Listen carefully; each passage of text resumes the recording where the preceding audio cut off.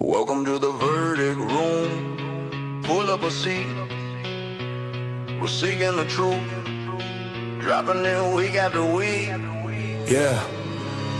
Last 24, lay it out on the table. True crime experts peeling back every angle. Looking for answers, real exact. Pin the timeline, track by track. Bronx telling tales, she keeps us in line. Every little detail, every tiny sign. They break it all down at Dago's Cafe. Coffee on the counter, new case, same day.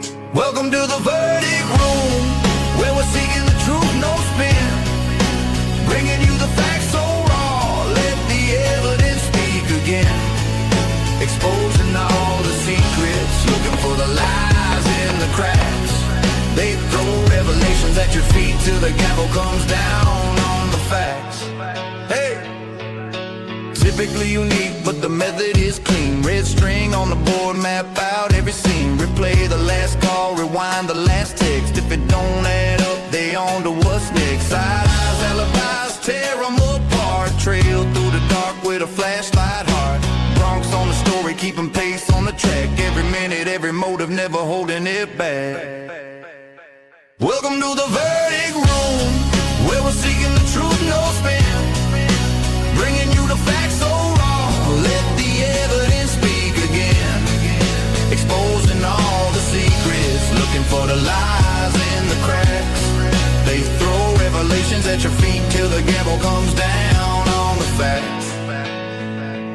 Week after week, you know the sea's still warm. Cold case heat brewing up in the storm. From the Bronx to the booth, they connect every clue. When the hammer hits the wood, you know the verdict is you.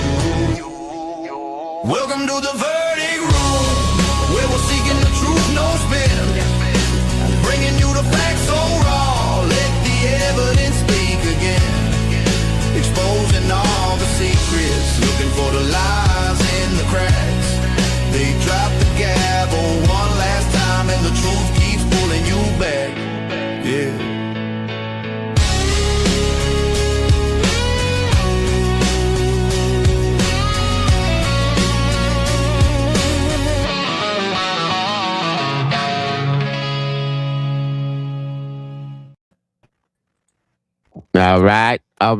All right. Welcome back. Can you hear me? Yes. Yeah. My name's Jeff. Oh, Is it echoey?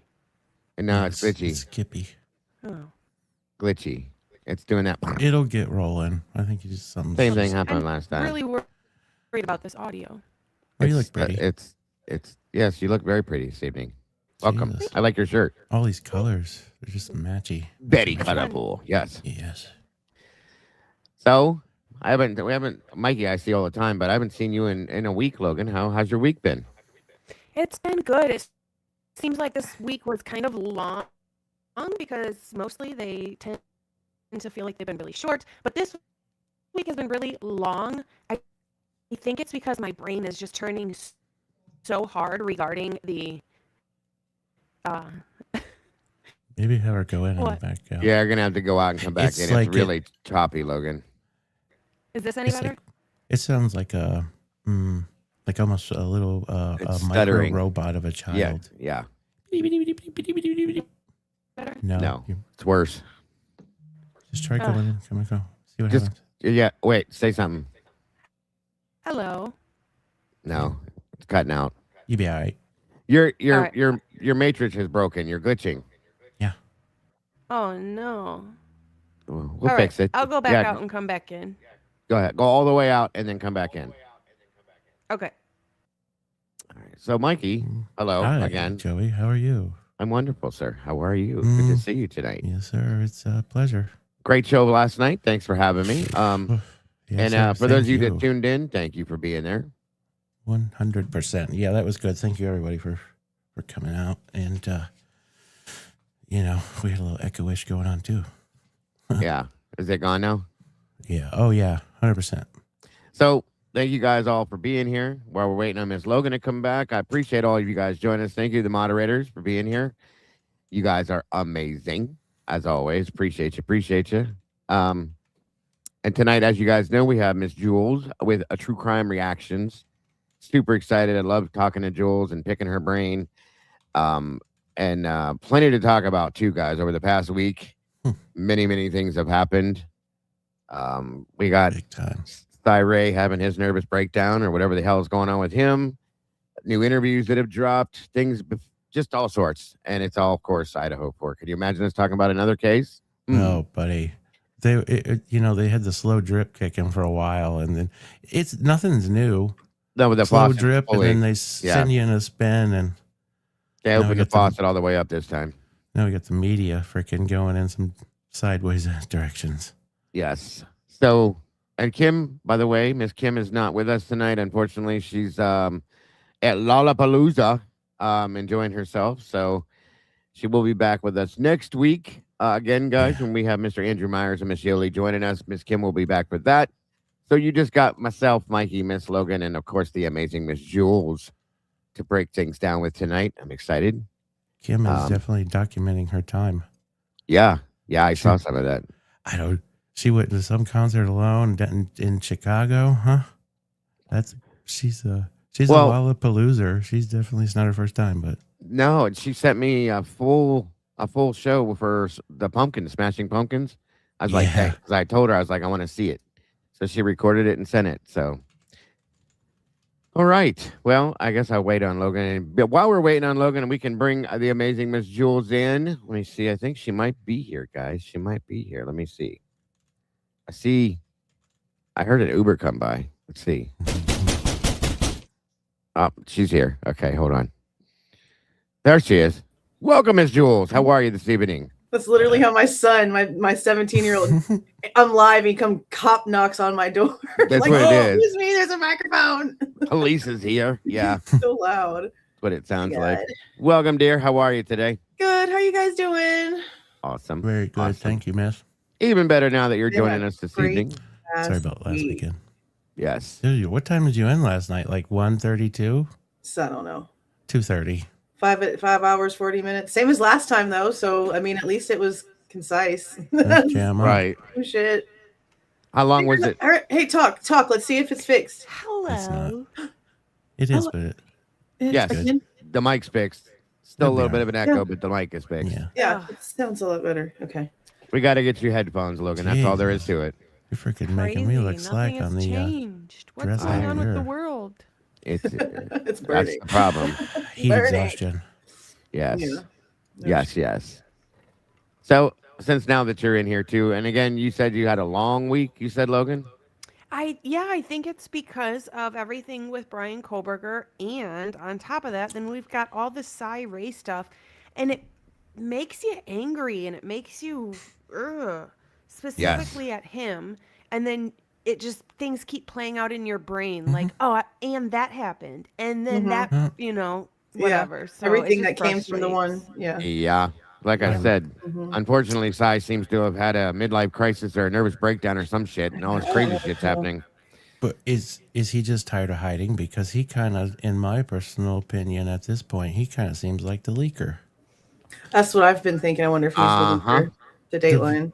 I mean, he made comments, direct comments that came from the Dateline, bro. And how he looks at, especially Olivia. To me, there's a visual connection there that's just not. It's a creepy visual connection, but that's been going on for a minute. Yes, some of the stuff that Steve has been saying about, like, why did Bryan park here and look in this window? How long was he there? Blah blah blah. It's like kind of like the same script that Ray is now trying to say. So when I saw them, not so much on like the Jesse Weber thing. But on the Bryan Inton one, I was like, no, they've been talking for a hot minute, bro. They've been talking for a while. This is not a brand new conversation. And you know what kills me is that they talked so much shit about him back in the day, and now they're best friends. That blows my mind. Yes. I think it would make perfect sense. Steve is already cocky. Add that guy. That was Steve's, in my opinion, maybe his original information. And why it was so flip-floppy, because look at Cy right now, how flip-floppy he's been in 2 weeks. Steve had this, that, oh, that's not right. I don't know. Makes you wonder if Cy was always working for the prosecution and just played a little game here. Just saying. See, I don't know.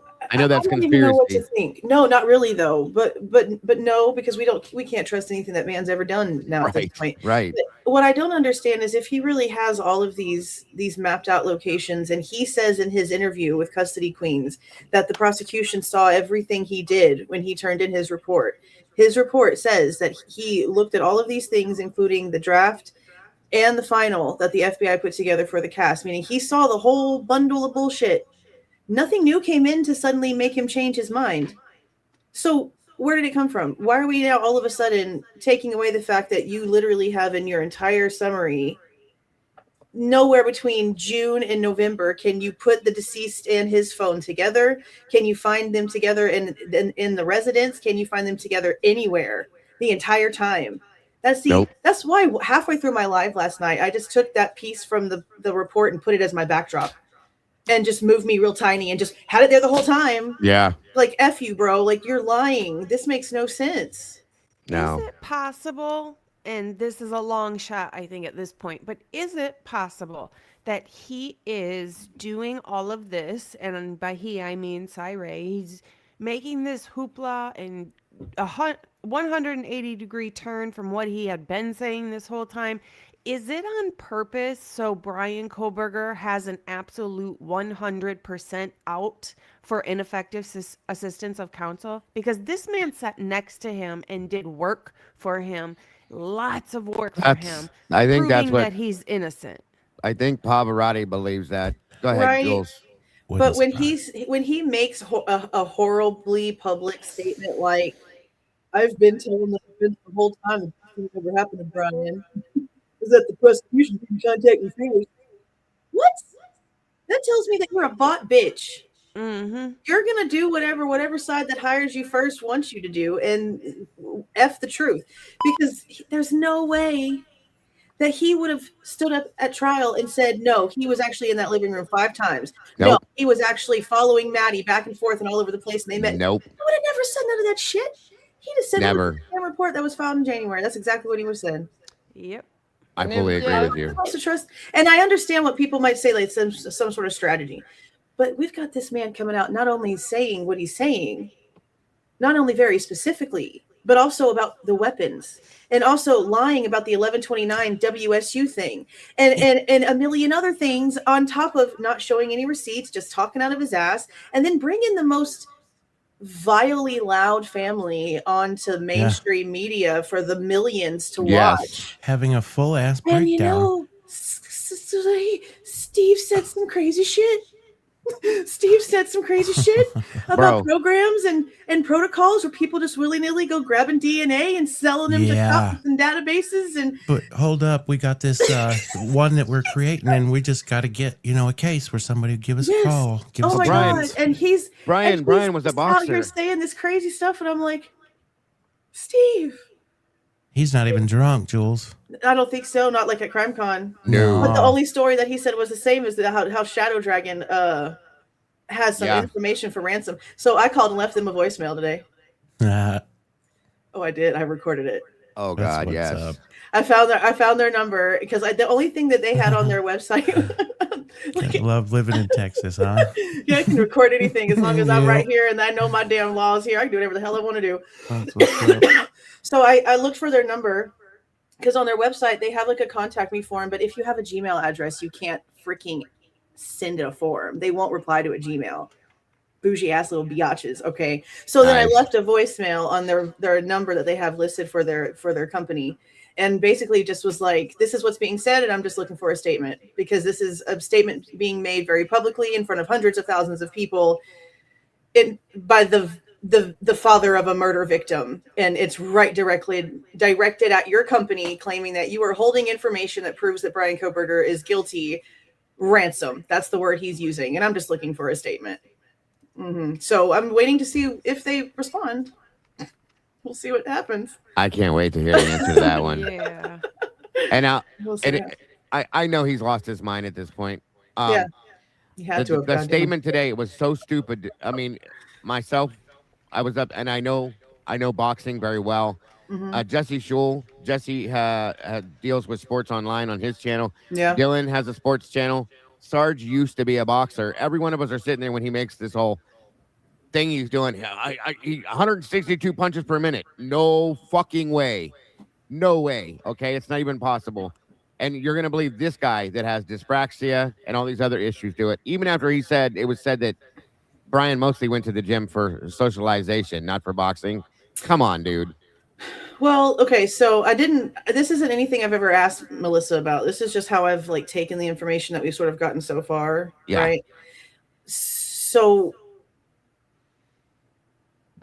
around the time of like the weight loss and trying to kick the H habit is around the time that the boxing thing happened. Yeah. He'd already been diagnosed with dyspraxia and, you know, all these other things. We know that the guy that owned the gym was on the witness list for trial, and he'd also done an interview.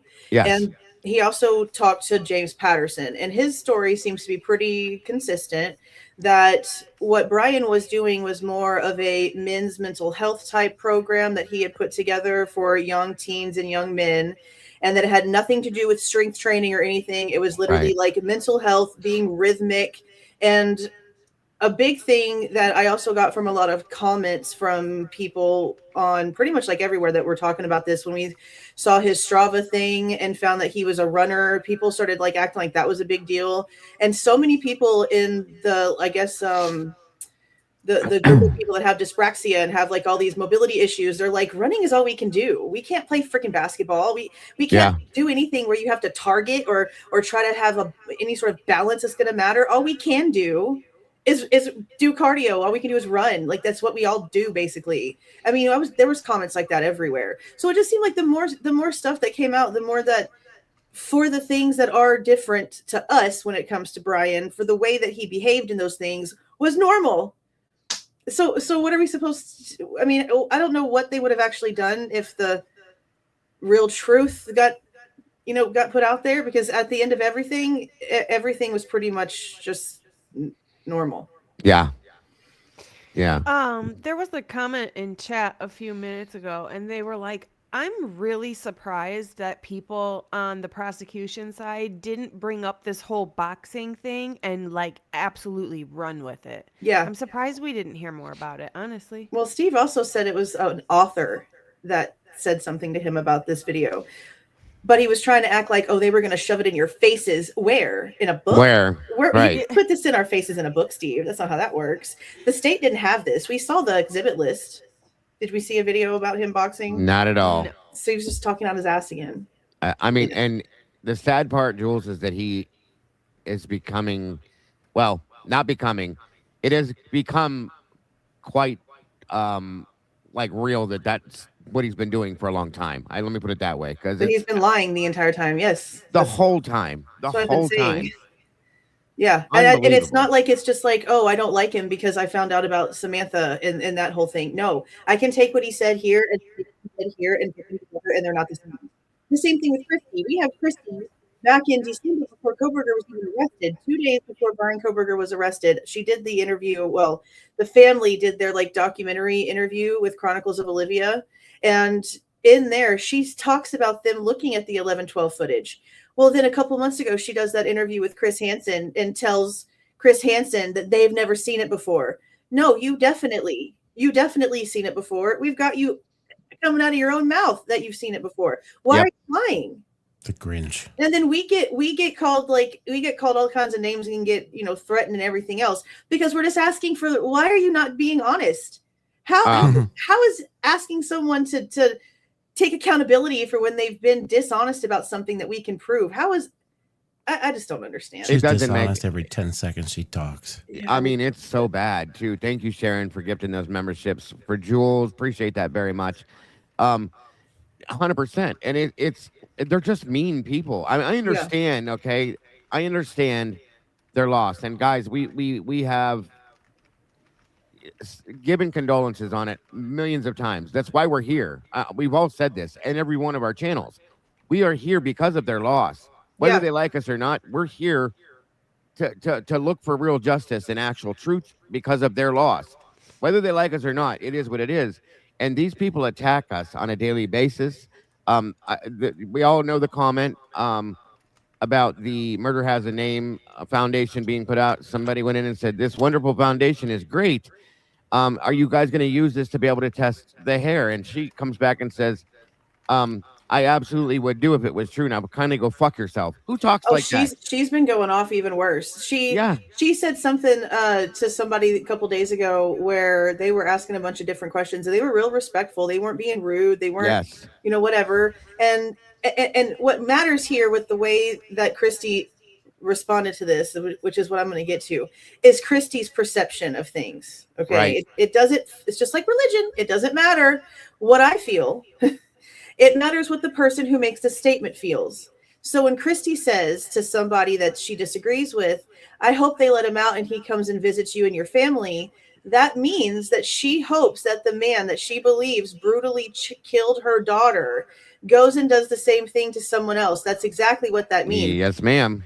So her fight after that, before she came out and put this fake ass apology out there, was it doesn't matter if what I think. If she thinks that he's innocent, then why is she so upset about it? Because it doesn't matter what she thinks. It matters from the person who made the statement. Thank you. Your mentality, the mentality you have to make a statement like that is very Their disturbing. intentions, exactly. Yes.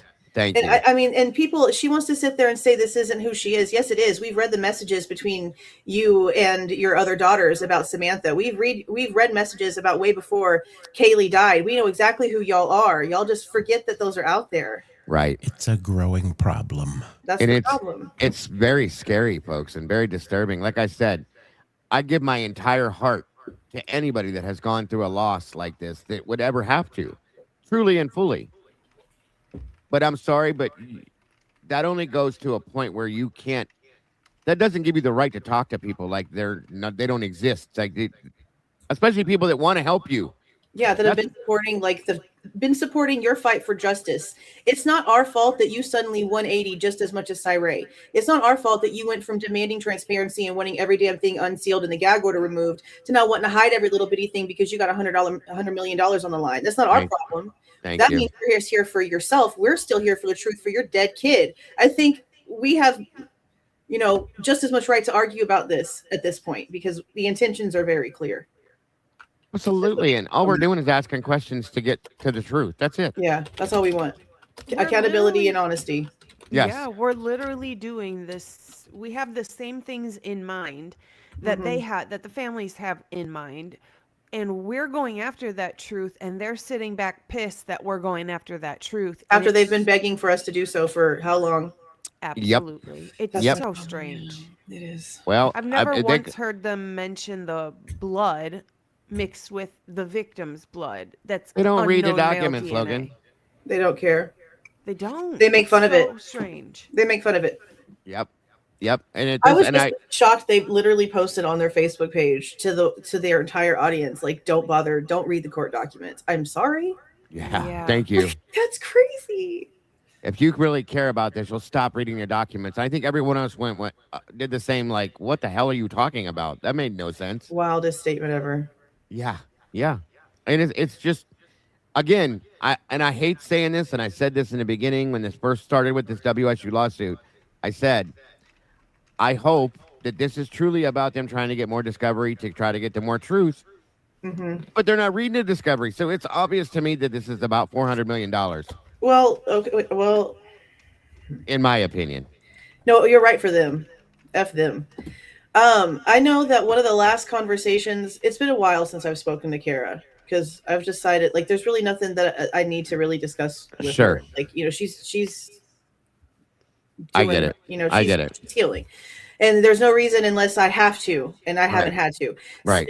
But the last time that we spoke about this lawsuit, I was under the understanding that there were a lot of questions that I'll just generically say Xana's family has when it comes to things. And so I know that for some, money is the goal and whatever, but I know that from that conversation that it's not the only one for at least the criminal side of things. Yes. I could for anybody that watched the new Netflix it was obvious with Jeff. Yeah.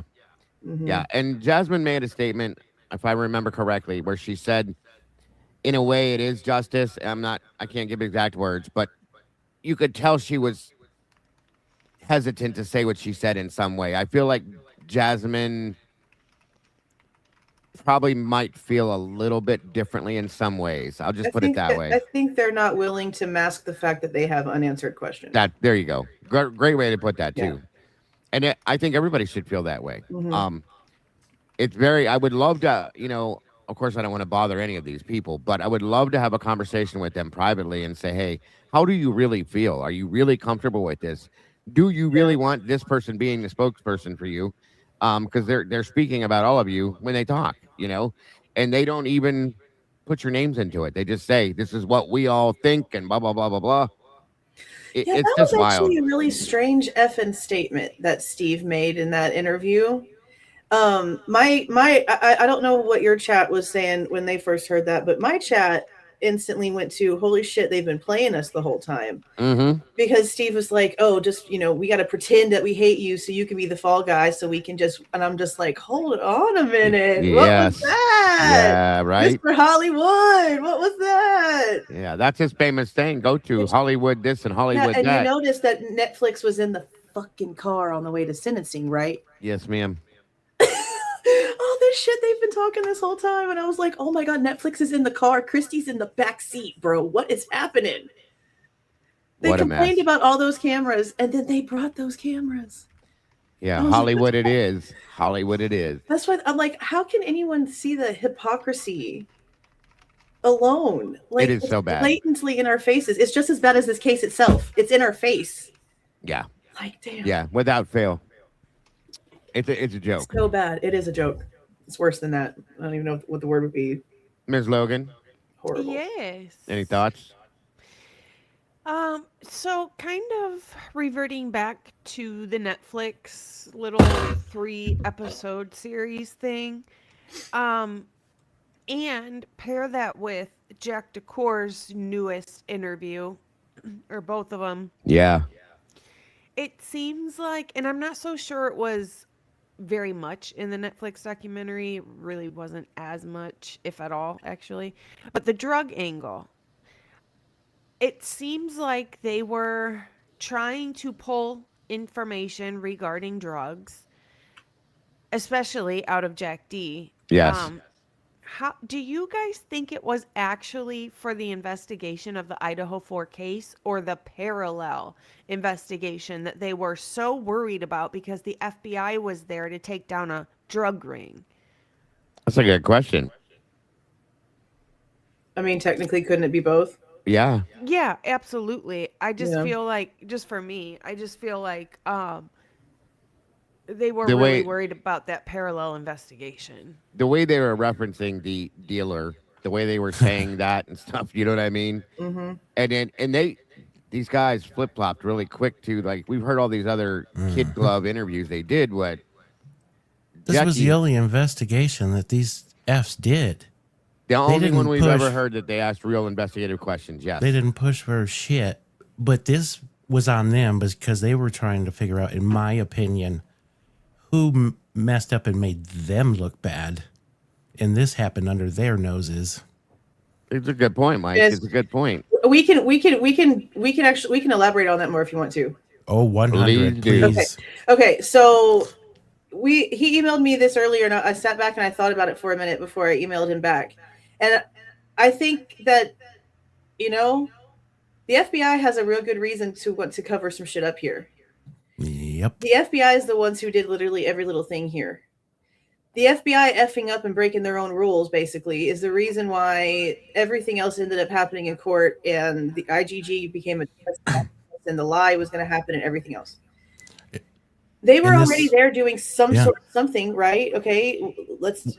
Was this party patrol shit and them watching the house for Yeah. the drugs? Was it all ultimately back to the FBI because Yeah. they were the ones with the initial shit, and these were They the were subs. watching. The FBI was watching, and the deaths happened under the watch of the Yep. FBI. Yeah, Yep. very possible because Ed Jacobson is his last name, right? That's the FBI. Yeah.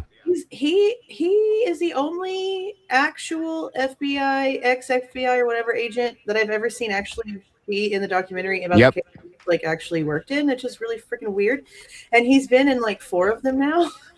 And at first I was like, did he really work the case? Because usually that's like a coffin dagger, they're not really important. It's just a label and Right. it's useless. No, he actually helped canvass and did all these things. And he was the one who spoke to Chief Fry first on Monday.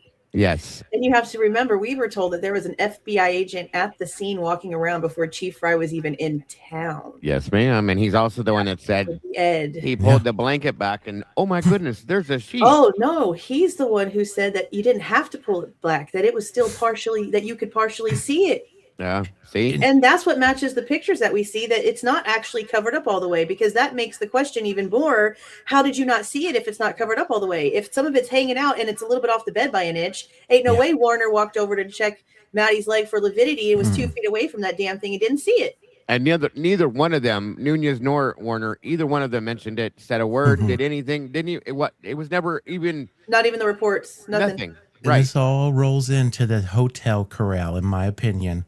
And so you got to think with the dates on these interviews, the FBI interviewed these kids the day after this happened. And in my opinion, they corralled them all in the hotel. And that's when they did that shit. They bugged the hotel so they could get to see what people were talking about. Did y'all hear the newest, but did y'all also hear the newest interview that came out from that Bianca girl that Connor posted yesterday? Yeah, we ran it last night. So I haven't been able to listen to the whole thing because I started listening to it and all the redactions made me physically violent. So I had to walk away and just let it go do its own thing.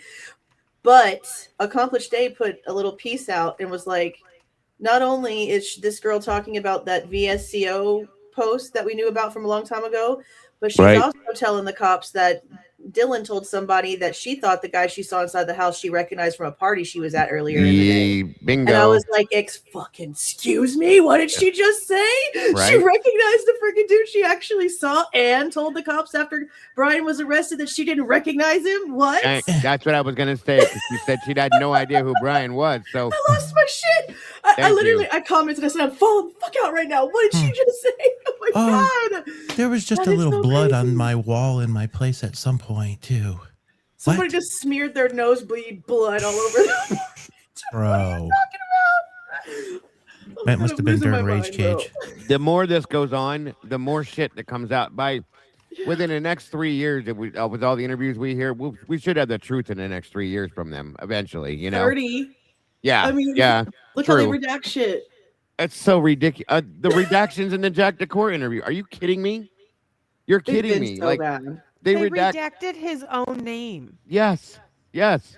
Thank you. They redact the fact that they were together for 5 years, but we're allowed to know they were separated for 3 months and that they got together in high school. Like we can hear all that, but and there was another one of the girls' interviews afterwards where she was asked about their relationship, and when she said they were together for 5 years, they blanked out the 5. Yeah. Why? But dude, they redact pronouns and adjectives from the fucking interviews. They It's redacted ridiculous. the video game names. Right. The case is closed. Why the hell are you redacting anything, but let alone the things you're redacting? The word the and at. Come on. And then they're letting shit through that we shouldn't even know. Because they suck at redacting. We've caught how many names? Why Because did they let all the C. Kane stuff out? They didn't redact that. Right. They didn't let like, oh my God. Yeah, that's interesting that they left a lot of that out there. But maybe it's for a reason now. I don't know what's happening. I'm so It's confused. insane. This is the wildest shit that's ever happened ever. I have never in my life, and I pray to God I never do, ever seen anything like this, including the Ray stuff, the Bryan, retracting his plea, all of it. Never have I seen anything like this in my life. No, and it's every aspect of this case every day. Yes. Every day. And you realize, like, I know for myself at least, there's still plenty of documents out there I haven't even had the chance to open. Oh, right. And we're supposed to get more, Jules. Like, we got what, 3 years coming still? Not just that, Sarah said in her last little update for the because she's finally doing little videos. I'm so glad she's finally doing little videos. Yes. She's the last one that she did, there's like, I can't remember the exact number. Oh my God. Somewhere between 7 and 11 more documents in the third unsealing. Right. I Before think it's we 11. Yeah. And then I'm like, okay, so how long is it going to take him to do the next one. But then we have this insane shit that's happening. And I'm like, okay, this is going to halt everything now, though. Right. Yeah, right. Yeah. So our FOIAs are going to stop. Our unsealings are going to stop. Like the gag order will probably come back in place. Yep. Which sucks. But also, like, for the reason it's happening, it's fine, especially since nothing that's come out with all this over a year's worth of information has pointed to Kohberger legitimately at all. Like, that's not a joke. That's not an exaggeration. Right. There's even now, like, more reasons for things that we maybe didn't really have before, but we're still like, that still doesn't really work for us. Well, now we've got more proof of why it doesn't work for us. Let's say, for example, the DMV lady coming out and doing the interview and us finding out that, oh, the only reason why he changed his plates when he did is because he was doing what he was told by a worker inside the licensing office. And that's the only reason, because he was doing what he was told, because he was asking questions to a local who knew what to do. And they were like, hey, save a couple bucks, come later. Okay, bet. It's a freaking hard knock life, bro. Save me $5. Hell yeah, I'm going to wait. Absolutely. And people don't want to admit that. They don't want to admit that at all. They're like, oh no, it's still sketchy. He did it to hide. You realize it's all a paper trail, right? It's like he hijacked somebody else's license plate, switched it for the night, and blah, blah, blah. Like, it's all still traceable. It's so crazy. People have no common sense. It's absolutely insanity, truly. Yeah, but they twist it and want us to believe that he did it in a nefarious way, trying to hide his plates. Everything. Mm-hmm. Please. When they're using that based off of the 1112 car, and even to today, they still cannot identify what car is actually in that footage. Oh, I love the fact that in the Jack D interviews, they're immediately asking him, 2-door white Nissan with a loud exhaust. Yes, I freaked out. Very specific. I was like, excuse me? Where'd that come from? Linda Lane. I don't think it's a Nissan either. No. We know for a fact, though, that the first list of cars that went out, a Hyundai was not on it. No. And I think he also said, what, an Audi? The Audi. He was like, didn't you ask me about an Audi right before this? But it could be a Nissan. Yeah. The one other. That's Ultima so crazy. or something. Hey, that's a big difference. So wild. Well, the one car we did figure out was the BMW that by the one dumpster video, we figured that one out. He doesn't. And that's kind of what I wonder if he was talking about, because it's a 2-door. It's got a soupy engine. Are those normally standards? Yeah. Because I said that I thought that the car in 1112 was a standard because of the way that it goes to like go back towards the intersection and then backs up, and just the way that it moves, just that one time. I was like, that moves a little bit like a standard. It seems like an M series BMW, and typically an M series will have. Yeah, I think it is. I think it is a standard, 100%. But that's just so crazy. There's no other 2-door cars in that town in the shitty bullshit shit that we've seen. Right. I'm telling you. I'm just like, holy shit. That's so wild. And it just keeps coming. And every day there's something new, I swear to God. Every day. Yeah, I agree with Tomboy. Like, they rode the clutch, yes.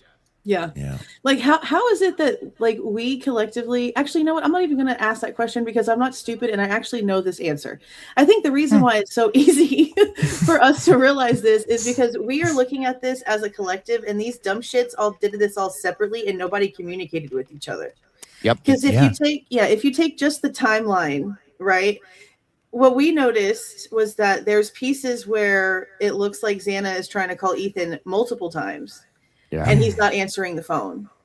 But what's really happening is that ISP is working on it in one time zone and MPD is working at it in another time zone. And just like the PCA, it's a living document that they're both just logging into and working on. Yeah. So one of them is getting the information from Xana's phone and the other one's getting the information from Ethan's phone. And it's the exact same freaking timestamp, but they're in a different time zone and they're getting it from a different area. So they're inputting it like it's two separate events and it's the same freaking phone call. Right. And so there's also that extra hour that they threw in there that knocks everything else off. And then suddenly we get back to where, oh, now we recognize these timestamps because we have proof of these things. Because there's no like, you don't get into like the double O's and the weird shit that they put in there. And then it's like, it's all off, everything about it. And like, these are supposed to be professionals. Yep. And nobody's double checking anything. So if that's how just this timeline is. Yeah. You know what I wondered? It's horrible. Yep. Last night is I wondered, and I had this whole spin off on why I feel like the G's basically, and this would have totally made this breakup with him and Kaylee. It seems like in the way he talked in that interview, like the G's kept him around as an information person for their daughter, information on what their daughter was doing. Possibly. And I boiled this down to that's why they bought him the car. And I wondered, is that whole phone call thing with them so screwed up because did they pay for Jack D's phone? And this is just,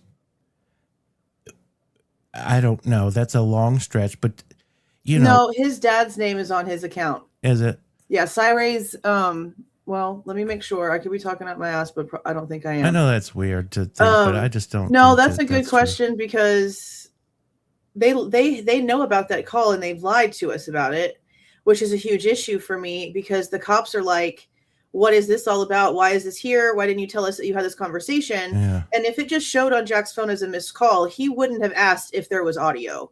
If that question wouldn't have come out of his face, then maybe I'd still maybe give them that little bit of whatever because, Right. okay, well, if he's still blah, blah, blah, but if he's asking, is there audio? He's obviously seeing that there's an open call. Why else would you ask that? Yeah. And what would you be worried about would be in that audio is also like my big question because that's just a weird thing to ask. Here's a Just cute in little general. mental I picture. agree. I can see Jack or Steve calling Jack, you need to come to the house because he is paid for Jack's stuff and we need to take your clothes off and see what you did to my daughter. Well, but you know, one of the big questions that I've had is why didn't he answer the phone for them that day? Right. Because, you know, he was in the back of that cop car with his phone the whole time. And they were calling him. They were calling Kaylee. They were calling Maddie. He never answered the phone. He wasn't detained. He was right there in front of the house. That's a great point. And then in the Netflix thing, the cousin that's speaking says that Jack called his sister while he was in the back of that cop car. I missed that. That's how the sister was able to tell the cousin what had happened to Kaylee because he called his sister from the back of that cop car. So why the hell are you not calling the consulvances? You're driving around in their damn vehicle. You're sitting there talking to their daughter. You live right there. You're so worried about your dog inside. You're so worried about what's going on. Why didn't you call them? And I know that they said that they were calling Jack too. So why didn't he answer the damn phone?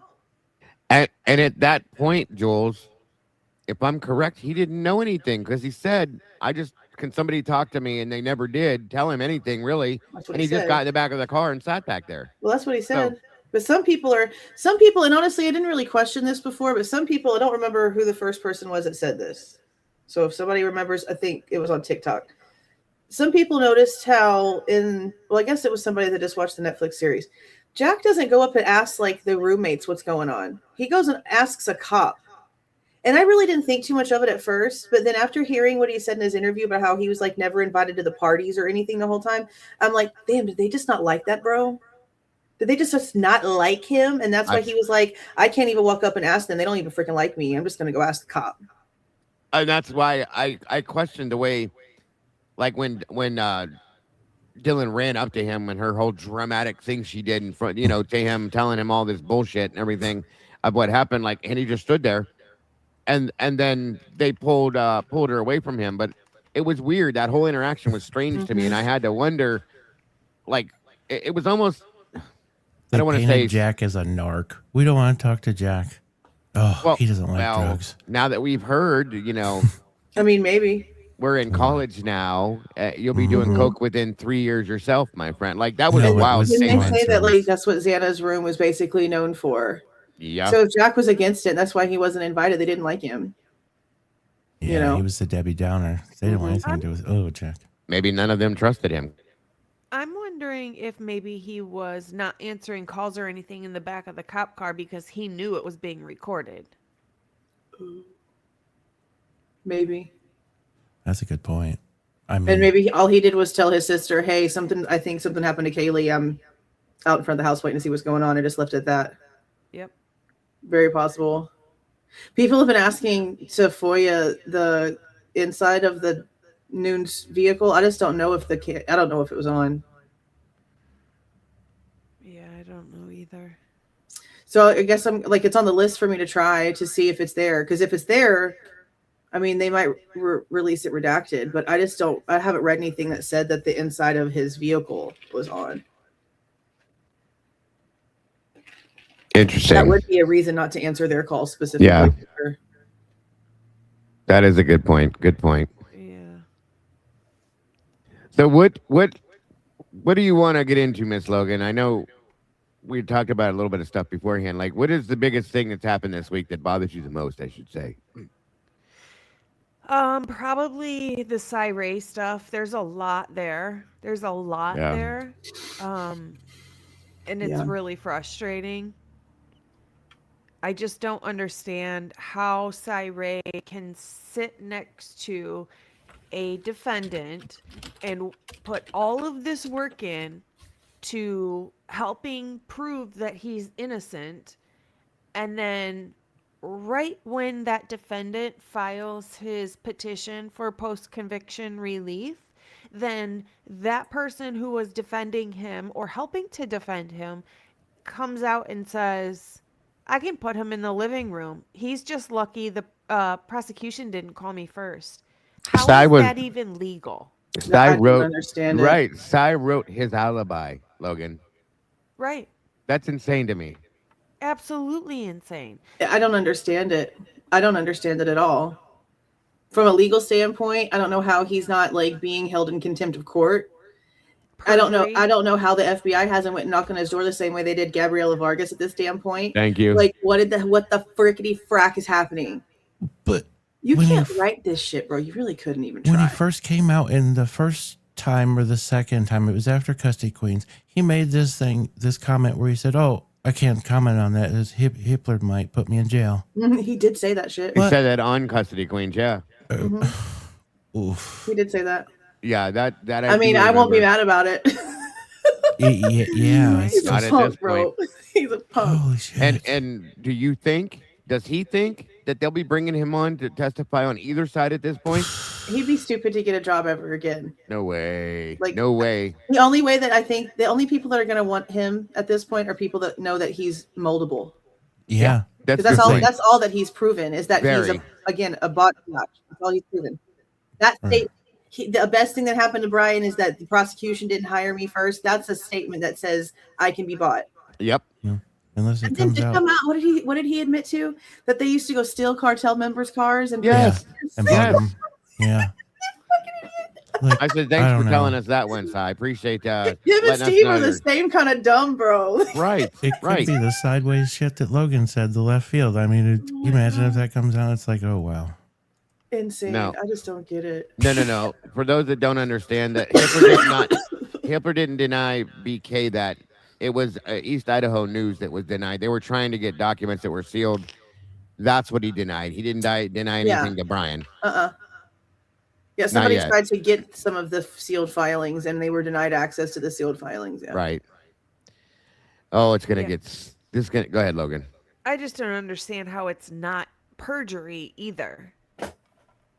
That's what I mean. We have his under oath testimony and his under oath filed affidavit in the courtroom that is public, and then we have what he's saying, and he's completely literally different. coming out 180 opposite.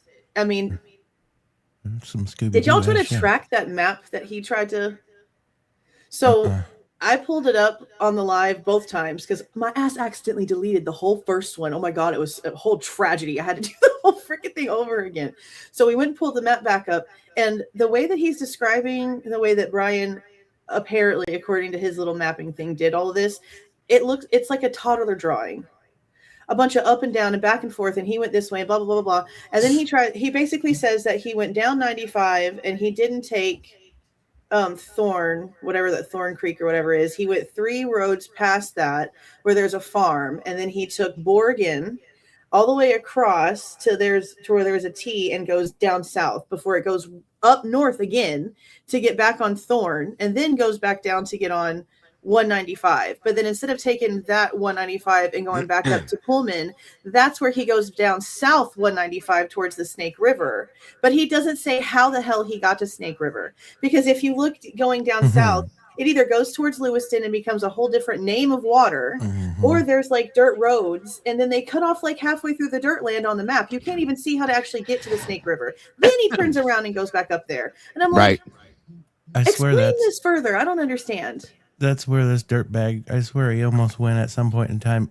Oh, yeah, but, you know, there would basically be no cell service out in those points. Yeah, because there's not. Yeah. This is insane. It's a wild. fucking Scooby-Doo mystery.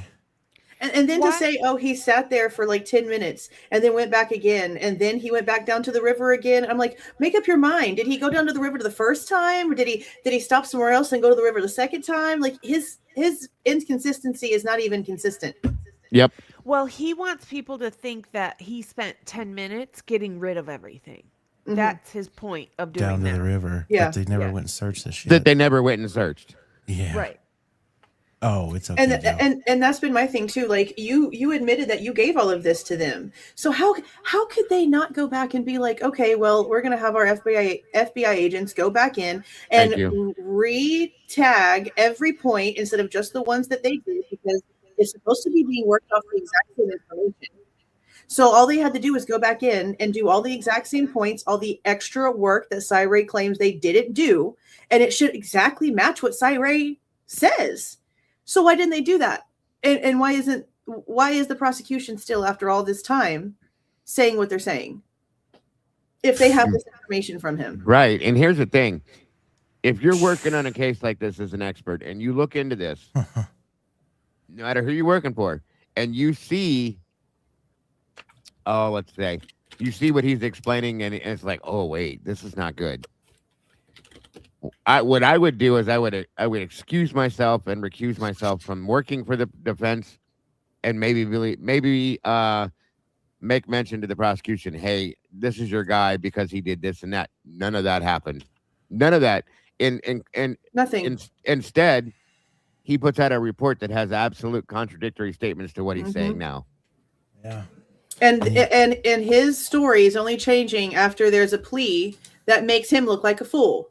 Only, yes. That is the only time that's the only, because like I said, he would have not said any of this if this would have gone to trial. He would have mimicked that report that says that there's no connections whatsoever and he can't find patterns. There's no stalking. There's no nada. That's what he would have testified to.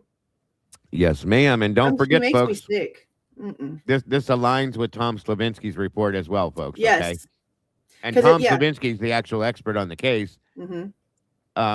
What Cy says actually means nothing to me at this point because of Slavinsky being the #1 on the case. So yeah, and that's the whole reason why he even brought in Cy, is because he saw that there was a huge problem. Yep. And I mean, it shows on even the pieces of the cast draft that Slavinsky has in his report. You can see how within like 7 seconds worth of time, it has Kohberger's phone pinging off of a node, I guess they call it, underneath his apartment, then above, then under, then above, then under, then way down by Blaine, and then way back up again, all within like a 20-something second span. It just like time travels.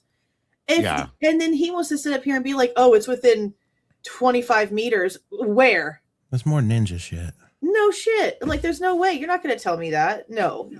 And then think that your pings mean shit to me. And then say that Kohberger was in Seattle and pinging in New Orleans. I'm sorry.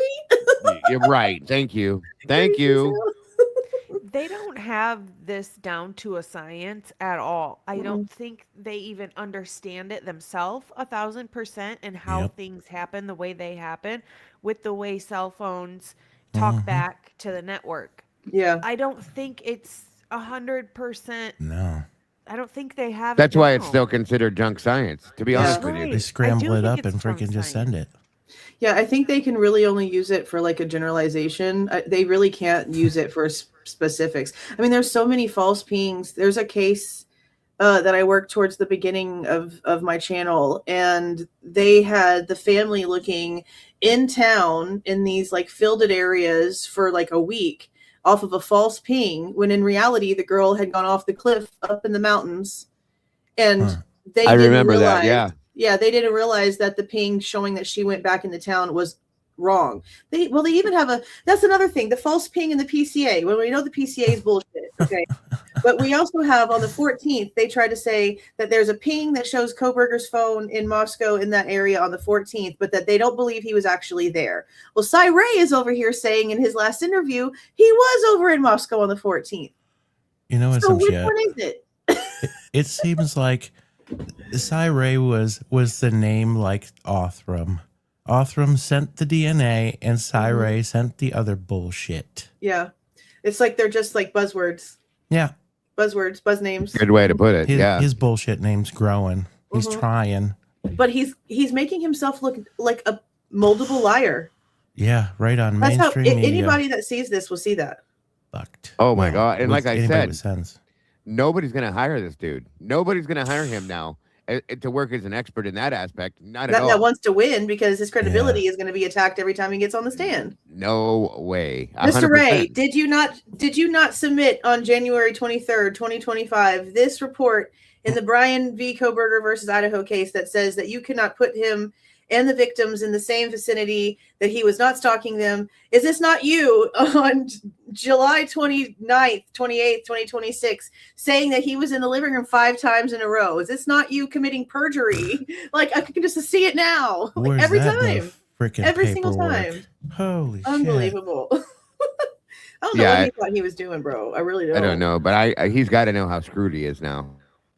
Well, the other part, too, is that everybody this entire time has claimed that Bryan Kohberger's phone was disconnected, powered down, and disconnected from the network and could not be tracked. And now suddenly he's tracking him perfectly fine all over the place, even up to being in the living room and A&W with the victims and that back and forth like they're traveling together. Yes, like he was stalked. Stop it. Like, but then he also just said on the Custody Queens, like while he was talking all this shit and trying to say what he's saying now, he still said, but let me be clear, we saw no behavior of stalking, blah, blah, blah, blah, blah. And now he's over here feeding Steve's freaking fire of bullshit. And what was that bullshit about the FBI having an active stalking case still open against Kohberger for something? Yeah. What the frick What is that? What is that? I'm glad you brought that up because I have. Didn't the Grinch roll that out? No, I've never. No. Oh, yeah. I know who you're talking about. Yeah, she's the one who said it. And I was like, what are you talking about?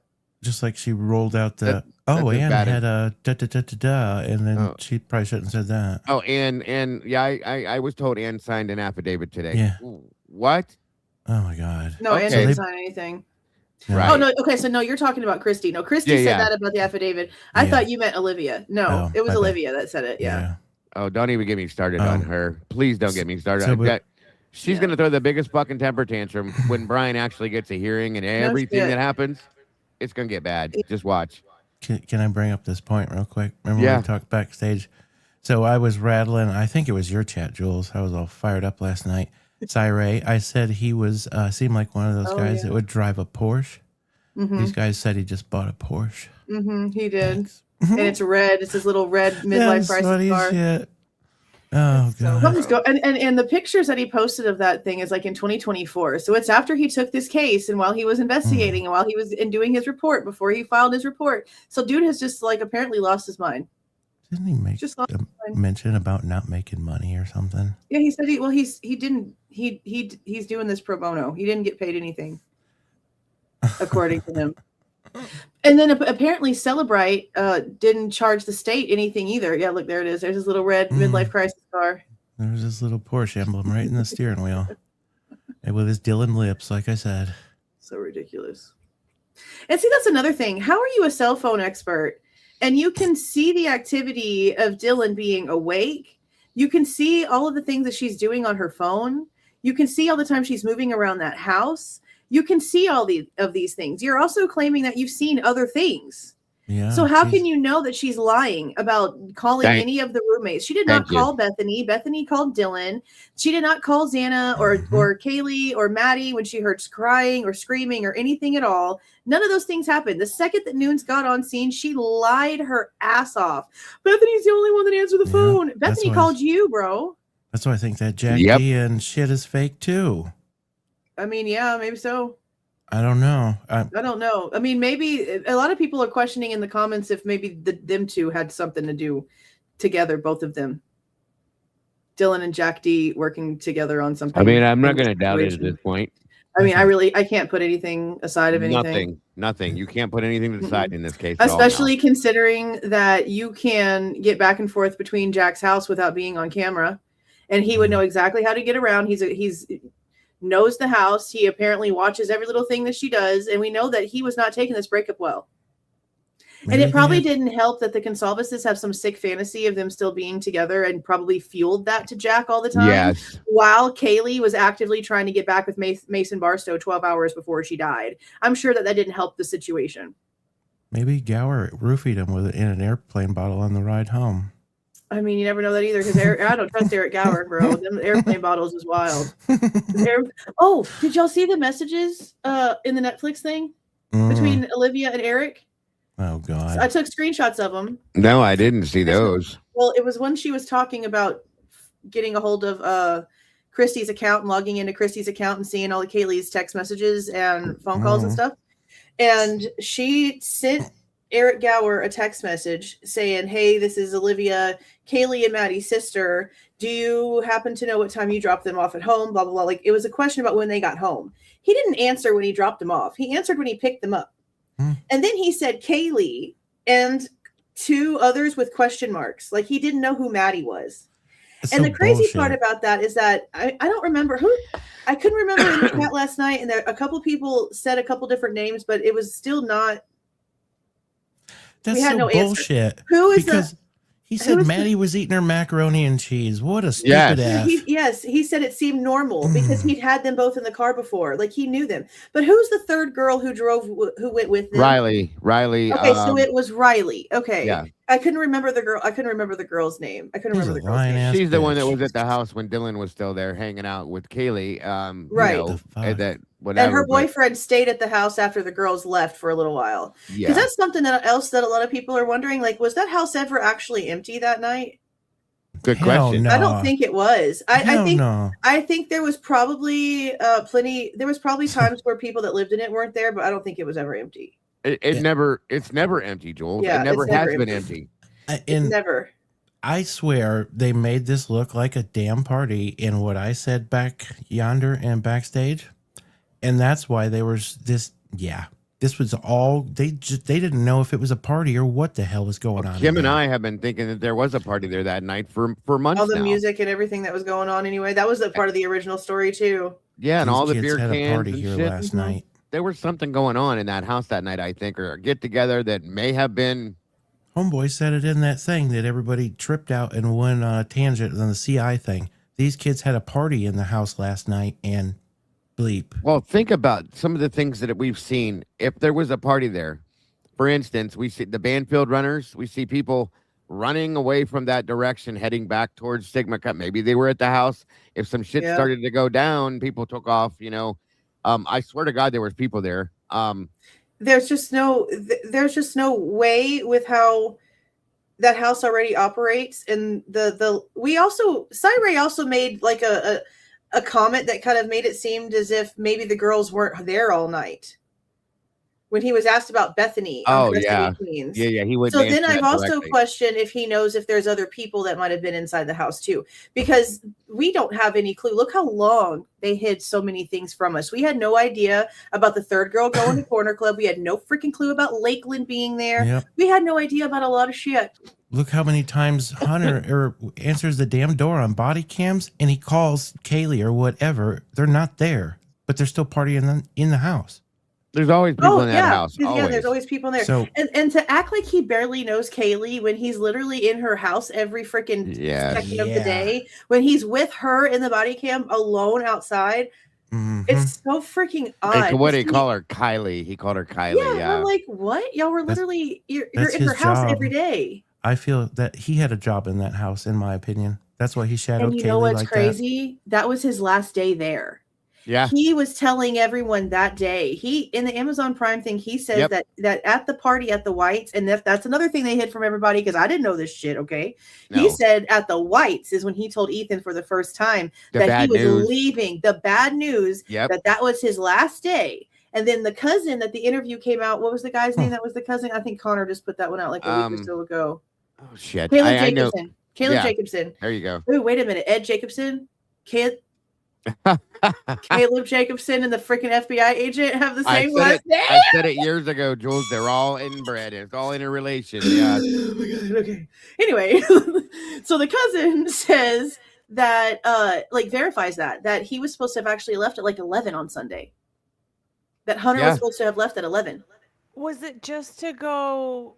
No, he was done. School was finished for him. He was going to another school to finish. He was moving on. Okay, that's what it was. Okay, because I was thinking, but he hadn't told anybody, and that was like, oh, by surprise, I'm leaving out in 2 hours. Peace, bitches. Is basically like what that was. Yeah, that's weird as shit. Sorry, be your best friend. I'm like, what? Yeah, that was wild.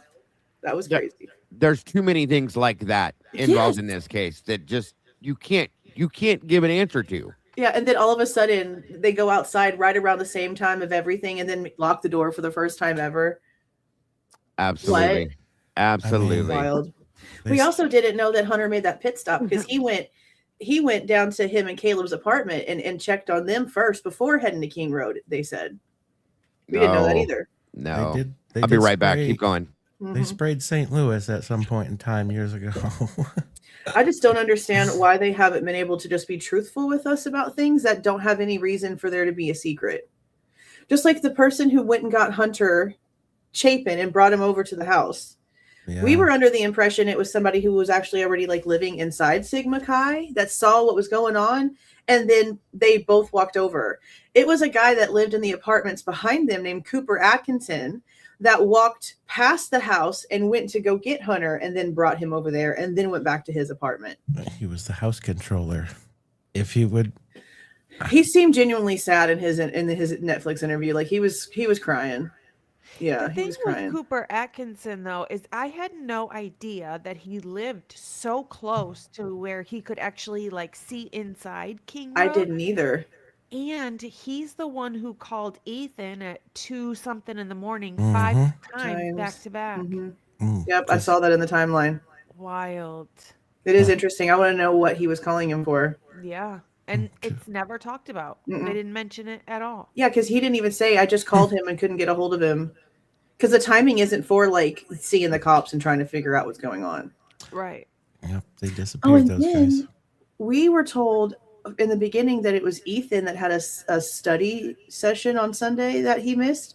Well, in this one, the girl's like, Xana was supposed to meet me at the library and she didn't show up. And that's never I started trying to figure out what was going on. So it was Xana that missed a study session, not Ethan. Oh. Interesting. And why can't we just know the truth on that? I don't know. Great question. Stupid. I just got a new statement sent to me from Dr. Brent Turby. Hold on. Is it about Cyree? I didn't read it, but I'm going to share it with you right here. Right here. Let me see here. Let me blow this up. Oh, I guess that's it. Thank you, Kawanda. So it says, while the photos that I took of the bed frame and the photos of Ethan's hand have not been made public, the accidental photo dump that the state did last year revealed crime scene photographs of the relevant locations. Clumps of hair can clearly be seen dried onto the bed frame where Ethan's hand came to rest, and also other areas that are related. This is consistent with the other crime scene photos and autopsy photos that I have also examined, specifically in relation to the existence of hair found in Ethan's hand, which the FBI lab excluded Kohberger as a source. Why is he trying to validate himself? Well, I mean, what he's talking about is the pictures that we've already seen. Right. What he's talking about is the ones that we used to verify his statement to begin with. Yeah. Along with the lab report. Well, the thing is, though, and I don't know if somebody already sent you this, and I don't know where I saw this, but somewhere in the past 24 hours, Bryan Inton has placed in an article that he has viewed the autopsy photo of Ethan's hand, and it's not a clump of hair. Oh, really? It was somebody took a screenshot of it. I couldn't try to find it even if I tried. I'm sure but somebody took a screenshot of it and like highlighted that part and sent it to me somewhere. It was earlier today. It was like a few hours ago. I was either tagged in it or something else. And I'm just like, okay, so if you're allowed to see what the hair looks like in Ethan's hand, then why can't y'all crop it to where we can only see what is in his fingers or in his hand itself? Why can't the public see that? Thank you. It's not his whole body. It's the clump of hair. It's the controversy. Why can't we nip it in the bud, release the damn photo to the public? It had to have been Si that sent that shit. Him It and had that to have and buddy been. buddies. He wouldn't have drummed up that shit ass whatever it was. Trash interview. Yeah. That's wild. What do you think, Shit. Jules? Do you believe him, or what? I mean, do you believe Turvey, or do you believe that it's not? That it's There's not hair. right? There's hair in his hand. They've had enough in there that they've tested it more than once, and they Yeah. still preserved it. There's something to it, and until they DNA test it, I'm not satisfied with the results. I agree. They, like I said, people's hair structure, their hair shaft can look similar to a million other people. Yes, It can have ma'am. the same wave, the same. It doesn't matter. They need to DNA test especially if they're trying to say there's multiple different kinds of hair in his hand. Agreed. Yes. They need to just do it. Well, in one of the things I saw, it said, you know, at first we heard it was blondish, light brown colored. There's now another thing in the documents that were just released that said that the hair is a mixture of blonde and brown. So I'm thinking like highlighted hair. Well, the report that came out from Ruth Ballard said that it looks like it could be Ethan's. Yeah, but that's why I say like it doesn't really. But Ethan work doesn't have for any me. kind of blonde hair in his hair at all. Well, He's but just she's also not describing it.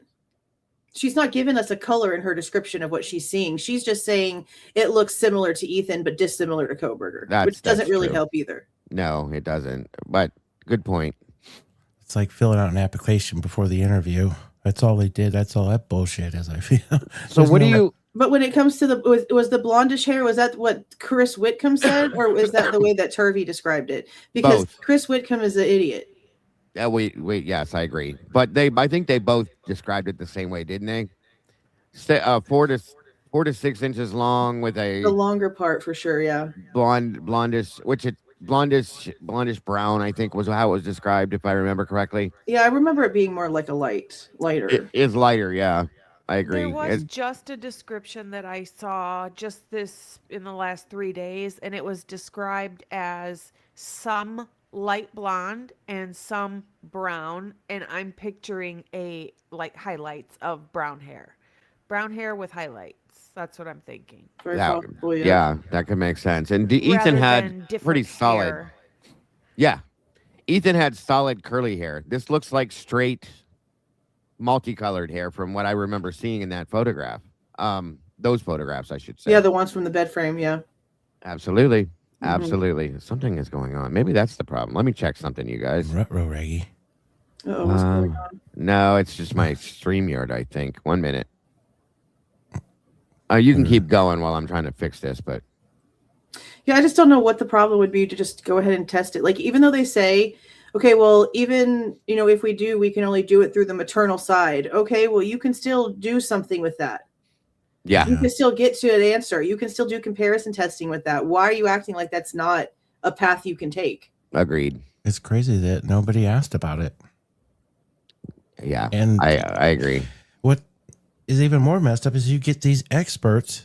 I don't know. How can you be an expert on something and you want to act like such a jack monkey on how good of an expert you are that you won't even talk to people, but you're going to put your name on this and stand behind it? That's some bullshit. Yeah. Yeah, I don't get it. So I don't understand why Ann Taylor called out Turvey when he started speaking on things. And yet not even Cy. Ray said, why is she not calling me out? great I don't question. understand that. Whole Great batch of- question. I don't know what Cy's trying to prove by saying that, but it's a good He was question. boastful about it. Very It's like much a- so. Yeah. You ever seen a four-way seesaw? That's what it shit seems like. Yeah. Holy shit. Mhm. So let me, since we went there, good segue, Logan. What do you think? What are your thoughts going forward here about Miss Taylor, Jules? What do you think? Because this is wild, I know, but just it doesn't have to be anything written in permanent stone. But what are you thinking on it? I mean, my opinion changes constantly for her. Yeah. Yeah, it's Yeah. hard. At first, I was like, damn, she really knows her shit. It seemed like she was using techniques that were kind of surprising to some people in the very beginning. Yep. And then she started doing things for the inmate that escaped and did some crazy shit. And was Skylar a Mead. freakazoid, yeah, the same way that she was doing for Kohberger. And for me personally, it took away a lot of weight of the things that she was doing because Yeah. this is supposed to mean something, and now you're making it mean absolutely nothing. You're making it a program, and I don't like it. Good point. When she started fighting things that weren't really doing anything, and we kept seeing other things, and we were like, okay, well, if we can see this stuff by the masses, like it's not just me by myself. If a bunch of people can see these things, but we're not hearing her fight them, we're not hearing her do anything with them. How come we can see them? We can see that it's a problem. We can find the laws. We can cite the things that could happen from this. Why is she not fighting any of it? Why is she not mentioning certain things? When they came out and said the PCA was completely irrelevant, I didn't understand right there how the hell we continued past anything. I don't know how she didn't fight the fact that the damn the latent shoe print that they put as a confirmation of the suspect's path of travel, the forensic documents showed it was never even analyzed. They never did anything with it. It didn't do shit. They can't use unanalyzed evidence in a PCA to prove anything. It didn't prove anything. It was never looked at. And there's shit like that literally everywhere. Okay. Mhm. But then when Yes. stuff happened, I'm like, how the hell could you possibly let him plead? How could you possibly let him plead? Right. I started thinking, okay, maybe this is the only way, because exactly. I still agree with everything else that this was, and I really wish that certain creators would get their heads out of their asses and pay attention to this case the way they pay attention to Delphi, because there is not a lot of differences here. No. There's a Not lot at of all. similarities, okay? And Richard Allen confessed 1.5 million freaking times. Yep.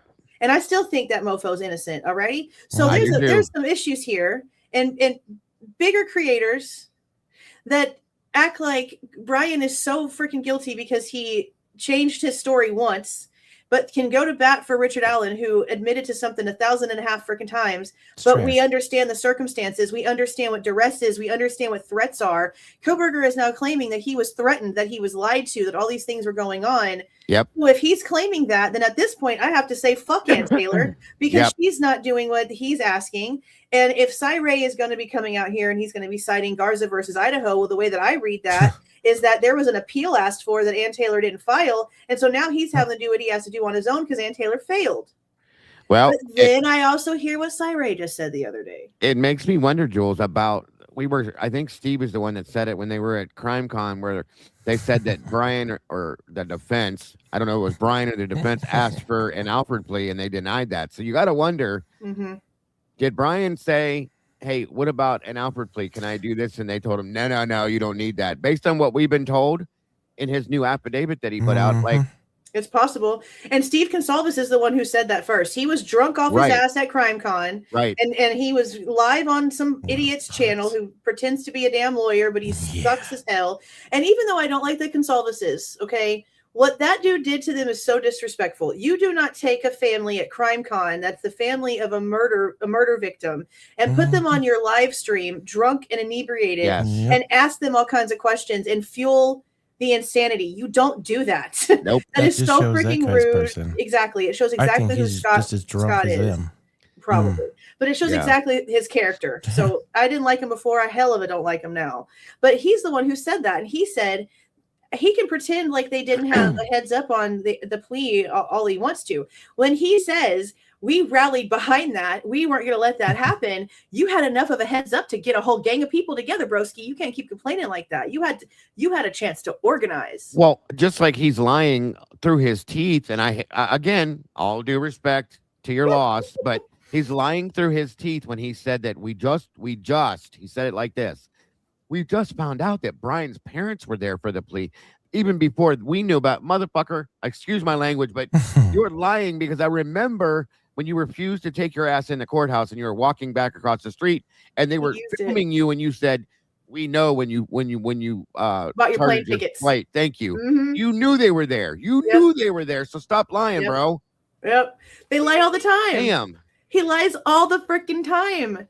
Everything. He lies about everything. And there's no reason. We feel bad enough about the situation. Right. You don't have to lie.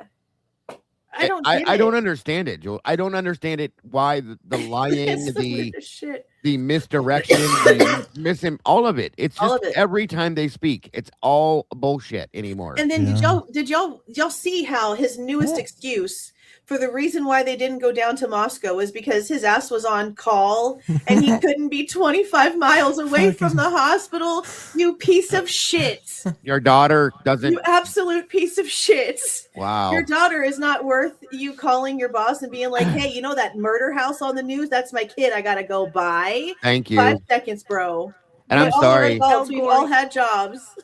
But Pete Yeah. Elgoriaga's family came down for him to Yep. just to support him. Yep. And he didn't even get hurt or anything. I Yep. think Thank lots of you. parents did. But Maddie's family went down there immediately. We're planning on trying to figure out what was going on. They had no clue. And They what were really on the upsets road. me about that is that the Consalvases found out about the girls being dead before Karen and Scott got to Moscow.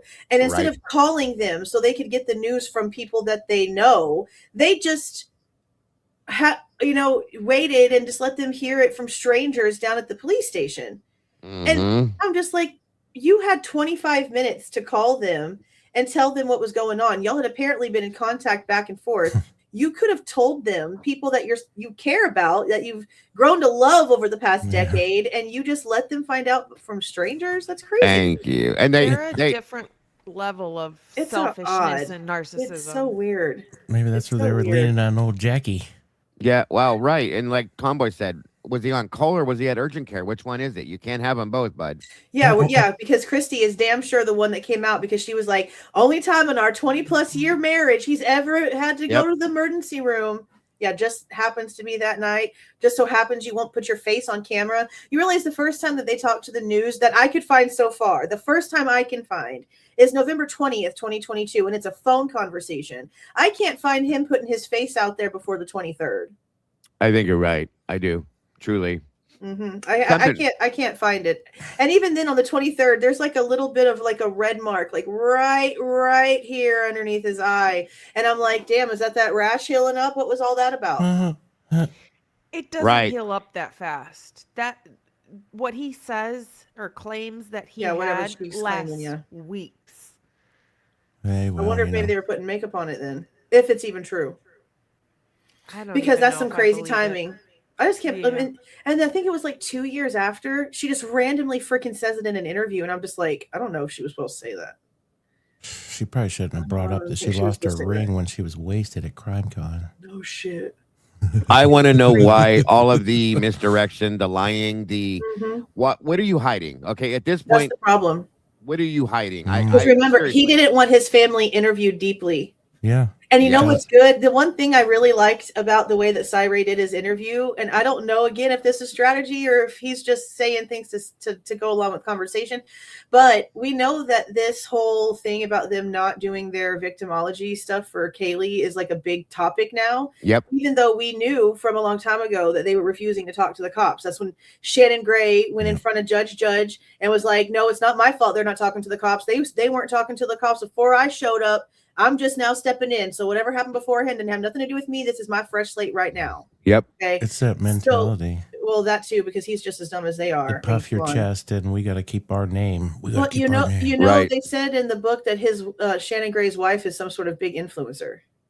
I heard that too. I don't know who she is, but they've got like 7 or 8 kids, and so she's some big family influencer on Instagram or some shit. Yeah, I've heard that. I can't remember where I heard it, but yeah, I'm sure she helps them. I'm sure she's helped them market their pages.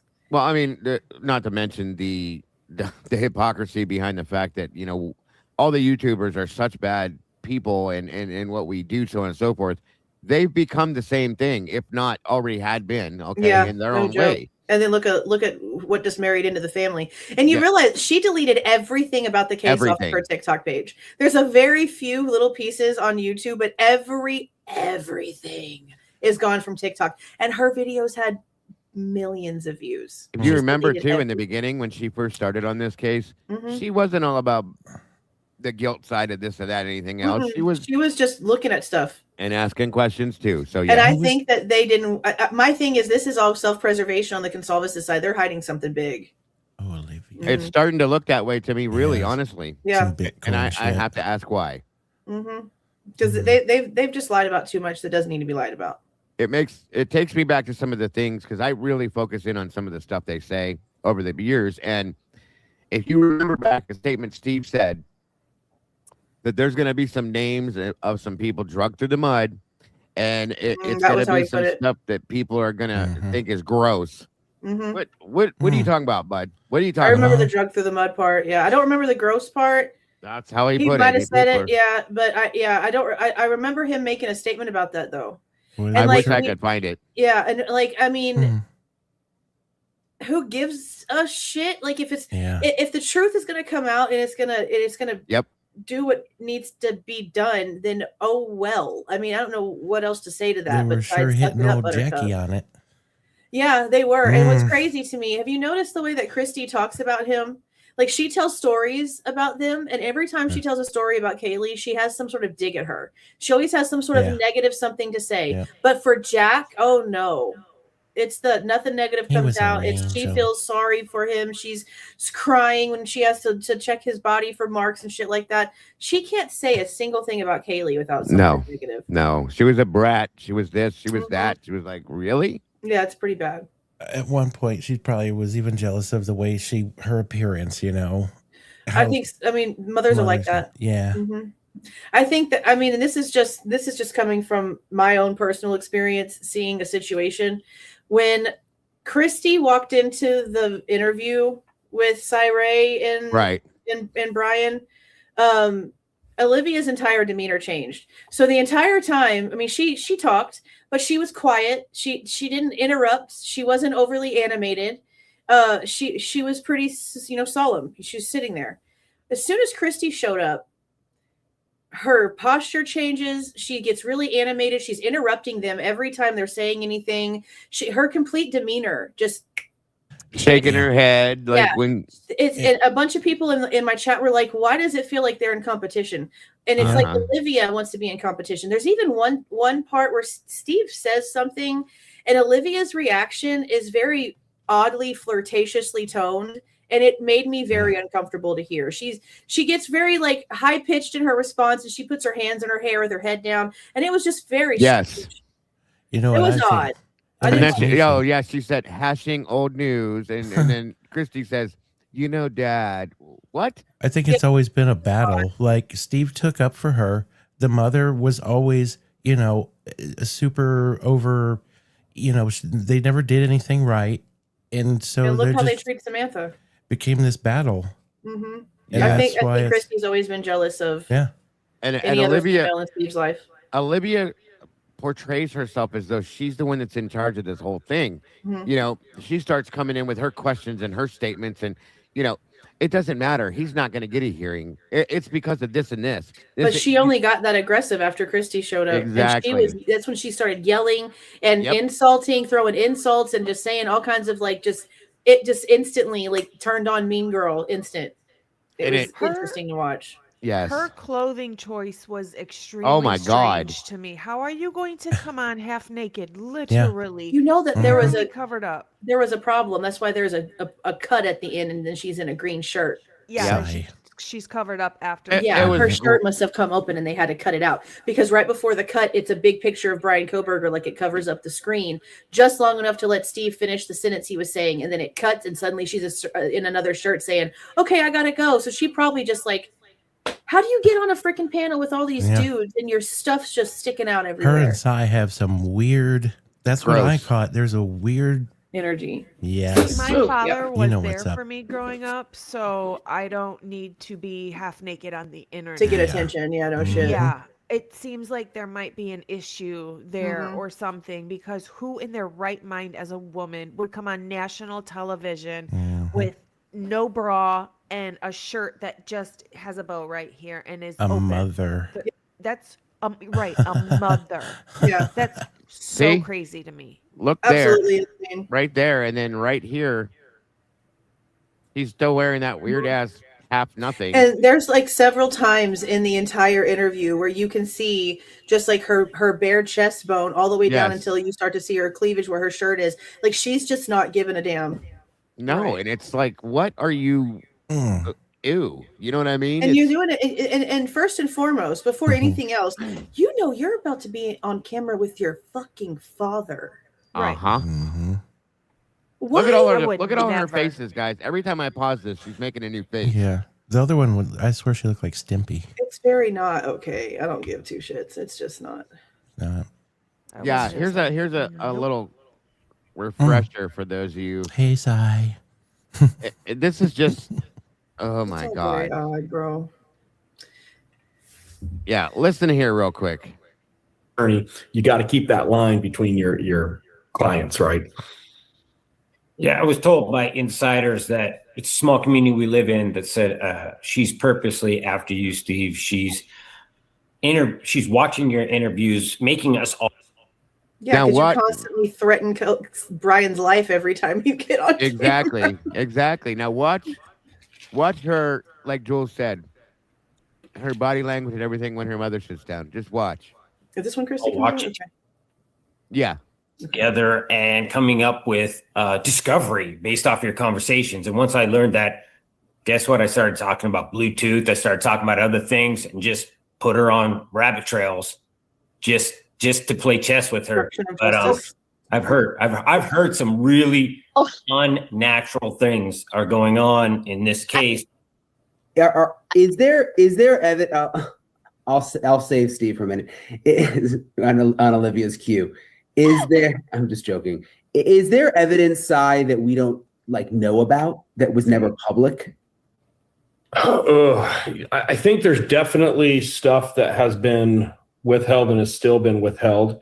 I don't know how much it was conveyed to the victims' families, universally, not just Steve and Olivia, but across the board.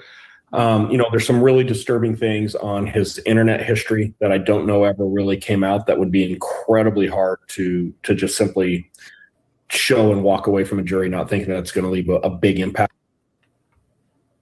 So you mean things that he used for his studies and What? How many times did Celebrate say those searches were on there? Twice, three at max. Three times. Yeah.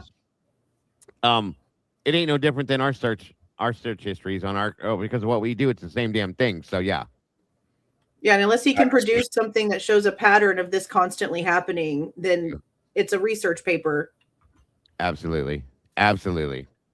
On the case of this nature, I'm talking right now specifically his porn history. He's got a very disturbing porn history that I think. How are they able to call it a history? That's what I don't understand. It's three But references. Celebrate says the opposite. Right. History means pattern. And when Bryan, I think first got involved in this, if I remember correctly, he was looking at sexual-based crimes. Okay, that's part of your studies. So you're going to look at things like that. Okay, in a sense, and that's more than likely what it was. And don't forget, you can search something and it'll lead to many other different things. Don't forget that either. So that again, so good try, Sai, but I'm going to call bullshit on that. Really paints a picture. And that's all non-consensual acts. And I also heard gay, male to male gay. So ridiculous. Accurate. I don't know on the gay stuff, and quite honestly, she knows she's full of shit. She's making She just made that up. Shit. Yep. Just to try to She made that stupid ass exaggerated face. That was proof that it was all dumb. Yep. Yep, just to try to get a dig in on Bryan, 100%. Ridiculous. I don't mean this in the way it's going to sound. I'm not focused on the gay porn. For You me, know what you're focused on. for me, you hit it on the head, Olivia. The non-consensual, violent nature of the porn. I was aware of terms drugged, raped, passed out, sleeping. I would go more on incredibly violent sexual encounters. So not the sleeping or passed out, but very aware of what's happening and it being very, very violent, which is always a tough thing for a prosecutor, or a defense attorney to get through. That's something that's going to really tell a story about somebody's character. Again, that even I'm glad to hear that because that plays more into sexual-based crime then it doesn't by saying that. So And is Yeah. it Steve that's feeding his daughter false information yet again? Or where is she getting these lies from? Yeah, no shit, because they haven't been given any discovery. They've been given 20 pages about Kaylee, and then if we buy a FOIA from MPD, then they also get it when we get it. Other than that, they don't have anything. right. And you know that everything she said is wrong. He keeps telling her, no, it's not this, it's more this, it's more that, not this. This is what she wants it to be, and she's wrong. Yes, and that's what's so freaking weird. I just said this last night. I said, for some reason, the people that are involved with them, with the Consalvases, they get angry when you mention and it gets brought up that there's no sexual motive to this. Yep. They need there to be for some reason. And it's just, I don't get it. What is happening? Why does it make them so freaking mad when there's like nothing to prove that? Exactly. It's weird. Exactly. So yeah, weird. and we're still waiting on Christy. Watch. Complete change. Jules was right in demeanor with this one. It's not that she's not already evil enough, but 1 second. The Grinch. There's, and honest to God, you guys, I hate saying this because I understand that you're the family of a victim, but there's something very dark about her that has always been a problem for me. Always. From the very, very beginning. There is. I think that there's stuff to still come out. I think you guys are going down the right road. I've quietly been watching, waiting for more to drop. I can tell you, for me, the location information and the pattern of life, it hasn't come out because I don't think they ever looked at it. And it is by far the most telling of what we have. Oh, then put VPN, and then put VPN to only establish connections after start.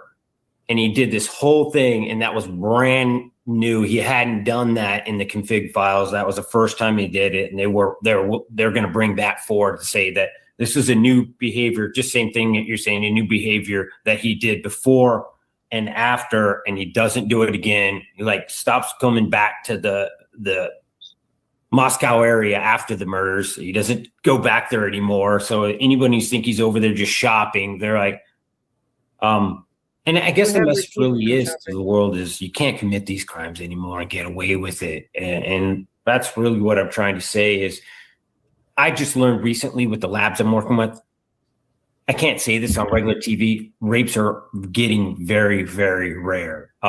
People don't get away with rape anymore because there's the fluid exchange, and that's leading everyone's starting to learn. If I do this, I'm going to get caught. And we need that same message in these murder cases. And I don't know how to say that in a mainstream media format, but we got to, I'm trying to work on it. Tank your podcast, Bryan Enton. What'd you say, Olivia?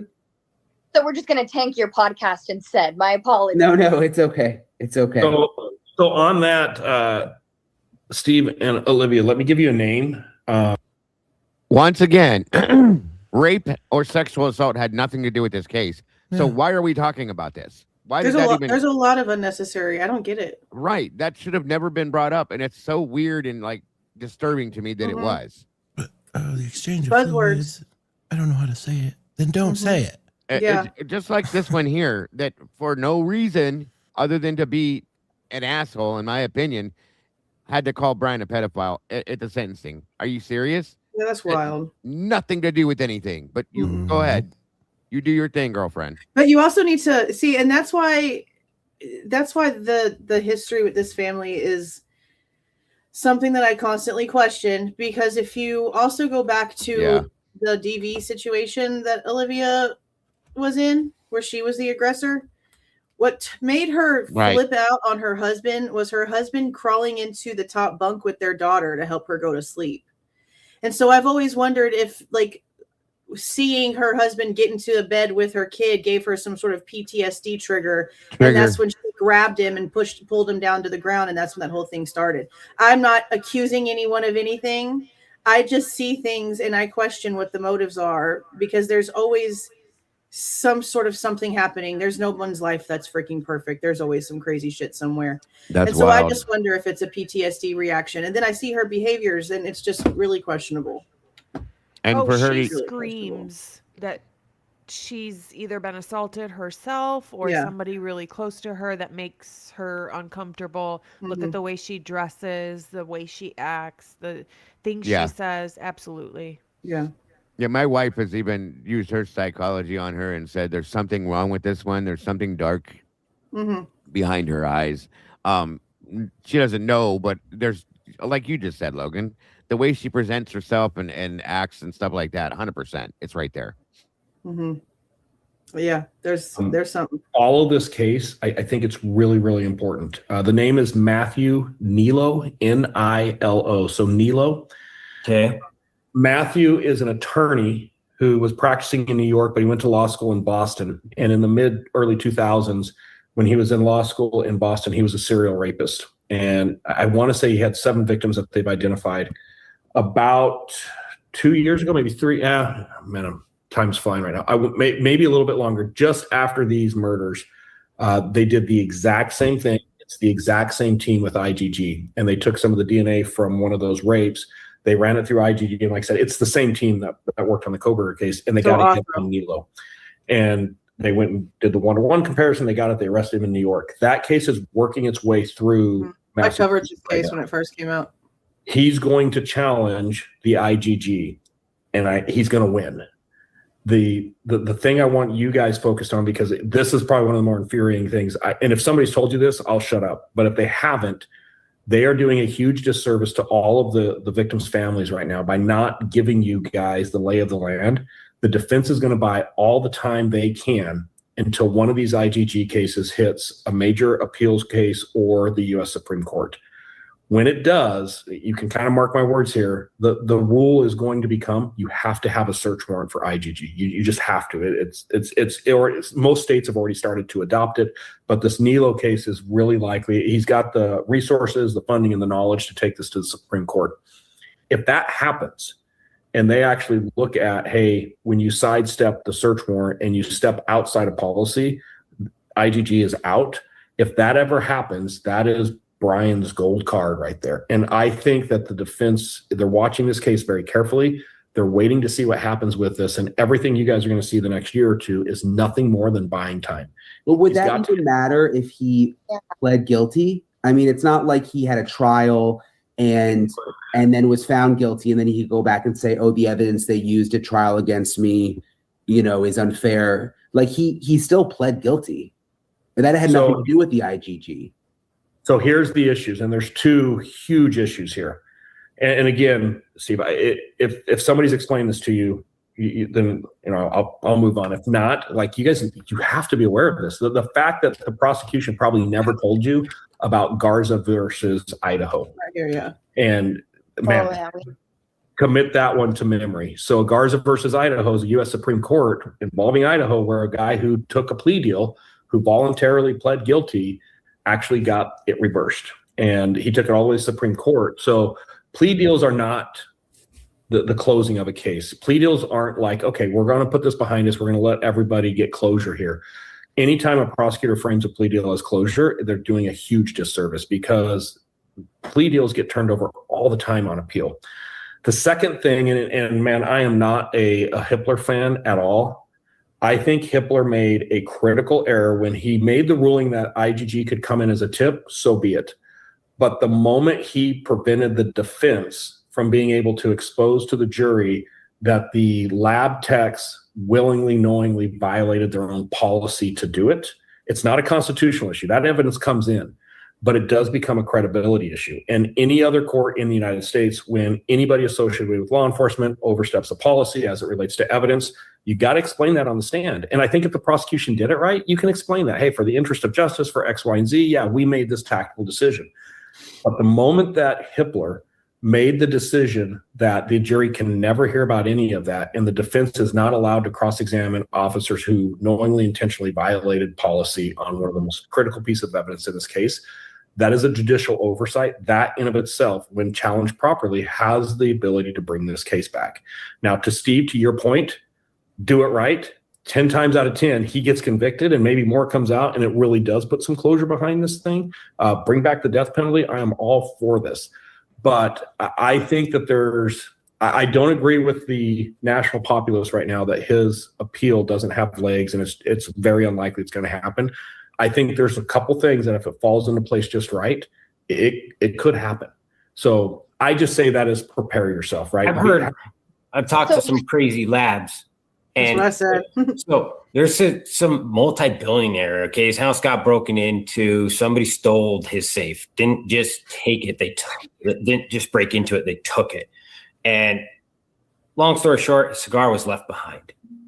This guy hires a private lab to get a snip off of it and then uploads it to all and goes and finds the person who robs his house and shot his dog, which is like, it's like a movie, okay? And he gives it to the cops as a tip.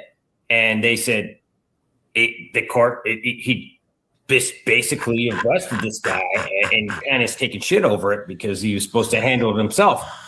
So, long story short, he starts his own company. And he's just going through certain locations that he's deemed as high risk. And they're just grabbing people's DNA and uploading it as if they own it.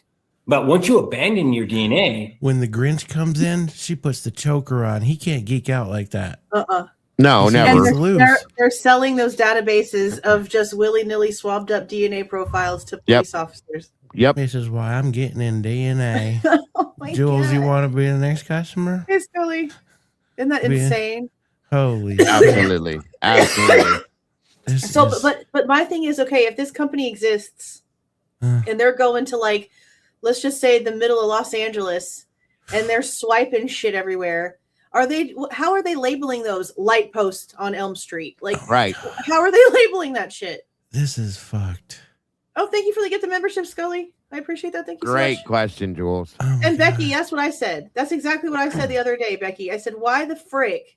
Why are they having this conversation on Bryan Inton's YouTube channel? Yes. Why are they even having to have Bryan Inton in on this conversation? He just sits there looking like a crazy person with his mouth open the whole time, looking like his damn air conditioner don't work. I don't know what the hell's going on. I don't know what his problem is. That made me wonder if this was somewhat illegal, Jules, for Cy or to contact them or vice versa. It had to be set up because remember the last one had to be set up with Jesse.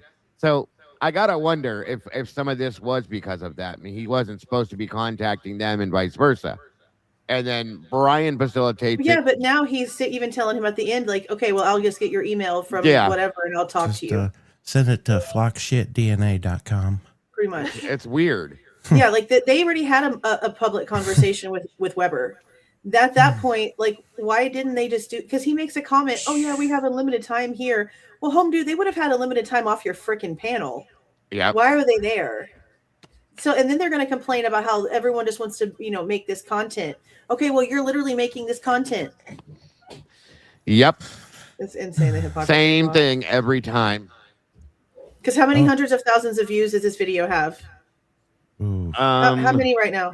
I'm about to tell you how much. 420,000 views. 420,000 views.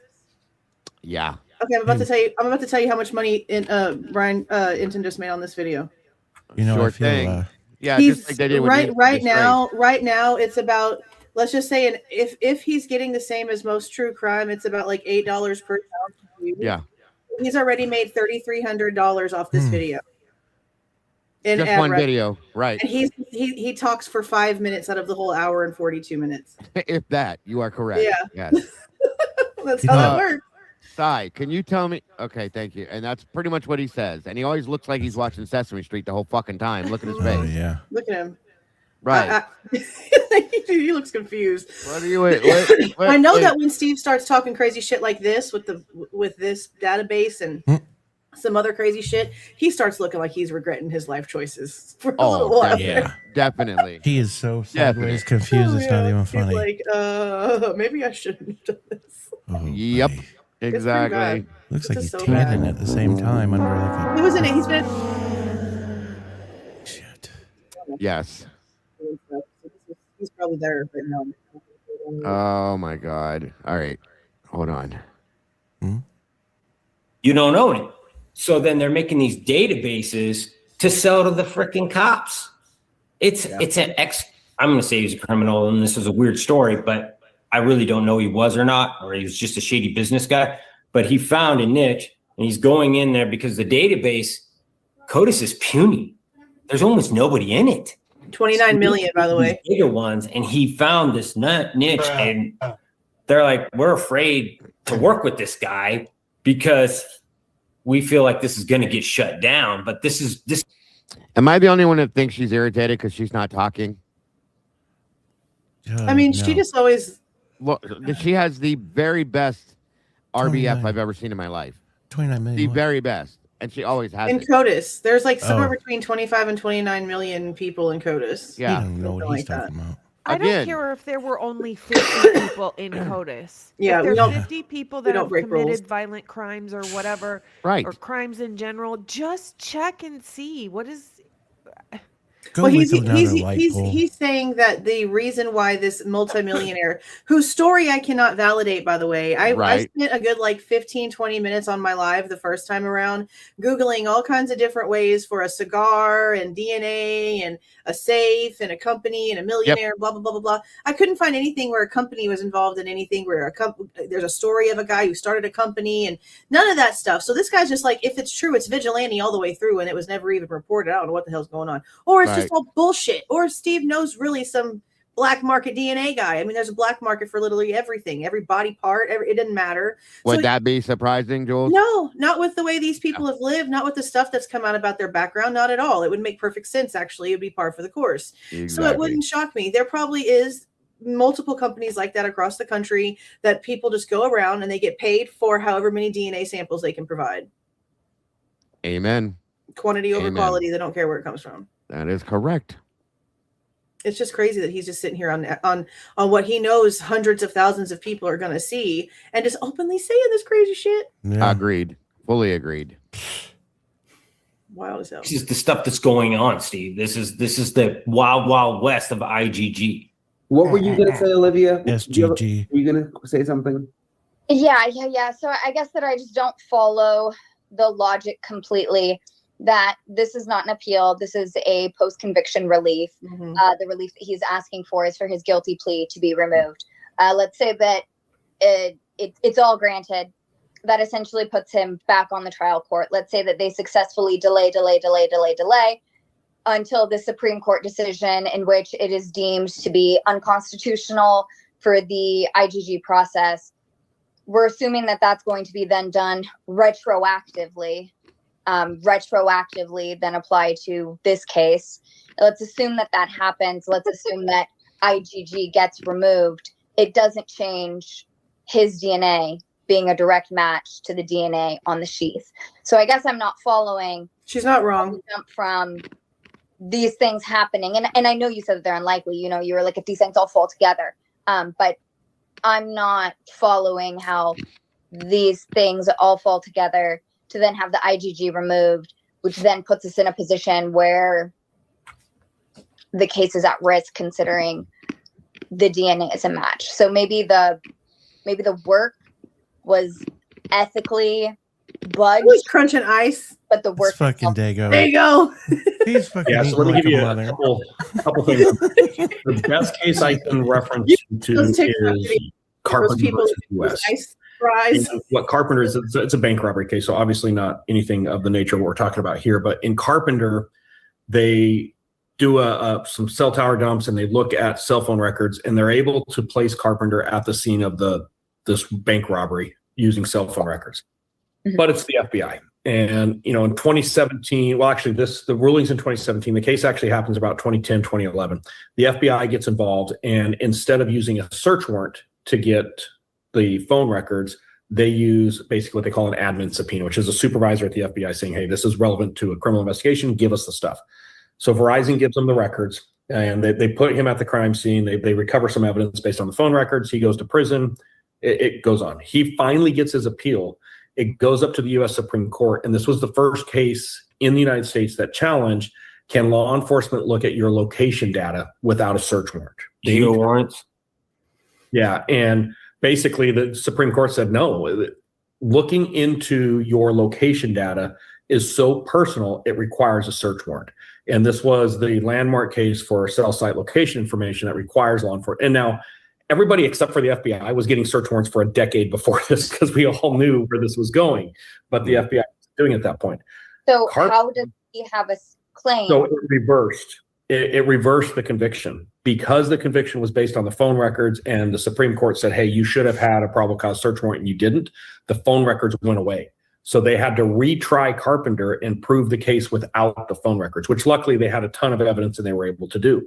So that's the first one is, should law enforcement have reasonably obtained a search warrant? And this is my hang up on the Kohberger case. And the answer is so simple. If law enforcement would have written a search warrant for what they were doing with IGG, it doesn't hurt anything. We can see the search warrants. I don't have to release it.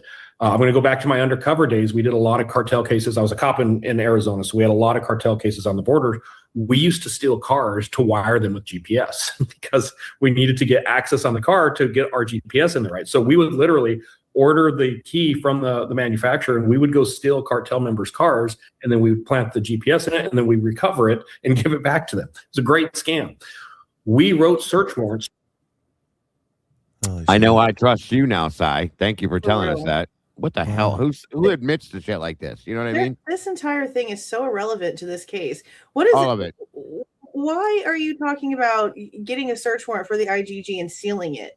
Right? Well, just seal it. It's not a big deal. What are we talking? What are we doing? None of it makes any sense. And then he's talking about cell location data being thrown out. Doesn't have anything to do with this search warrant for the IGG. I don't know what he's doing. He's just doing a lot of this. Like, for what? He's gaslighting the shit out of them is what he's doing. That's the problem. On national TV. Yes, absolutely. He is kissing up. So, like I said yesterday, it's going to take a crowbar to pry his lips off the back of him. I'm telling you right now. It's so disgusting. So disgusting. Mm-hmm. To ourselves so that we documented what we were doing and there was transparency with legal oversight on our actions. When we allow the FBI to go through back doors and to kind of trick the system, and if you ask them, why didn't you write a search warrant to GED, match GED? Well, we didn't write the search warrant because they wouldn't have given us the info. I think it was Heritage. Well, it was Match and Heritage, so both of them. So the idea there is, man, if they reverse that, and then you get Steve Nye, and you talk about somebody who should not have been involved with this case. If you guys haven't seen his, you know who Steve is? Jeff Nye? Jeffrey Nye. Sorry, yeah, Jeffrey Nye. You don't even know who he is there, Cy, so you might want to stop that. There's a lot of things he says wrong in here. Yes, a lot. Why? Okay. Yeah, he did an interview in August with Fox News. You guys have to go watch this interview, and he explains the. I think he actually told this in purpose because Christy Dawn asked him, "What do you worry about?" And he said the same thing. Who?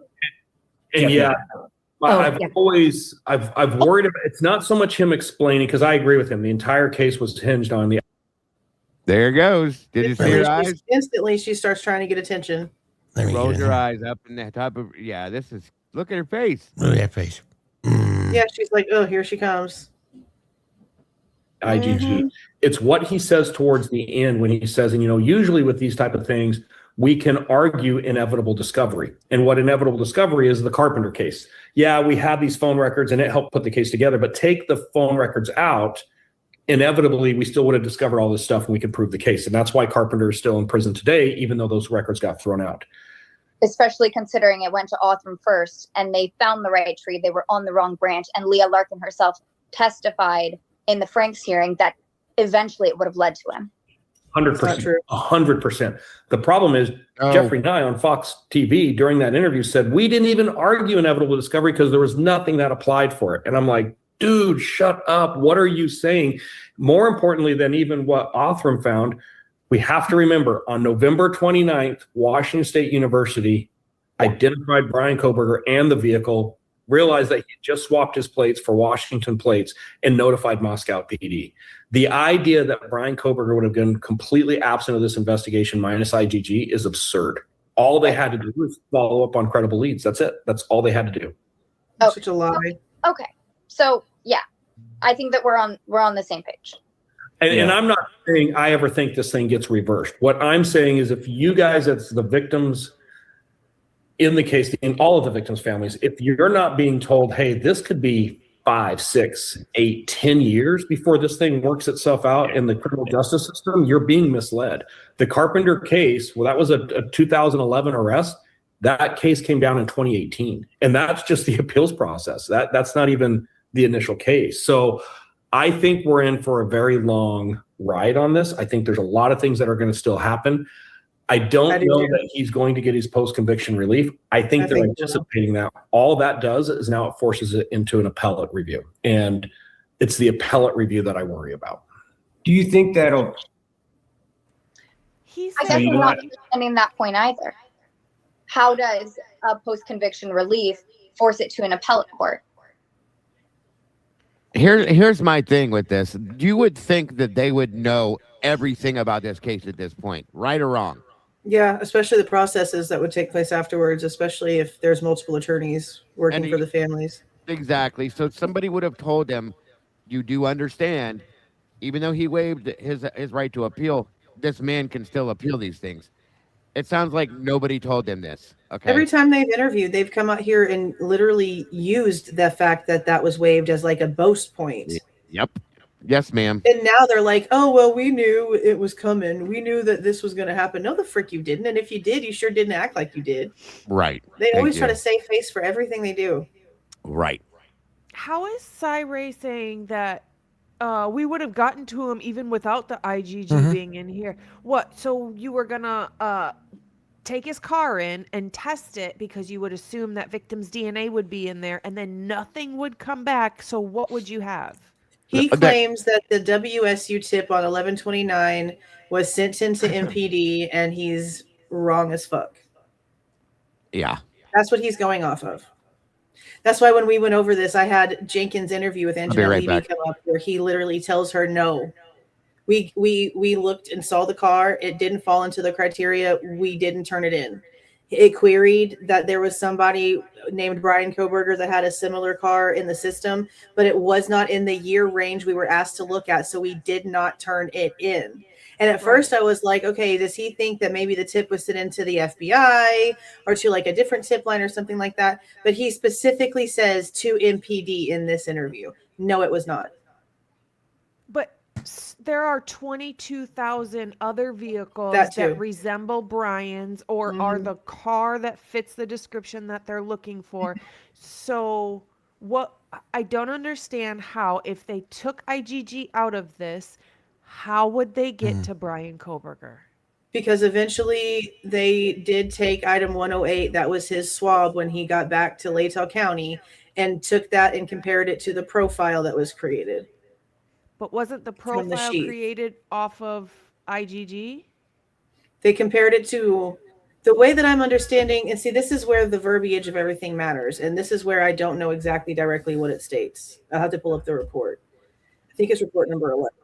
But it states one time that it says in the forensic reports is that item 108 matches the sheath created from the DNA, like the DNA from the sheath.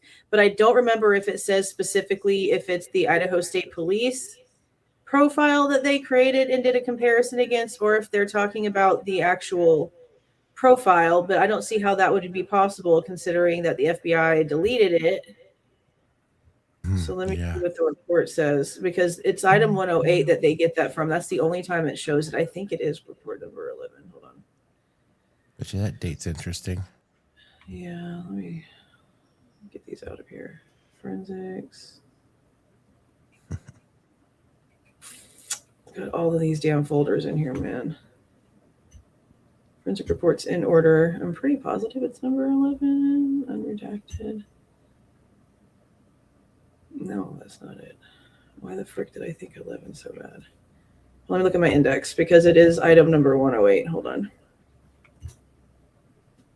But it is the only time it says it. Let's see. There's the straps.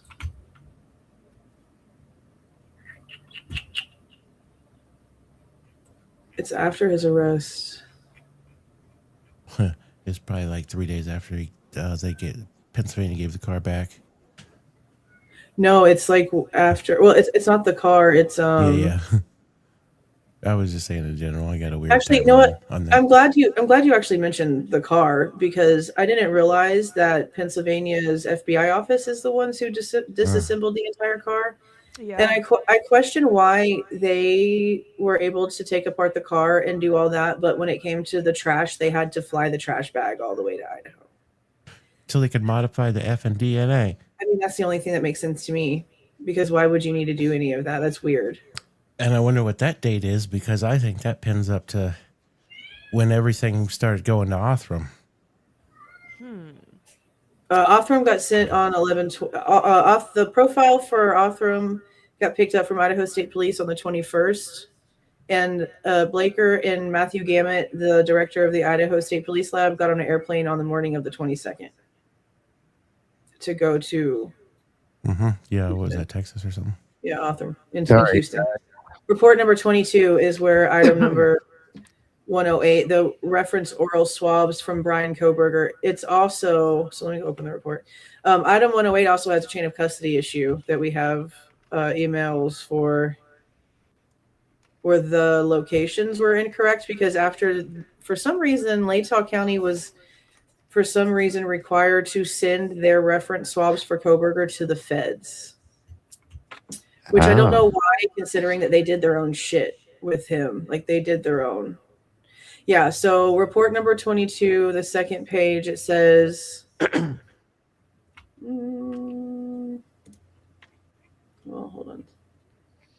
Where does it make this statement about 108? Reference item number 108, conclusions, interpretations. What are we discussing now? DNA. So Olivia said, if the IgG gets thrown out, then how does it mean that the case goes away if it's still his DNA matched to the DNA profile in the knife sheath? And we brought up item 108 because it's the reference sample from Kohberger when he gets back to Latah County. Gotcha. And that's the one where I think it's the only time it actually states it. Okay, so it says item 108 was examined only for the purpose of sampling for DNA analysis.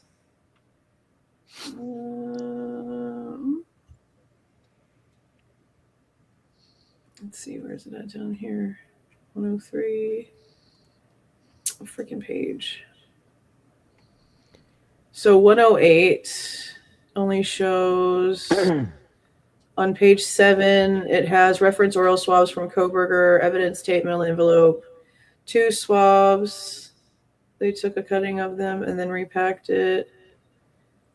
I'm trying to see where on here it's supposed to say that it went to the sample. Oh, where is it? Does it not actually say it on here? What is happening?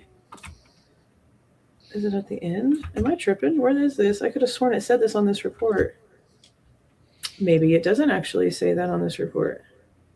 I'm just thinking, like, if they were going on information based on vehicles that looked similar to what they were looking for, then they would have to physically swab everybody that they come across. And I just can't see that Bryan Kohberger car would be the very first one found. And, you know, they'd have to go through so many white Elantras in the area.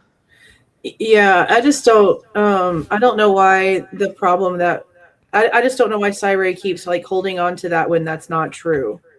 Because it's just like Chris Whitcomb in his book, where even though he admits that Paula Sutton had to amend her report to show that it wasn't Xana's blood on the pong table, his entire book's theory is based on that being Xana's blood, and for some reason they need her being attacked outside of her bedroom. Even though there's no actual proof that Xana was attacked outside of her bedroom. There's none of her blood anywhere. So I don't know why they keep trying to push that theory either when that's not true. Okay, I found it. It's report number 26, the first page at the bottom, and it says the DNA profile previously obtained from item 1.1 matches the obtained from the known reference sample of Bryan Kohberger. This DNA profile is at least 5.37 octillion times more likely to be seen if Bryan Kohberger is the source than if an unrelated individual randomly selected from the general population is the source. What I don't know is if it doesn't sound like Kohberger's reference sample is being tested against the FBI profile that they used for the IgG. It sounds like it's being compared to the DNA reference sample that was created by ISP before it got sent off, and then the IgG was created. So it's like the very first one that was pulled off of item 1.1 was tested against his cheek swab, and they say that it's a match. So I don't think they did anything with the FBI one, but that's the only place where it actually states that. And that's what Olivia is talking about. Like, if this statement's in here, then how does the IgG getting thrown out do anything? Well, because they had to get to Kohberger some freaking way. Right. They had literally nothing to go on until that IgG. That's why. But that still doesn't mean anything, because this was literally, you breathe in more dust molecules of DNA walking into a grocery store than the amount of DNA that was actually on this knife sheath. They had to magnify the sample to even get it to a testable size before they sent it off. So I don't see how, there wasn't enough to be tested by the defense. They couldn't double check the work. And then the FBI did some weird shit. And then they deleted their weird shit, which made it even worse. So there's really nothing else to do. And this is just the one statement. So she's got a good question, but the problem is they had no lead up to that. There's literally nothing in their entire packet of evidence before the IgG that doesn't have anything else to do with DNA. They had nothing. They would have never gotten here. Plain and simple. And on the 11, 21, and 22, they're asking the ex-boyfriend about a two-door white car and a cocaine dealer that could have possibly done this to Kaylee. Not just a cocaine dealer, a middle-aged violent So dealer. Something was mixed up. Mm-hmm. Violent being the key word was interesting. Mm-hmm. Interesting. Yes, it is. Because he won't even get a hearing. His argument is nothing but ineffective counsel, which was asked in the plea questionnaire that he answered extensively to, as well as life in prison isn't what I thought it was going to be. And I was, quote unquote, threatened by the idea of death row. There's no other meat. She's so dense. Okay. Mm-hmm. If it can be proven that Bryan was told something or promised something or anything that maybe he always got to say is, I didn't understand. Yeah. Okay. I didn't understand what was going on at that point. Clearly. That's it. it. Remember that one little piece of paper where he didn't check those, what was it, 2 boxes? Yeah, purposely did not. It looks like he didn't check them on purpose. What? Oh, Jesus. What was the question, Mike? Yeah. I can't remember, but come on now. If all they got to do is look at that document and go, well, wait a minute now. Well, the thing with that, the thing that really bothered me with some of the law tubers' interpretations of the documents, now that this is a change, really annoys me and tells me that you just don't need to ever hire a lawyer because they're all kind of just dense. There's no way that background conversations where there's threats and coercion are going to be admitted to in the form, because that's the whole point, is that the threat worked. That means you're too scared to admit that the shit happened. So why the hell would you be like, yeah, I wanted an Alfred plea, but the family threw a fit and now we're not doing that. Check mark, yes. That's not going to say that. No. So their arguments with all of that, I am like honestly stunned by some of the people acting like that about these documents. Like, I'm sorry, where did the common sense here go? That's not how that works. I'm just really like, wow. Yeah, I'm with you. No. I'm with you. It is insanity. Hair in Ethan's hand. Oh, okay. You Yeah, haven't. which we know is completely fabricated. That's not Completely fabricated. I cannot wait. I'm telling you, I cannot wait to watch the temper tantrum she throws over all this. I really I know. can't. She's going to go on TikTok and throw a whole fit. Yes. Big time. Big They time. wanted this law, they got this law passed so they couldn't see autopsy photos, huh? And Yeah, but you realize that they didn't actually accomplish shit with any of that. Yeah. No. Those rules, the rules that were already protecting those photos. That's why when Xana's was unredacted to that point, they were removed because they were already following privacy laws. When she talked in front of those people, they didn't even know who the hell she was. They couldn't even pronounce her name right. And Steve wants to act like, oh, they reached out to her and they wanted to work with her. They didn't even know who the hell she was. We watched it in real time. That's the Gonzalez family. We're That out is there for a fact. That is Wild. a fact. making laws, and you know it. They want to they want to put their name onto something so bad that they're not even making sense. Like it's They're reaching a lot for of everything. disparity here. It's Yes, really bad. yes. Yeah, It's like I said before, secondhand embarrassment, folks. it's bad. It's very real. Very real. Mm-hmm. Absolutely. It's very strange. That's not reality. And his own defense, Ruth Ballard, testified on the 23rd of January that it was consistent with Ethan's own hair. So he can't say that that's exculpatory because obviously the prosecution did withhold that from them. So that doesn't work out either. So I guess I'm not understanding from how we get to he's not even going to get a hearing. Mark my words. Let's say that I'm wrong. He gets a hearing. How does that throw it into an appellate when he's not asking for his plea waiver to be removed? He's asking for his guilty plea to be removed. He's not a lawyer. Yeah. I don't understand the difference. He's- I'm sorry. he's I'm a- sorry. he's an If you officer don't- trying to if you help don't know, us. Please, if you don't know. No, I get it. I it's get it. okay. I would be so. First off, he's not an officer anymore. That part. This is so.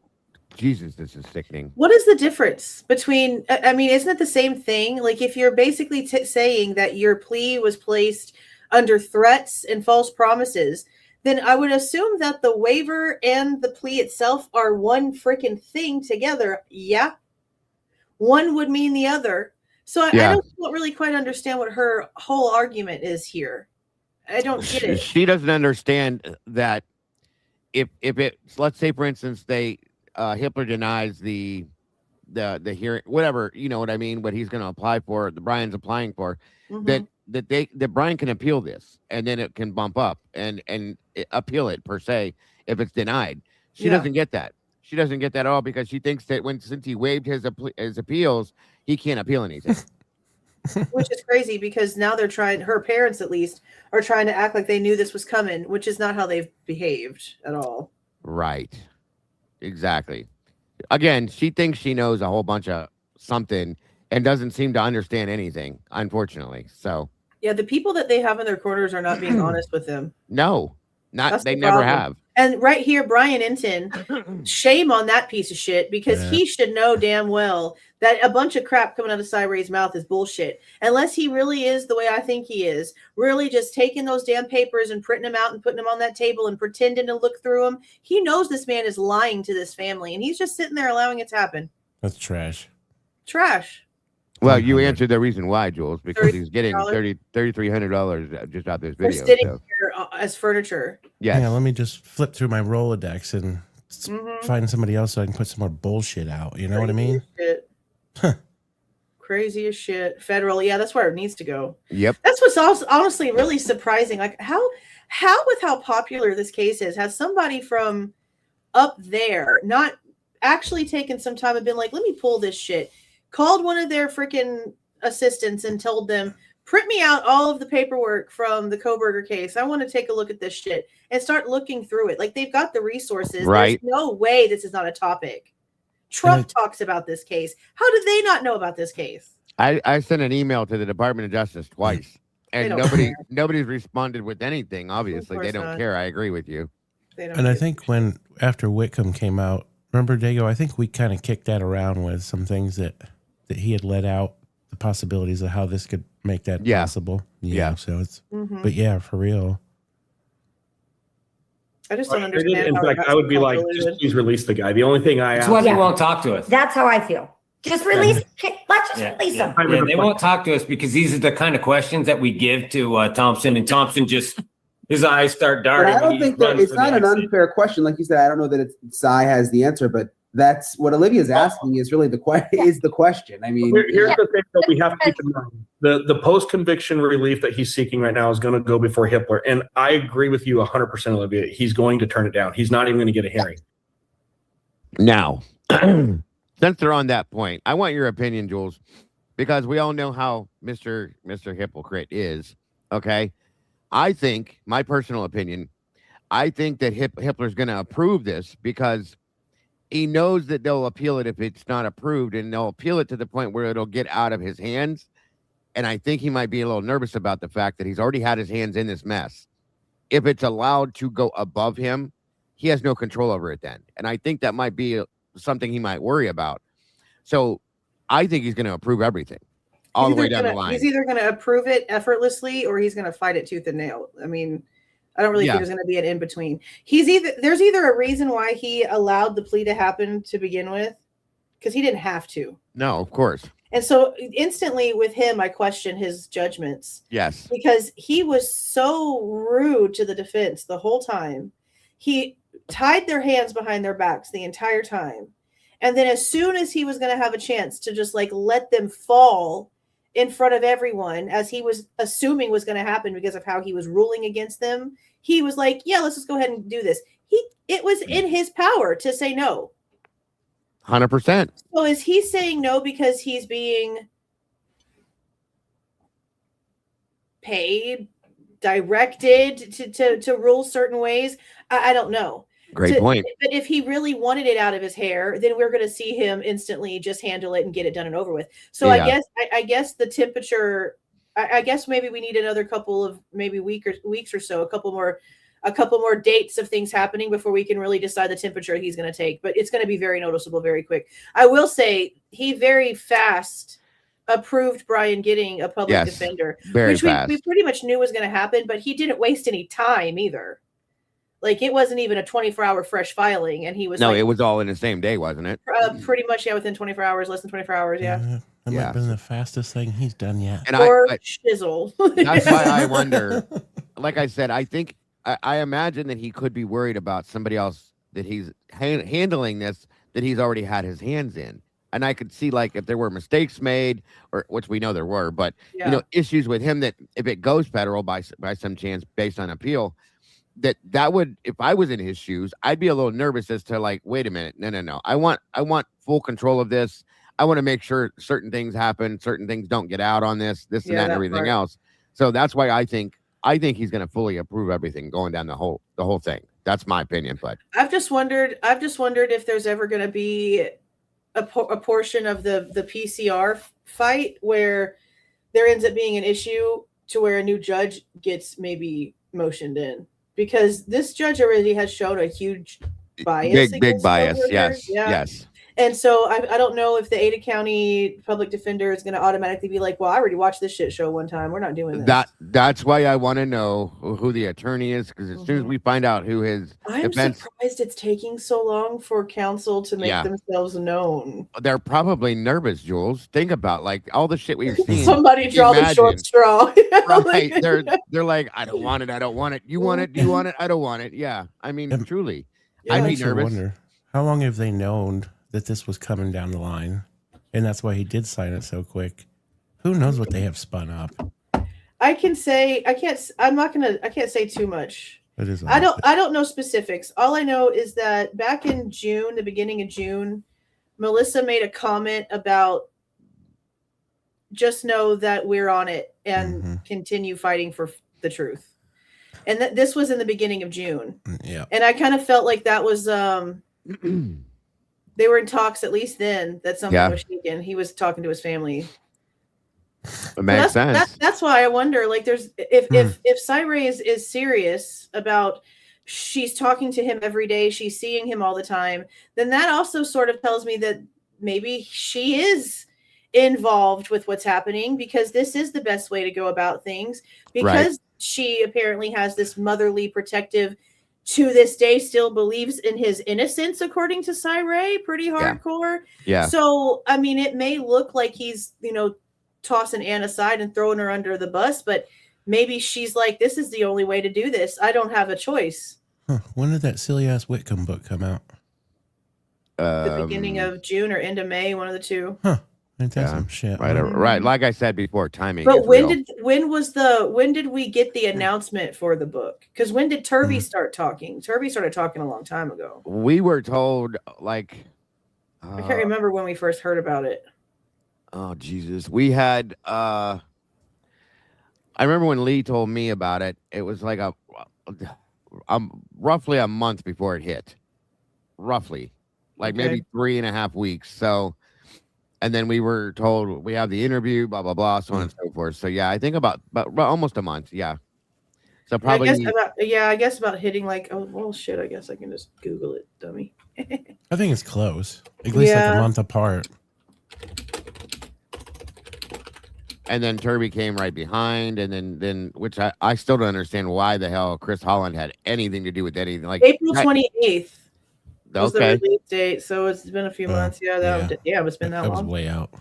Damn. But you don't know, that was just a brief off rip what you said on the 20th, Yeah, but Turby'd been talking for a while. I just Yeah. I just don't know. But see, the way that Turvey talks about Ann Taylor is the opposite of the way that Cyree is now talking about Ann Taylor. But then everything else that he says is still the opposite of what the other guy says. Like everything, they're literally the opposite in every aspect of the subjects that they've come out and interviewed about. And I guess people are right to kind of question, is this some sort of weird strategy? But I don't know how this kind of thing can be approved whenever you're coming out here and basically committing perjury. Yeah. a good point. Very good point. I don't know. This whole thing is just so confusing. I don't know. Logan, thoughts? Bryan Kohberger use these actions of Cyree as part of his defense? Maybe. I mean, look at what he's doing. That they were never originally credible. Well, and that's the thing is, if he was working for Kohberger, I could say, he could say, like, look what's going on here. Like, this is not what we were told, and this is not how this is supposed to work. I would imagine he should be able to. I don't see why he couldn't. He's coming out here saying something completely different than what he filed under oath. I wonder what Kathy's thoughts on that. She's in your chat, Joe. Yeah, I'm looking. Yeah, I don't know. Yeah, I wonder what your thoughts are on that, Kathy. That is a good question, Kathy. Do you have any thoughts on that at all? I mean, his team talked him into a plea deal, and his team thinks he's guilty. I mean, that's what he's saying. but not really at the same time, because Cyree is throwing a whole bitch fit because Turvey's like, why weren't we informed anything's going on? And he's like, how dare you think you have any right to be informed? Yeah. So that would tell me that Cyree wouldn't have had anything to do with the plea or anything leading up to it or conversations or anything else. That's a good point, too. So I don't know. Everything that they're saying is literally the opposite of each other, no matter what it is. It's crazy. It is weird. crazy. And they're on the same side. Yes. Yes. It's the weirdest shit ever. It doesn't make any sense. So this is going to be a case study for like 150,000 years, because what is happening? This is blowing every other case out of the water, period. Ever. In my opinion, Ann Taylor's gone, and the entire defense team, including Cyree. That's what I was thinking too. I don't know, because just because he's filed this, it doesn't mean that she's no longer representing him for the other stuff. He's never. Well, we don't see her name being removed from anything. There hasn't been an official statement. That's what I was going to say. There's been no motions to recuse her from anything yet, but because I checked that regularly. It's been all week. That just he filed this Monday. It's been a whole week. Yeah, and I don't know whether to believe her or not. She's about to say that whole thing about Ann signing some kind of an affidavit or something. But what is it? That there was nothing. No, that was Hippler signing for Kohberger's public attorney that she's talking about. Yeah, good point. Good point. Okay. The whole thing just doesn't make any sense. Not at all. He can appeal that. This is where Garza versus Idaho comes in. He can say, hey, Hippler's already jaded on this. He's part of the problem. I need the ladder side of that initial team to look at this. It's a long road. They're going to have to file their stuff just right. At some point, he's going to have to get a real attorney to get on board. All I'm saying is if nobody's telling you guys that this is possible, I'm not saying it's going to happen. I'm saying it's possible. That they're not prepping you guys. The same thing about, hey, if we take this plea deal, we can bring closure to this case. No, it just exactly that. They told us the opposite. They said, if you guys go with Steve and go for the death penalty, you're going to have hell to pay. But if you just go with old Thompson over here, all your problems go away. And he pleads to it, and you all just go riding into the sunset. And now they're all like, I didn't think he could appeal. Hashing old news. Yeah. What's that? Hashing old news. Well, That's dad. We're still talking to people that are calling me. Like I just had Randy. He couldn't appeal. And we're like, well, because it's not an appeal. It's post-conviction relief, and it's going to be denied. Because here's the thing. But he can appeal. This is what drives me nuts with her. Like she's in denial or some weird shit. Sure as has been. Even Anjanette Levy had to admit a long time ago, like, yeah, it says that, but that's not true. He could still do this, that, Right. and And she just they're in denial. They won't seem to accept her for sure, but I think he knows everything. And we all know that Christy's delusional with a lot of stuff she says. But this one is absolutely in complete denial and doesn't seem to understand any of it. It's crazy. And it doesn't help that they feed her a bunch of dumb shit. But they have a bunch of people on their side that feed them a bunch of dumb shit. 10 times worse. Yes, it makes it 10 times worse. I fully agree with you. He could have requested relief in the form of having his plea waiver removed, which would have been a hell of a lot more likely for a judge to say, yeah, sure, whatever, have your appeals back. But he didn't do that. He asked for his guilty plea removed, which logically makes no sense, which is why I think Ann Taylor's not behind this at all. I read something that Ann Taylor signed an affidavit today. The relief that he's asking for isn't asking, if they're trying to buy more time, give him a route to appeals. Say, just remove my plea or just remove my appeals waiver. But you're trying to remove your guilty plea, which is never going to happen because of the questionnaire that Hippler gave him. It was incredibly extensive, and everything that he brings up in his motion was covered. So unless... Again, there's nothing in this stupid ass questionnaire that portrays the fact that he possibly didn't understand what was actually going on. And he was told certain things that ended up not being what he was told. So that's why he agreed to it at that point, because he thought something different. It's clear cut. And he's also claiming threats. Yeah. But also she can't sit there and be like, oh, this format that was given was from Hippler and it's so technical. That's like your whoever is going to be facing the death penalty and then wants to make a plea, or whoever's facing charges and then wants to make a plea. That's your basic ass format that the state of Idaho just uses for that. That's not special to him. Right. It's just, I don't again understand what she's trying to say. Like, I get what she's trying to say, but I don't at the same time. To me, there's no difference between I want to remove my guilty plea and I want to remove my guilty plea waiver. It's all the same thing at the end of the day. It's what you agreed to. The one is the same as the other. So I don't get her point. I don't know what she's trying to prove with it. One family, two sides. Yeah, I'm very confused with what she's trying to say. No wonder why Steve's aging. I can definitely agree on that one. You're just like feigning amnesia. And unless he truly is just even more stupid than I thought that he was, and I truly thought that this man was stupid, it doesn't make any sense. Well, and understand like a toddler throwing a tantrum.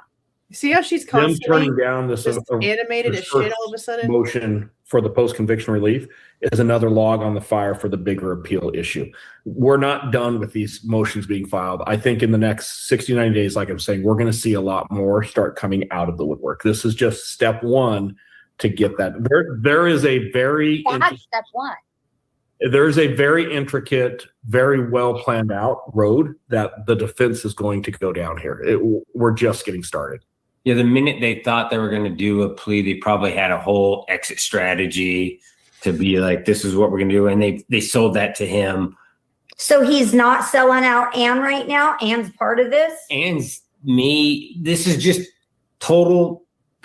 You can just talk. That's Side's theory. That's Side's theory. Yeah, we're just spitballing right here. Yeah. I've always thought the same thing, honestly. I'm like, how do we know that she's not in on this? Say, hey, we're going to do this.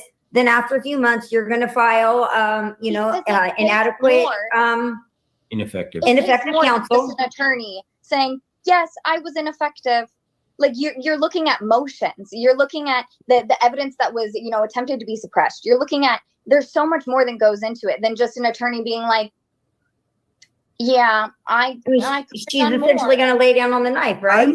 I'm still stuck on what Cy started this whole conversation with, and Christy wasn't here, but that if they had done more digging and processing with the digital stuff, that Cy believes that there's evidence that Kohberger was in the living room at King Road based on the data he had. Like, did you guys know that? Did I just miss that somewhere? I knew he was following these girls and stalking them online, but they refused. Nobody investigated if there was an online connection. Are we talking about that night? That night he was in the living room? No, Cy thinks previously, based on the data that he has from the defense. So fucking terrifying. Out because we just skirted on past it. Sorry, I've been thinking about that. No. You're right. I'm like, did I miss that somewhere and you guys secretly knew, or I didn't? Oh, I'm going to go a little bit off script here too, and I could be wrong. And this is where I was asking about the VICAP report and all the questions to family and friends, which I can't find any reporting being done. Never happened. The He's little been bit off that I script for have 2 dug weeks. into, I also believe it's possible that Bryan. Exactly, Kathy. What he said is 10,000 times worse than Garza. He was basically, or he said basically that he was defrauded by his own counsel, withheld his culpatory evidence, made up a story because he said it was a fraudulent story about the tour of the death penalty cell. That was the police. So this is completely out of the water from what she thinks it is. So exactly. That's why I see absolutely. If Hitler were to walk away from that, okay, once that's presented, can you realize the backlash he could get from this? Like, you just let this go? He's telling I you mean, this he all let it happened? go once already, though.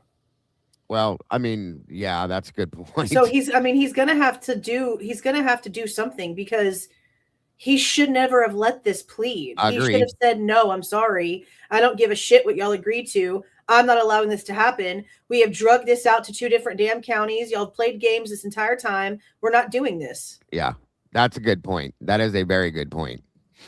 So I don't know. I don't know what the hell he's going to do. I'm just ready for something to get started. I'm ready to be back in court. I'm ready to see arguments in front of a judge. Just what I want to see. Yes, 100%. You guys want to continue on with this, or do you want to move on?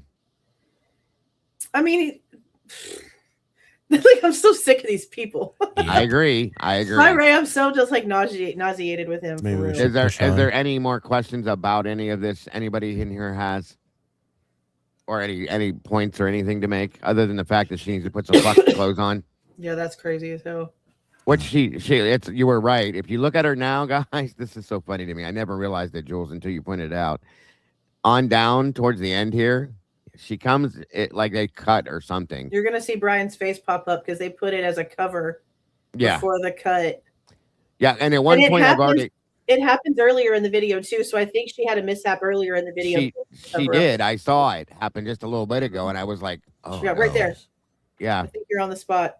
Oh, right. Yeah. Hold on, I just passed over right there. Yeah, like right here, it's gonna cut. Yeah, and then she comes back on with a completely different shirt on. It's crazy as shit. Why would you wear something like that, knowing that you're going to be on, on the news or whatever the hell you want to call it? It's so gross.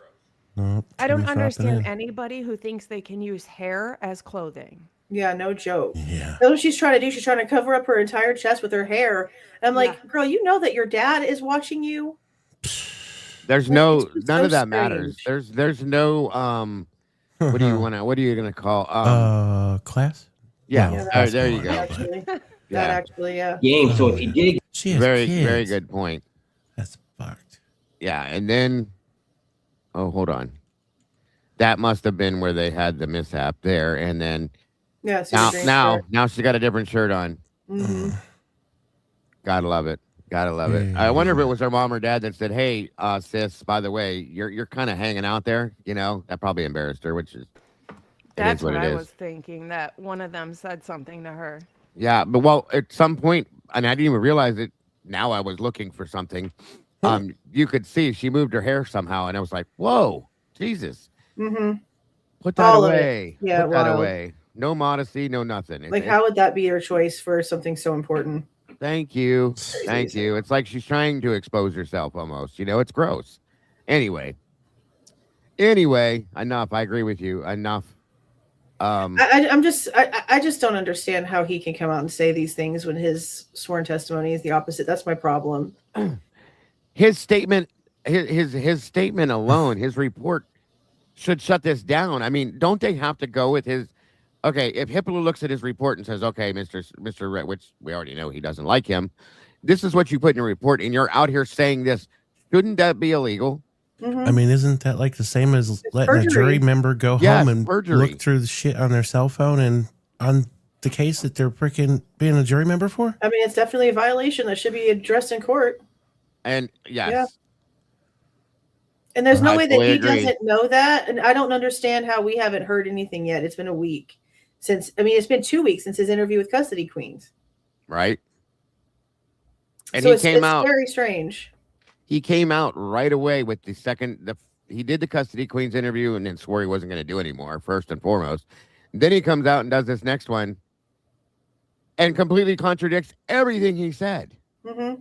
Well, he was already giving us bullshit. That's the opposite of his report on custody queens. But then he comes out and gives us even more information. That's the opposite of what he just said on the custody queens. That's what I said. Like his information isn't even very consistent with the way that he's trying to play it out. He's been a police officer. He's been a fucking blood expert. He's been everything at one point midstream through this shit. That's what including a liar. Yeah. Including a liar. Spatter, IgG. He has like all this expertise all of a sudden, and I'm just like, yeah, that's crazy. Yeah. How'd the cell guy get all the whole packet of everything? I think listen, this is my thought on this, and this might be wrong. Okay. I believe that Cy, because of his ego and because of who he thinks he is, when he was approached by defense, said, I'll do this for you, but I need full access to everything to be able to give you my whatever I need. And I think he was given that. Okay. Under the pretense that he was going to do something to help Bryan in this case and situation at that point. And then boom. I mean, this is just a thought, Fiza. It's just my opinion. I don't understand why he needed to walk through the house as the cell phone guy. That's what I'm saying. It sounds like he was given full access to everything, Jules. Everything. And right away, pretty much, because he said he walked the house in November. Well, that's like right after he came on. Yeah. I just don't understand how you can say in your report that you can't connect them anywhere, none of these things. And now not only is he in the living room, but they're leaving the house together and going down to the A&W and then going back to the house together. How are we supposed to believe that after what you said in your work? And you're talking about 6 months worth of patterns. You said in your interview with Custody Queens and in your report that the only patterns that you see is that he drives at night and there's no stalking patterns. So what are you out here talking all this crazy mess for? So Thank then you. But this is some. Go ahead.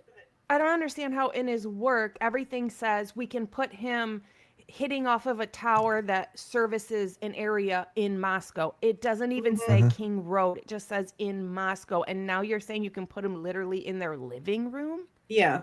And anything directional. There's one, I think it was on November 7th, that says that he can put Kohberger somewhere like south of or east of the University of Idaho. Well, for one, which one? Why do we have or between that? Like which one? And then all the rest of them, it's northeast of Moscow. And if you look up there, that's nothing but like hiking parks. The whole area is nothing but hiking parks. So instead of going into like the actual town of Moscow where the downtown area is he more likely just shopping off of 270 and going up to the hiking area and not really driving around nowhere else? Because he'd still hit off the same towers. I think it's such of a close area that he would. What the hell is pinning him to this? So like you said, he wanted to go into the house or whatever. So he has spoken on stuff of his expertise and he's been in the house. So why is it? I don't know. This is weird. It's very strange. It's because almost while he's complaining about everything that's happened, he's also trying to like double down on his guilty stance. And while again, basing that off of a false scenario of the 1129 shit with WSU that didn't happen. And we're supposed to think this guy's credible. Like, this is crazy. He also wants us to believe that a man who is going for his PhD in cloud forensics is going to take his phone into a home where then he later goes back to commit a murder. With a weapon that he purchased on Amazon that can trace back to his family home. And if he's seen all this shit.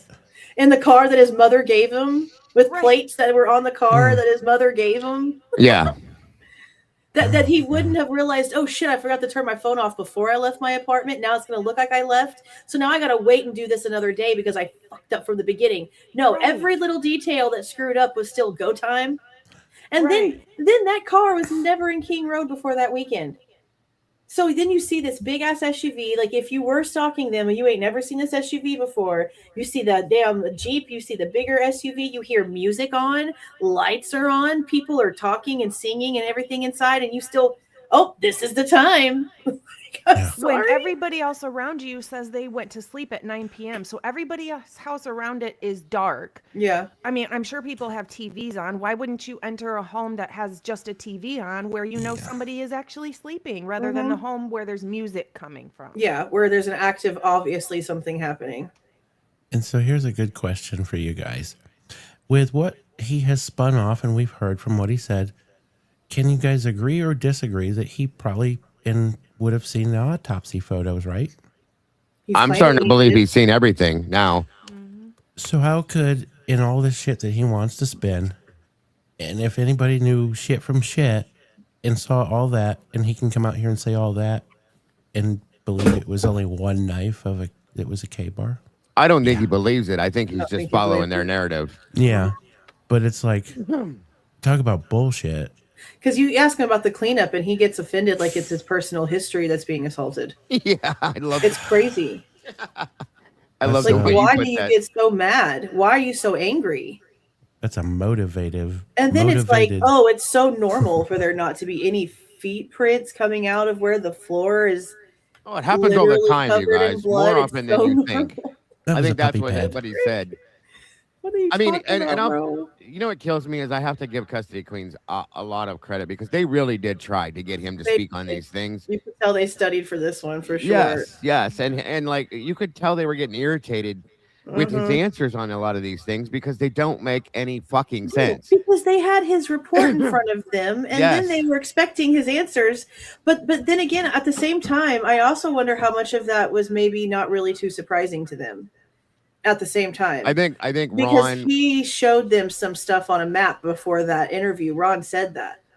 yeah, Poor Ron. He was reaching for hair. and it right, and at the same time, he's talking about in the report. It says it too, how that the drive test and all that stuff. There's no way it could have been done the way they said because there was things that were mapped on the drive test that aren't even drivable. Yeah, you can't even drive down there, and that's the point of a Yes. drive test. You have to be able to Yes. drive it. Yeah. Mm-hmm. The most like, actual word ever. What do you guys? Okay, no, let's move to this now. So I'll go with Jules first, since she's our guest. But what do you think? Just, I know we don't know because we don't have enough info to know anything truly. But what do you think could happen with this, Jules, going forward? Trial. It needs to get to trial, and I don't see how they could possibly produce anything that's going to prove what they've been telling us this whole time. I just don't see it, which is why I've been wanting to go to trial. I'm not worried about going to trial. Me too. We've seen a year's worth of shit. Yeah. We have paid thousands of dollars for interviews and body cam and evidence and reports, and not a freaking single thing has said a thing.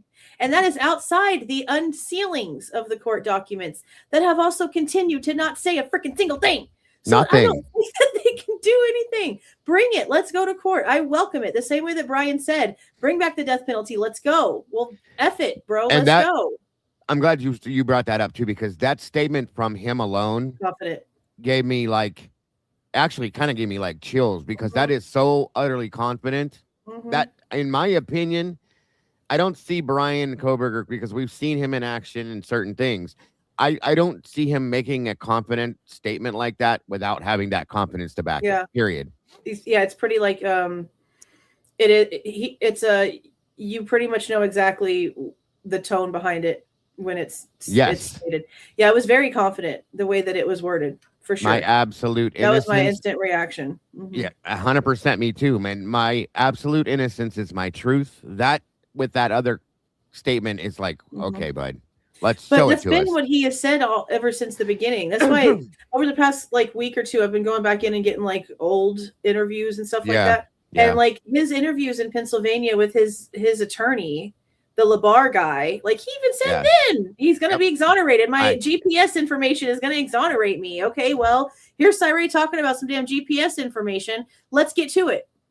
Exactly. Exactly. You got to wonder too, with that statement being said, and then what we do know already, I don't trust this guy at all now. Okay. Not at all. Is there any way that he could manipulate certain things to make it look that way? Do you guys think? I wonder what the date was that he went in the house. It was in November. It was in November 2023. Yeah. So that would make some sense to some shit, really.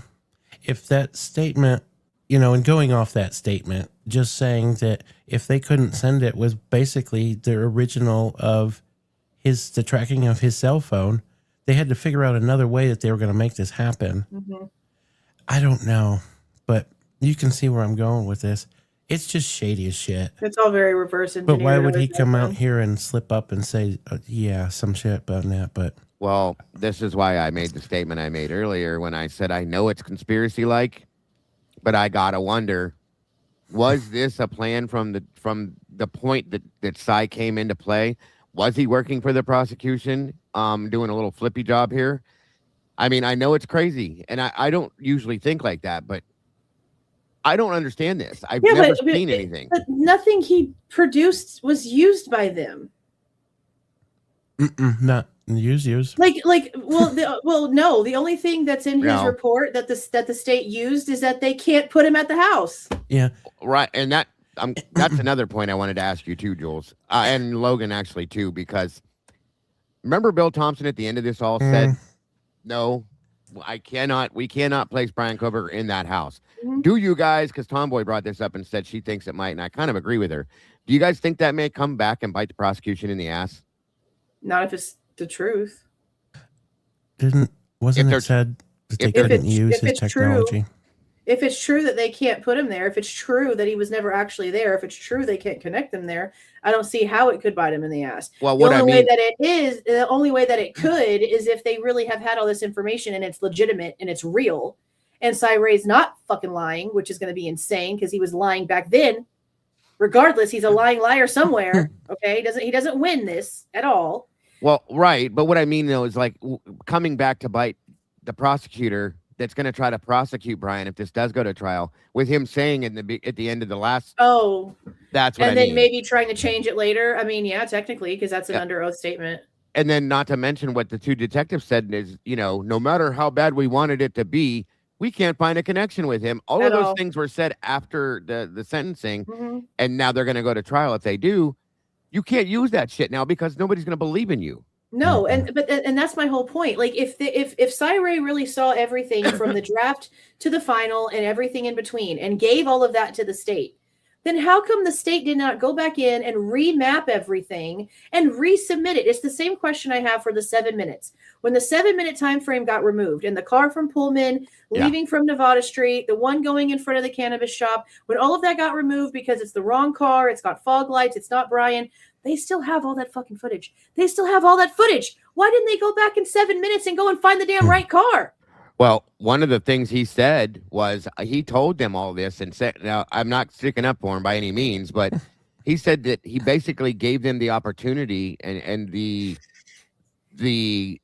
I guess ample knowledge to be able to go back and fix this, and they never did. So again, or they went back and double checked and it still didn't fit their narrative because Bryan's really going off to the park and not really going towards Moscow. And that's why they never corrected it. That's the only thing I could think of for why they couldn't, because they have it. It's only 7 minutes. And if he's coming from his apartment, then you should be able to be like, okay, well, this driveway wasn't Bryan. So let's just wait 7 minutes and see when the next car comes by. Oh, there he is. There you go. Oh, north. That's different. Oh, he's going west. Oh, that's different. Which one is it going to be? Because Cy Ray is trying to say that it was north of 270. Yes. So if Cy Ray wants us to say that the state can prove that, well, then the state could have gone back and done that already. There's cameras on that apartment. There's cameras all over that place. Yes. That's why I have issues with this, because I feel like this would have already been Didn't one of these guys say they couldn't use his program, what he created? No. I don't remember. Oh, no. You mean from before? He had a case before that the judge called it junk science and threw it out. Yeah. Colorado, I think, wasn't it? Was it that Colorado? Was before? Yeah, it was Colorado. Well, now someone sent me a case, a case where Cy Ray apparently lied in a police officer shooting situation. Yep. Yep. So he's just known to be a liar all over the place. Yeah, I think somebody sent me the same case. Me too. Me too. Everyone's like, somebody needs to do a deep dive into Cyray's cases. I said, okay, thank you for the invitation. Yeah, Because he's like at this definitely point, I can't trust you, bro. he's definitely not as clean cut as he made himself out to be, for sure. And he sure put on that damn facade, bro. Yes, he did a good job at that. It's That's that what's hat. scary. It's that little hat. That hat comes off and he turns into his real self. Yes. Grace Kirk has a question and says, "Can BK get an impartial, fair jury who won't be prejudiced and not lie?" Now? No. Not in Idaho, in my opinion. No.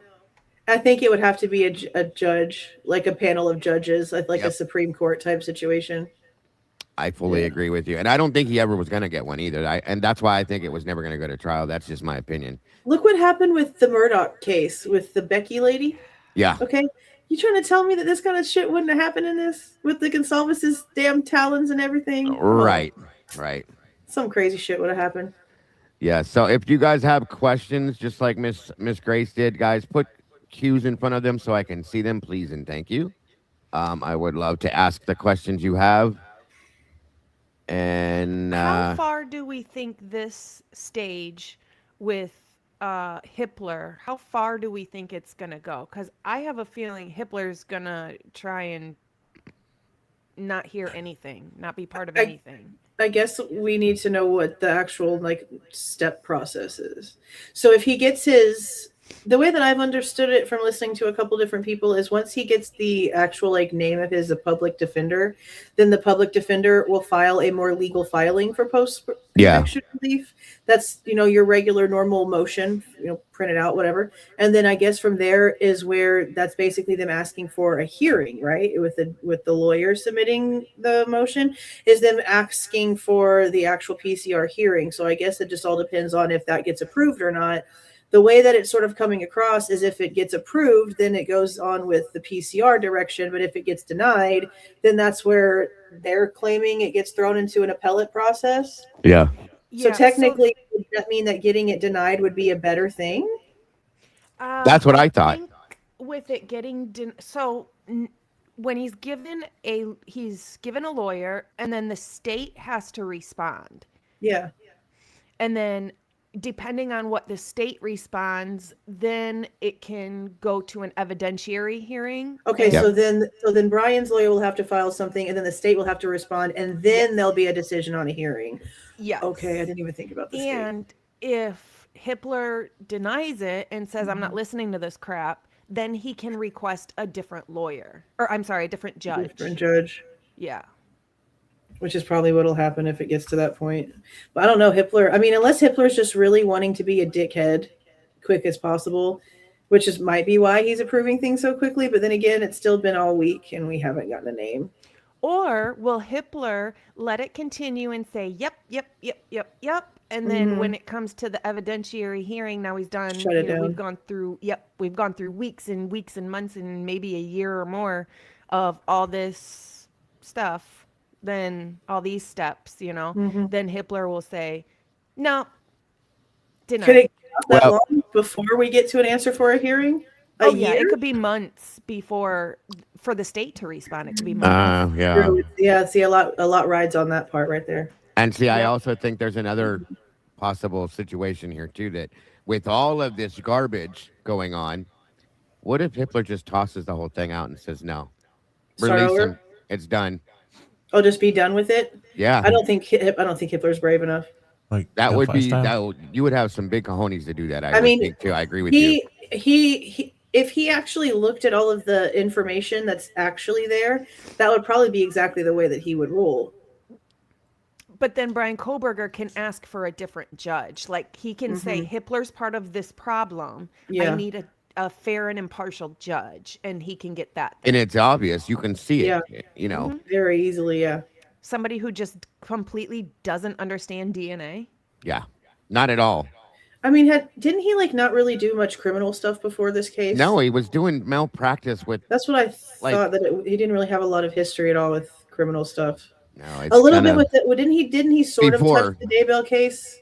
A little bit, bit, right? Yeah, but not really be a thing. Right. Yeah. Angel's asking, will we get to see this amended Cyray report and mapping? I doubt He's it. not personally. claiming, he's not telling us that he wrote another report. That's the problem. And see, I was listening to his exact words, and he made sure that January for this report being released was the one that was being talked about.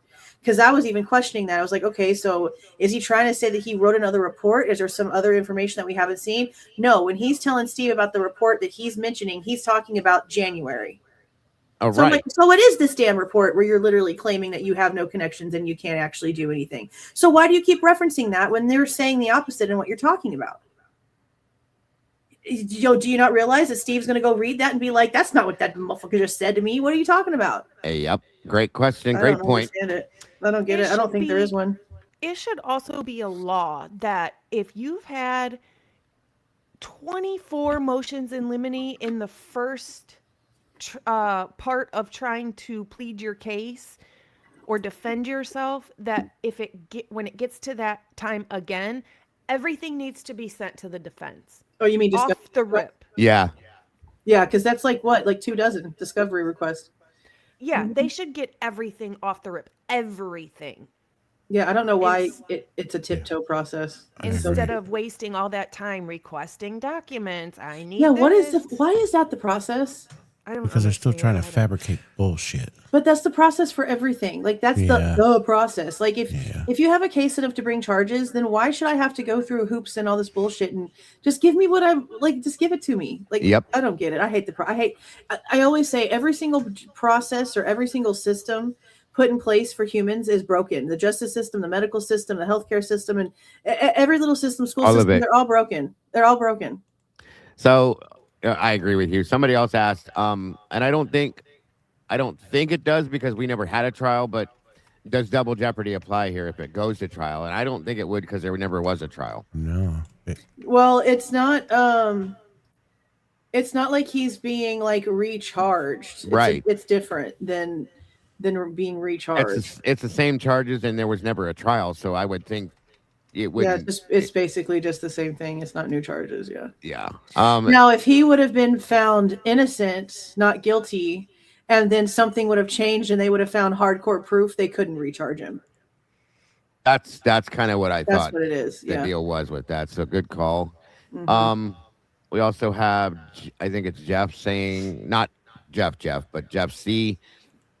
What house did the dude who FaceTimed Ethan live? 1118, 1119, 1026 or White's apartments? It was in one of the apartments behind the house. He said it was 10 feet away, so I think it was, or 10 yards away. I think it was the Whites, right? No, he behind. Or behind, I'm sorry. Yeah. It was the other. Okay, I got you. They brought him in. They had him like walking from behind the house to go across the area. Gotcha. Yeah. That makes sense. Okay. Thank you, Richard, for that. I've been out and my tad more composed. It's all part of the plan. Cy and Ann, I'll come up there. Okay. Thank you, Richard. Appreciate you very much, brother. Yeah, no, that's a lot of people think this is a plan and it was the whole thing. And I just can't imagine, although, okay, Ann's going to take some shit for this, but then at the end of this, if it ends up being that, I guess it would dignify everything she did. You know what I mean? Yeah. So then she wouldn't have, all Which of is that. also, I think, maybe the big reason why she's also trying to fight the Idaho Statesman for financials, because then it'll maybe show their cards. And that might be also get those access. That's a good point. And do you think maybe that could be why she went at Dr. Turby for saying what he said? Maybe. That would be another good point, Mm-hmm. But we also know that there's the leak investigation still happening. Yeah. Who's really looking into that? I mean, they claim that it's under a criminal investigation, criminal one but now. I haven't seen any paperwork. According to, I think it was Turby that said it, that the administrative portion of it was closed and sealed and it's done. And now they're in the criminal side. And he also said, just watch and see who gets arrested. Okay. Yeah. Like actually he said arrested. And I was like, we'll see. Maybe and the way he was saying it, he was referencing Ann Taylor. Yeah. Because he said Ann Taylor was calling him and basically telling him it's okay if you talk to the cops about the leak investigation. And he's like, what the? Right. Hey, right. talk to the cops. I'm not talking to the damn cops about any damn thing. What are you talking about? And he even talked to one of his lawyer friends, and he's like, what is she trying to tell you to talk to the cops for? Right. Like, the whole thing is just very strange. But in previous documents, it said specifically in the court documents on it, it said that it was probably most likely a leak by the prosecution. It did. Yeah. So the way that happened was that when the courtroom opened up that day, I don't think that a lot of people were expecting for Judge Hippler to even say anything to the defense. And for a while he didn't, because the paperwork that came out was on the investigator side. Like, he was very adamant that it was on the state side. And they didn't even write up a letter for the defense before the court hearing on the leak that happened. It was only one aimed at the state.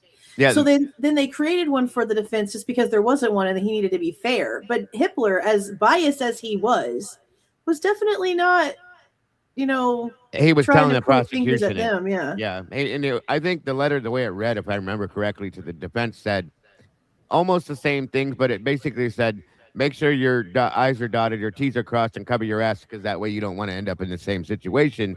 Mm-hmm. While when you read the prosecution's letter, it was more like, we know it was you. I know you did this. Right. Yeah, it was. Yeah, the defense was like, we just need to make sure we preserve everything because there was a leak, and the state is like, we know you leaked some shit. It's basically the insinuation on it. But then he's going back and forth with that too now, and I don't know who could have been the leak. Well, I can't tell from what was out there, especially when some of the stuff was wrong. Like, one of the things that was apparently leaked was that Kohberger sat down on the chair in Xana's room because he was exhausted, and Gilbertson was like, where the hell did that come from? And you can look at the chair, and because we were told in the one report that the chair, you could tell that somebody covered in blood sat on it. Mm-hmm. Guys, we saw photographs of the chair. There's hardly any blood on it at all. Yeah, there's like little bits of it. You can't, there's nothing that you could tell. I mean, they're all lying. Right. Yeah, it's very small compared to what I thought by the way they acted. And it's on the side. It's not real, like, it's not directly in the middle, but kind of off to the side of the middle a little bit. Everybody's lying, you guys, and it's insane. It's wild. I don't get it. Somebody else Something is wrong here. Yeah. Yeah, for sure, bro. Let me see here. There's some more questions. I'm trying to catch up, guys. Living Well with Amber said, do we think that Dylan is shitting her pants right now? I think years later she's going to give her story up straight. I hope she is, and I doubt that she ever will until she's forced to, in my opinion. I bet anything, if she ever has to take the stand, what's going to come out of her mouth is going to be another completely different story. Well, unless they scare her, which I think Anne was going to shred her. I truly do on a cross. I think she was going to shred her. And she could have. I think the one that could be broken would be Bethany, if anything. If Bethany has guilty knowledge, which I believe she does, that she's the one that would be broke more than Dylan, because I think Bethany is petrified and always has been of this. I want to know what apparently she has that's exculpatory. Yes, that they never presented to us, Jules, ever. They told us about it and walked away from it as fast as they could. Yeah, the last thing that we heard was that she agreed to have them fly out to her for an interview, and then everything went quiet. And see, when we found that out, I think I immediately thought, she told them something that has nothing to do with the guy that they have in custody for this, and they completely washed that and said, nope, we're not telling nobody about this. Because it doesn't work for them, yeah. Yes, that's my point, 100%. Because notice that she didn't show up at sentencing. She had somebody talk for her. Yep, because she knows. I think I'm telling you. Conscious, yeah. If they could get her on the stand away from other people, I think they could break her and she would tell the whole story, in my opinion. Just so freaking I don't think wild. she should have the option to do a Zoom call from the comfort of her own home. No, get her in that setting with everybody else and make her take the stand under oath and ask her questions. Yeah, they let 100%. them get away with way too much. For sure, they babied the shit out of them. Crazy. I've never seen anything like it. Never seen anything like it. Let's see. Treshel. If I'm saying your name wrong, I'm so sorry. Treshel Seek. Where are all the constitutional attorneys coming for everyone? Good question. No doubt. Good question. Where are they? I don't know. That is a great question, actually. I mean, the craziest part is that the people that are supposed to be withholding the constitutional rights of everyone are the ones breaking the rules and causing the problem. Yes. 100. Yes, ma'am. Christina Sams, just a statement. The prosecutors have 30 days to respond. Thank you, Christina. Let me see. So 30 days once his attorney files the more professional motion. I think once that's filed, yes. Okay. Beauty for Ashes. Where is the information that the FBI are investigating Bryan for the stalking allegations? As Olivia claims? I clipped that earlier too because I was like, "What the frick are you talking about?" But they've been talking about making Kaylee's case separate with the FBI for like some time now, and I still don't comprehend what the hell they're talking about with that, especially when there's no proof of stalking. Because even Cyree, when it came to the FBI, was like, they can't prove the stalking either way. So I don't know. It's very weird. They even threw up I don't know if you guys caught this, but I can't remember who said it, but referenced an independent prosecutor again. Oh, did you hear that? Did they? They did. Somebody referenced it out of one of the. It was either Bryan Enton or Steve or no, it was one of the women. I think it was either Christy or Olivia that mentioned. I'm like, what the hell are you talking about with an independent prosecutor? Didn't the Grinch talk about something about an open FBI? Well, yeah, but I think the prosecutor thing is for the leak. I thought they were talking about the case itself being retried if it happened. Oh, I mean, I don't know. Maybe I misheard it then. Plus, I don't know half the crap they're trying to talk about anyway because they're everywhere, so it's hard to tell. Yeah. So initially, the state generally has 30 days to respond to the post-conviction relief petition, but if they just ask for additional time, there is no top of. There's no cap on it. No cap on it. Indefinite time frame. Yeah. So if they just keep asking, who writes these rules, bro?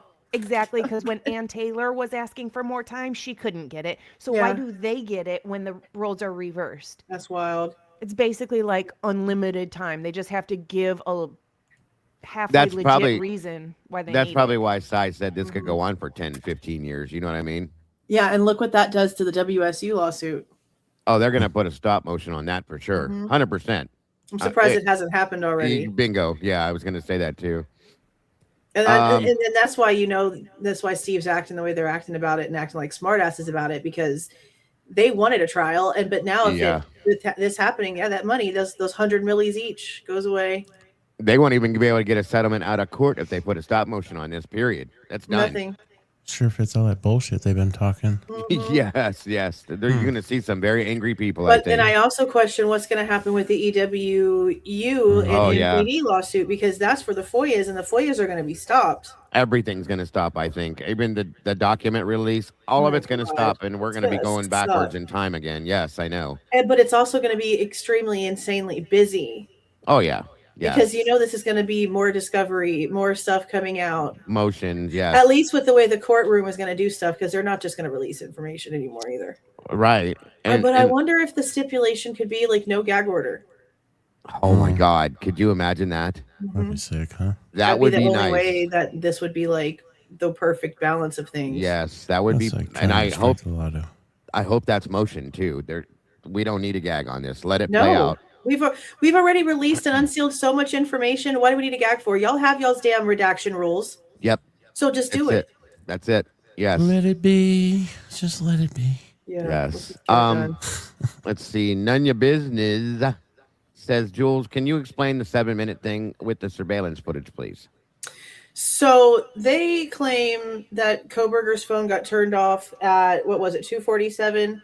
Cyree is claiming, then I guess Mike was right. They do use some of Cyree's stuff. So I'll take back what I said earlier now that I'm saying this out loud. Okay. So they claim that Kohberger's phone turned off at 2:47. Turned off the network, turned off at 2:47. Cyree found that Kohberger had cell phone connections all the way up until 2:54.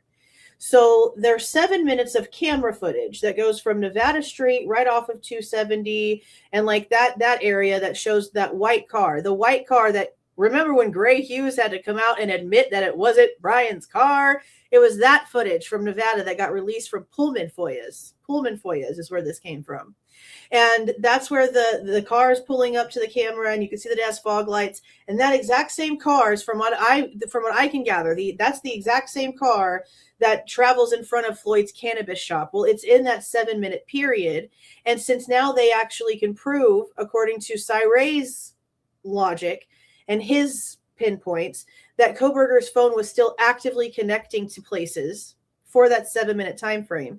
They can now prove that as Kohberger's phone was actively connecting in that 7-minute time frame, that it was not following the path of the car coming from Nevada and passing in front of the cannabis shop. So they had to remove the car leaving Pullman that they had submitted for the PCA, that they had submitted for the trial, and everything they've been doing so far. They had to remove the car, and technically, according to their narrative, Bryan leaving his apartment, and they were going to have the car just magically poof into Indian Hills at 3:30 and not show the jury any lead up for how the guy actually got out of his town and got into Moscow. That's what the 7 minutes was.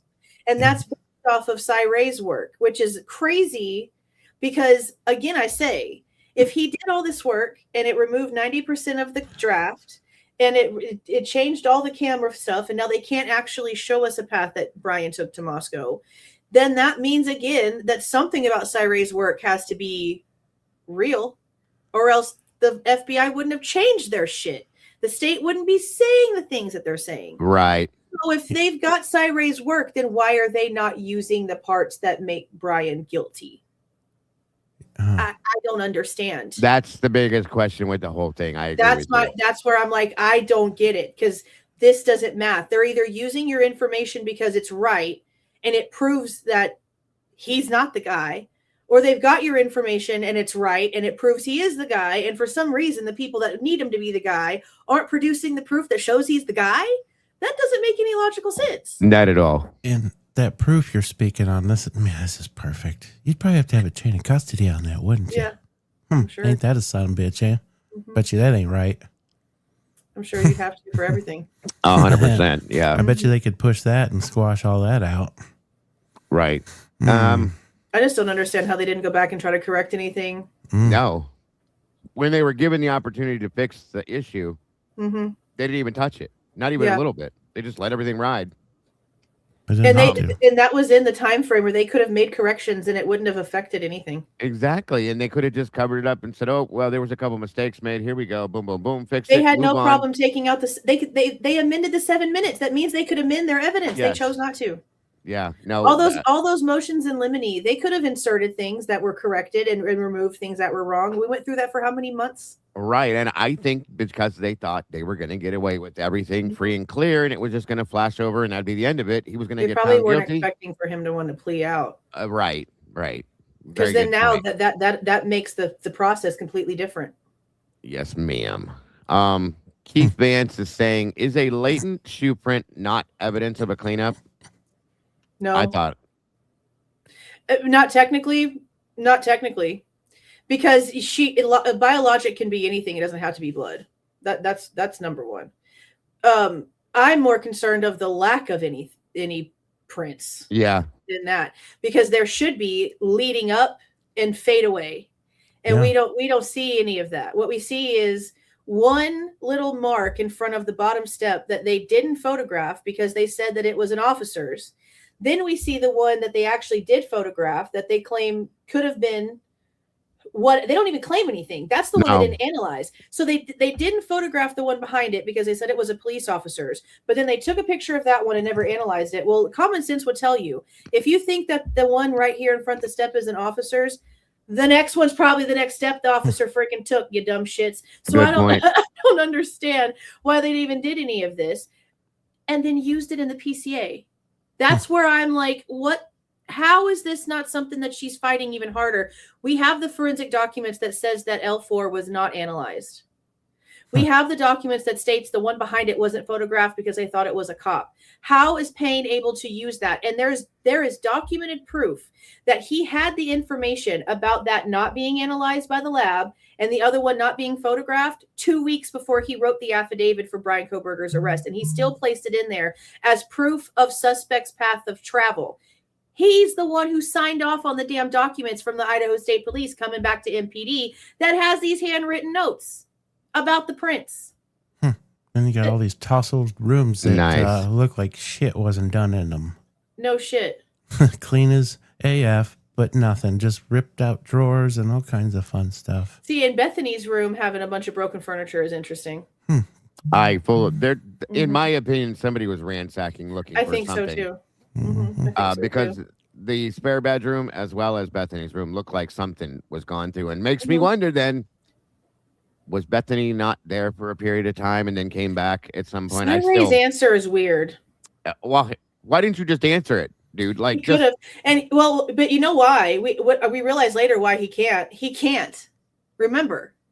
What does his report say? Actually, let me quiz y'all. What does his report say about whose information he doesn't have? I don't know shit. Do you remember? Yeah, that's right. How many people's information does he not have? That's right. Bethany's. There was Bethany. Yeah. Ethan's. Molly's. Yeah. Freaking Ethan. Yes. Mhm. Yes. Yeah. How do you not have Ethan's records? Great question. And It's then how definitely- can you even answer a question about Bethany knowing that your report says you didn't have her records? You shouldn't even be answering that question. You should be saying, I don't know. I never saw it. It was all the Verizon phones, right? Yeah. Yeah. That's what I thought Lucy Yeah. was saying. Except for I think Molly's is Verizon, but hers was still a whole completely different thing. For Molly's, he had her files, but they were created and stored by the FBI. So he didn't do anything past checking what they were and seeing what kind of format the file was, and he never actually analyzed the data. his main job in this case. Wow. Yeah. So Great. how can you tell us that you can actually, you have proof of all of these things when your original information is going off of incomplete information? Yep. And again, I say, how the hell do we not have Ethan's phone records? Yeah. But we have stuff for text messages and stuff in this timeline. What they don't have is his call detail records, his actual like information. But they have Xana's information. Apparently, he has it in his report. But they still can't say when they got home. How do you have Xana's information, Mr. Cell Phone Man, and you can't tell me when she got in her house?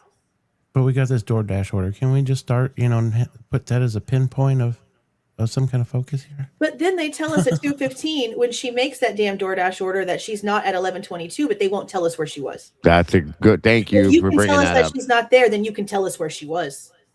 But in my crayon scribbles, Isn't that Very much interesting? so. Just say it. Where was she then at that point? Because usually Peter claims the last time he saw them at Sigma Chi was at 1:20. 120. Then you And have the 2:15 DoorDash order where we're being told that she's not home. Then we have the 4 o'clock practically DoorDash drop off. There's no answer to any location information for them No. this entire time. No. And then they want to say that they have proof that Xana was up and doing shit. You told us 412 TikTok, and then come court, you telling us 316 TikTok. Yes. So which one Yes. is it? Absolutely. It's really frustrating, especially since they keep trying to put it to where she's attacked outside of her bedroom when there's no blood proof of that. Yeah. Lucy's don't been get screaming that. this for years that they absolutely Oh, 100 they probably do. million% have it. And I agree I that think they the do. prosecution definitely has. I think the state has everything. They just I never think gave it that over. I think that Ethan and Xana's information is detrimental to this I whole. think it's the answer. Yes. Mhm. Yes. 100%. down to And that would give us the truth right there. Or That's let me why say we I don't think know it's it. let me say I think it's part of the answer because something for some reason, even though I've really tried to, I can't let go of there being more people inside of the house that also Nope. have something to do with it. I'm with you. I'm I with can't you. let any whatever it is. I don't know what it is, but it's something. No, I Isn't there agree a with you. picture with Xana at 1:38 as well? Out like at a party with somebody? I don't remember if it's 138. I I don't know what you're why talking that- about, but I didn't know There's- I didn't know there was a time on it. Somewhere in the book, the timeline in the book says something about a picture of Xana, but I could have sworn it was earlier on in the night, like at Sigma Chi before midnight. thought it was like 10 something maybe. I thought it was somewhere 11. other This is than one of my Sigma brain. Chi. It was at like a house or something, like a house party that they went to after or something. Was it when didn't she go to another place after the Whites because Ethan went off to the game? Dylan said she saw. I think it was Dylan said she saw Xana at Allie Benson's with a White Claw. White Claw in her hand. I can't remember the Something time like on that. it. Yeah, it's in the timeline, I think. Yeah. Yeah, I can't remember exactly what it was. With Jackie, with Jacqueline. Jacqueline, yes, with Yes. Jacqueline. Yes. Yeah. Mm-hmm. But I don't believe that. I think that was right after. I think that was right after the Whites party when Ethan left to go to the football game. Right. We've had a And then she Jacqueline- goes home around 5:30 to start taking a nap. So it wasn't really all that long, apparently. And then we really don't even know like the whole nap thing is being true. But that's messages that she sends. She tells Ethan that she's going to go home and take a nap. But 30 minutes before that, he gets a message about being cheated on. Mm-hmm. And I really think that something was orchestrated to the point to where whoever this Erica person is was trying to get Ethan lured out of the house. I think they were trying to get an argument between Xana and Ethan so that he wouldn't be there so that they wouldn't have to deal with him. Because why are you sending the message twice if you're not getting a response the first time? Why are you trying to hone that down so hard? Trying to get him out of the house. Lure Thank him you. out the house. Get him to argue so he doesn't spend the night. Mm-hmm. You are on point with that one. I've been I thinking really that do. for a minute now. That's a great point. What time It's was very that? just 5:40 something and then 12:40 something. 12:45. Yeah. Yeah. Or 5:03 and then like 5:30 something. She says something about taking a nap.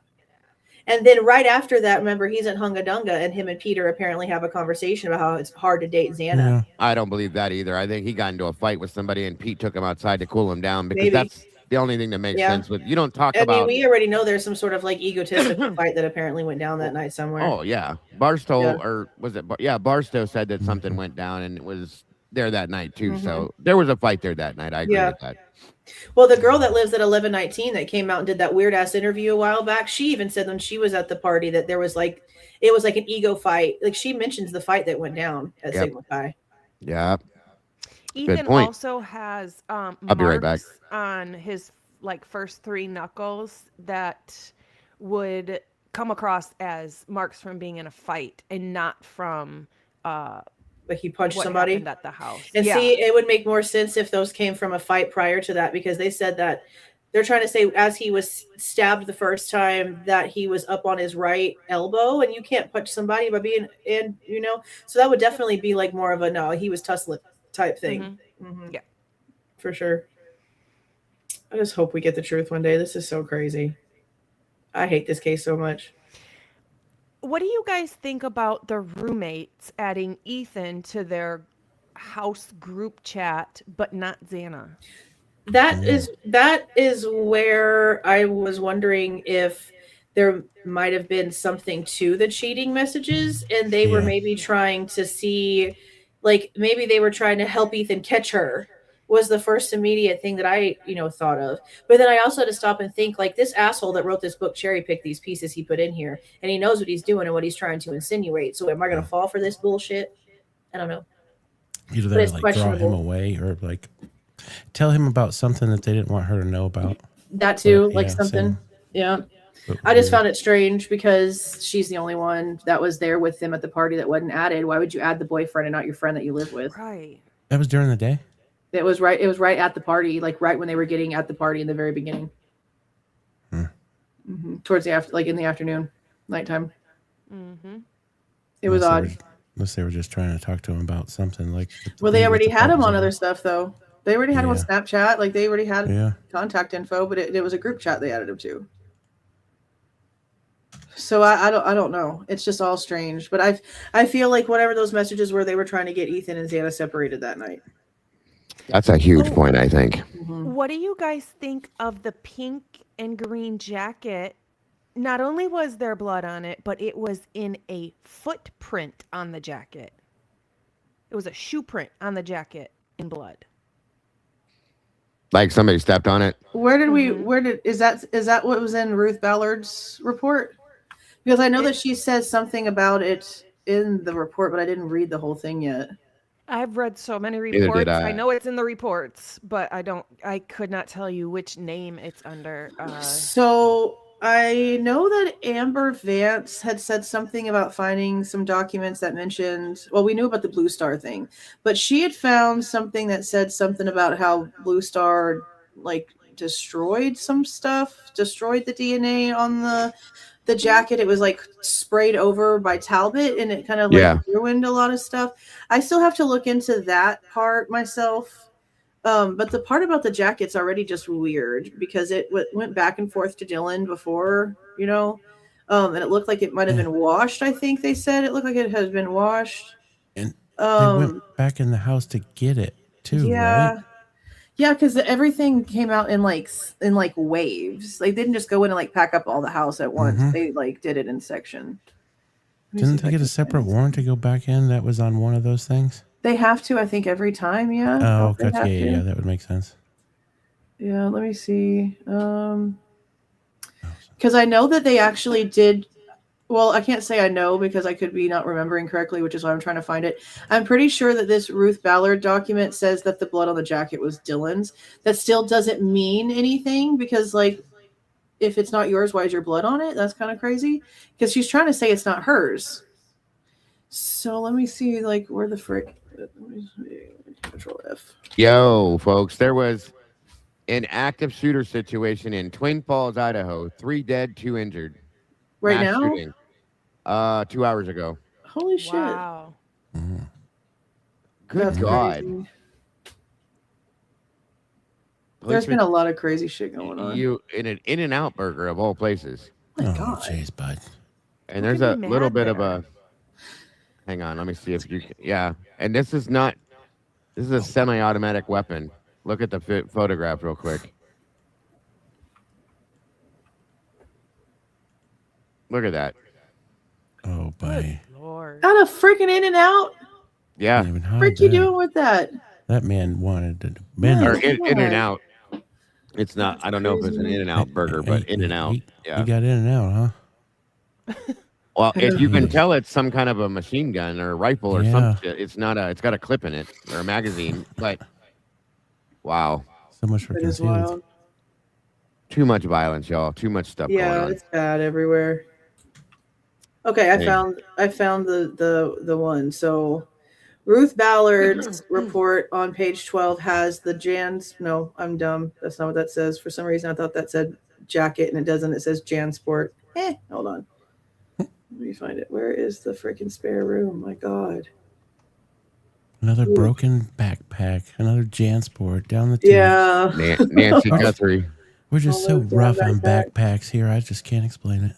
Those ransom letters that they've released are interesting. That's for sure. Yeah. Oh, they let those things loose, huh? Yeah, well, they accidentally released an unredacted one that had the IP address from the freaking crypto wallet on it. The dumb Jeez. Damn. So stupid. Wonder if Enton commented on that. He's been in Arizona this whole time. He has been in Arizona this whole time. What is it real quick, if you don't mind? What's your take on that whole thing, Jules? What do you think's going on with that? Because I quit following it because it was driving me nuts.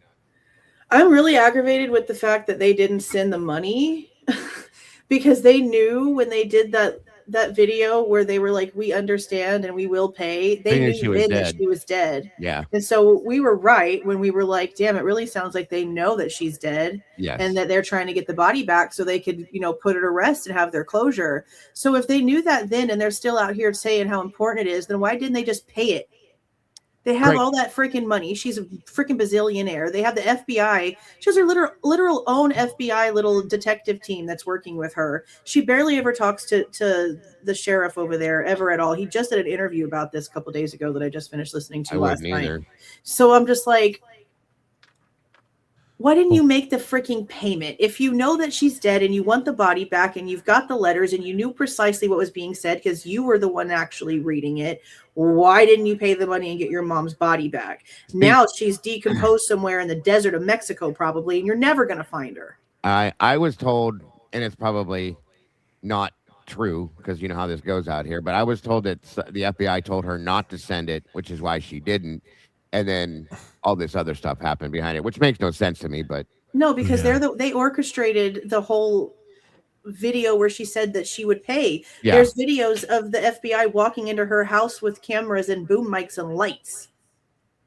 They helped her with that, so that makes no sense. That's what I said. It doesn't make any sense. That makes no sense. On the Ruth Ballard report about the jacket, if you Did you find it? Yeah, if you look up page 003133. What? It's in the red. The red numbers at the bottom of the page. Oh, what did you say the number was? 003133. 33. Okay. So I'm way back. Okay, hold on. Okay, yeah, I see the page now. Okay, yeah, there it is. Okay. Yeah. So light green jacket found in an extra room that had stains with possible shoe wear impressions. Holy shit, it does say it right there. What? Yes. Wonder what And that then, shoe so I impression have looks like. pictures of it, zoomed in and blown up and Come on now. transversed the color, and it Let's hear it. looks like shoe wear impression. Do you have them available to share? Can you pull them up? I'm Let's sure do I it. do somewhere. So okay, let me finish reading that while you find that. This item originally tested negative in 2 screening tests for blood. The jacket was later submitted by the defense team to Bode Lab for additional testing. Bode sampled 5 locations and recovered mixed DNA profiles. In 2, they found limited support for the inclusion of Dylan Mortensen. There was no support for the inclusion of Mr. Kohberger. Interesting. Mm-hmm. So it's mixed, and the whatever the other one is not Bryan. Logan, look at the back chat real quick. I'm searching. Yeah, that's over there. They took him out. Okay, thank you. Yes, he's good. headed to Sunday church. We're good. Well, The kind of. shoe wear impression looks identical to the shoe wear impressions we see on Xana's floor. There's 2 different shoe wear impressions. Let me see if I could share it. That triangle shit and then something else. Mm-hmm. And it looks like Dylan's triangle print, and it looks like Bethany's freaking what does she DMs? wear? Doc The Martens? Nike. The the Nike. Oh, Converse? the Air the Force the circle. The Vans? ones. The Air ones. Force The Ones. Nike No, they're ones. Nike Air Oh. Force. Air Force excuse me. ones? I am not educated on sneaks. Me neither. They're not Air Force ones. There's another version of them. They Yeah. all have them though. Oh. It's got the circular print. Actually, I have that photo as well. Maybe they are Air Force ones. I thought they were called something else, but I don't even know.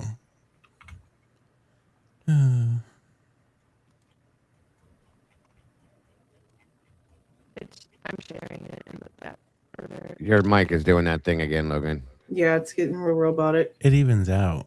It's weird. It comes and goes. Yeah, because too. eventually it stops, yeah. Because I went and listened to it. It's weird you can't hear that echo like you can hear it on here. I think she's muted. Well, Yeah. one of them I was think she's banned. trying to do something. I have it shared. No, it's not showing on the screen yet. There it goes. Sorry, I didn't see it. My apologies. You're muted again. Can you It's in the middle. The print is in the middle with the squares. make it a little bit bigger, Logan, with that slider thing? It looks like that same shit outside her door. Yeah, That's Sure. Where was this diamond at? shit. Then it's on the jacket. No shit. Yeah. so what did you do with this? Did you color invert it? Yep. Just called Okay. invert so you could see the print more. Okay. That's all I did Yeah. to it. Good It job. sure does look like it, doesn't it? Uh-huh. And it's a mixed sample, and Kohberger is not included in the mixture, and one of them is Dylan, and they don't know the other one, so technically another fucking unknown DNA. I have the second print. I'm going to take this one down. I have the second print as well. Yeah, that's the green jacket from the spare room, guys. Yep. The one that was given to Dylan and then was brought back after the defense said, no, bring it back. You see those circles on that print in the middle? Mhm. That Yeah. looks like Oh, most definitely, yes. Mhm. that looks like Bethany's shoe. Or like they all have that shoe. Yeah. But that's But the they're- print. There's a pair laying on her floor in You one of can the zoom in pictures. some? Oh yeah. Zoom. That's wow. Now, do you have the an original photo so that you can point out on the regular colored photo where this is at? The initial one that hasn't been color changed. Yeah. Yeah, somewhere. Just for location purposes. Oh yeah, I've because got they it right said that here. they tested 5 areas. It said that's crazy. Why is there circles in there? It's like in. Here's the first one, and you can see it. I'm gonna share it. Can surely see it.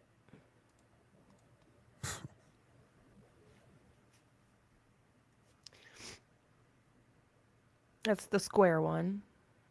Oh yeah. Wow. Mm-hmm. Wow. I swear there's circles in the other one that almost match up to like some of the circles that were in Xana's room. And here is the other one. That's Circular wild. one.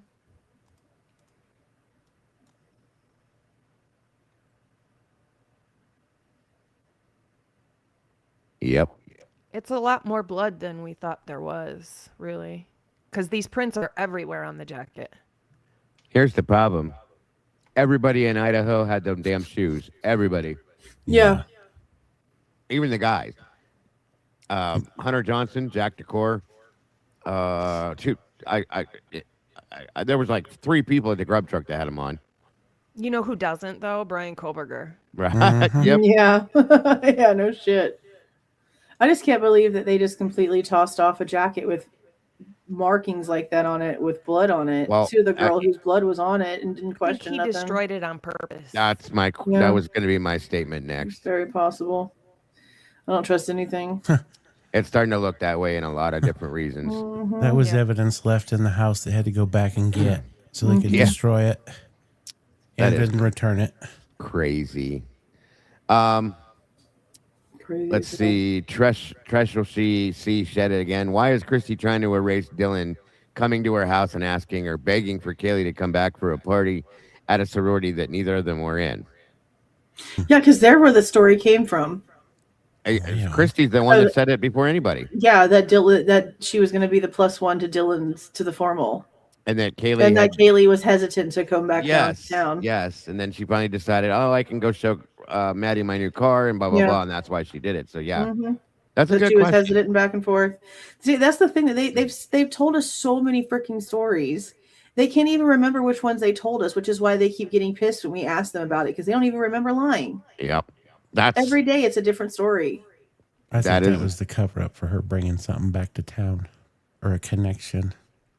Thank you, Maybe. September. I know that it really bothers me that the guy that she sold her car from says that when he gave her the money, Steve just like kind of showed up towards the ends of the transaction, and as soon as he got there, Kaylee ran off and got in a little white car that was waiting for her and yelled back to him, "I'm keeping the money," and then she left. That's in the report from the guy that bought the car from her.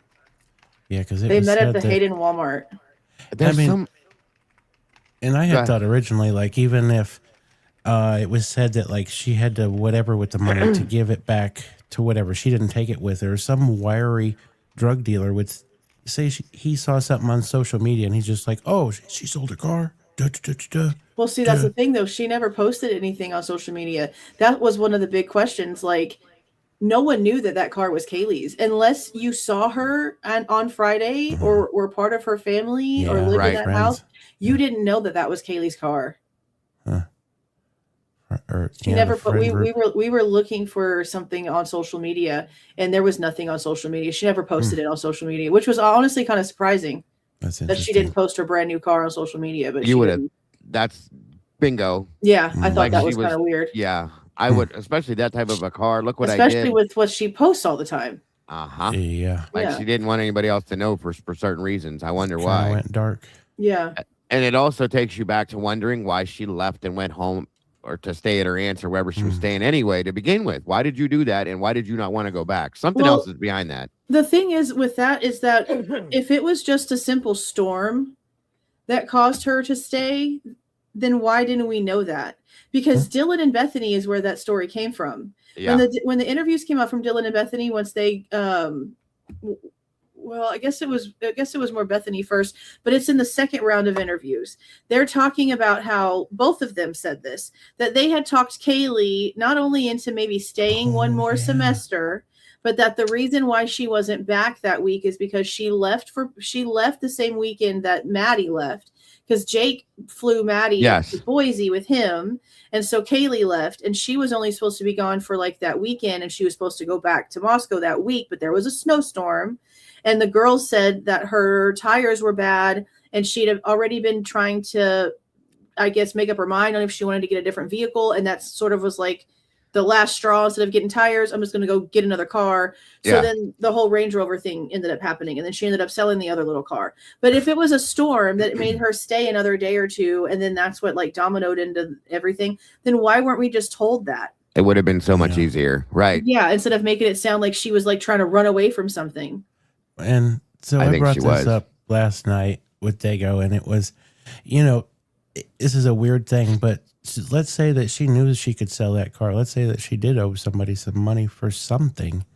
That would be an easy way that, you know, it sounds weird. Like she just went and got a new car. So I'm going to go get a new car and finance it, but I can sell this car for X amount of dollars, and maybe I can help pay off a debt.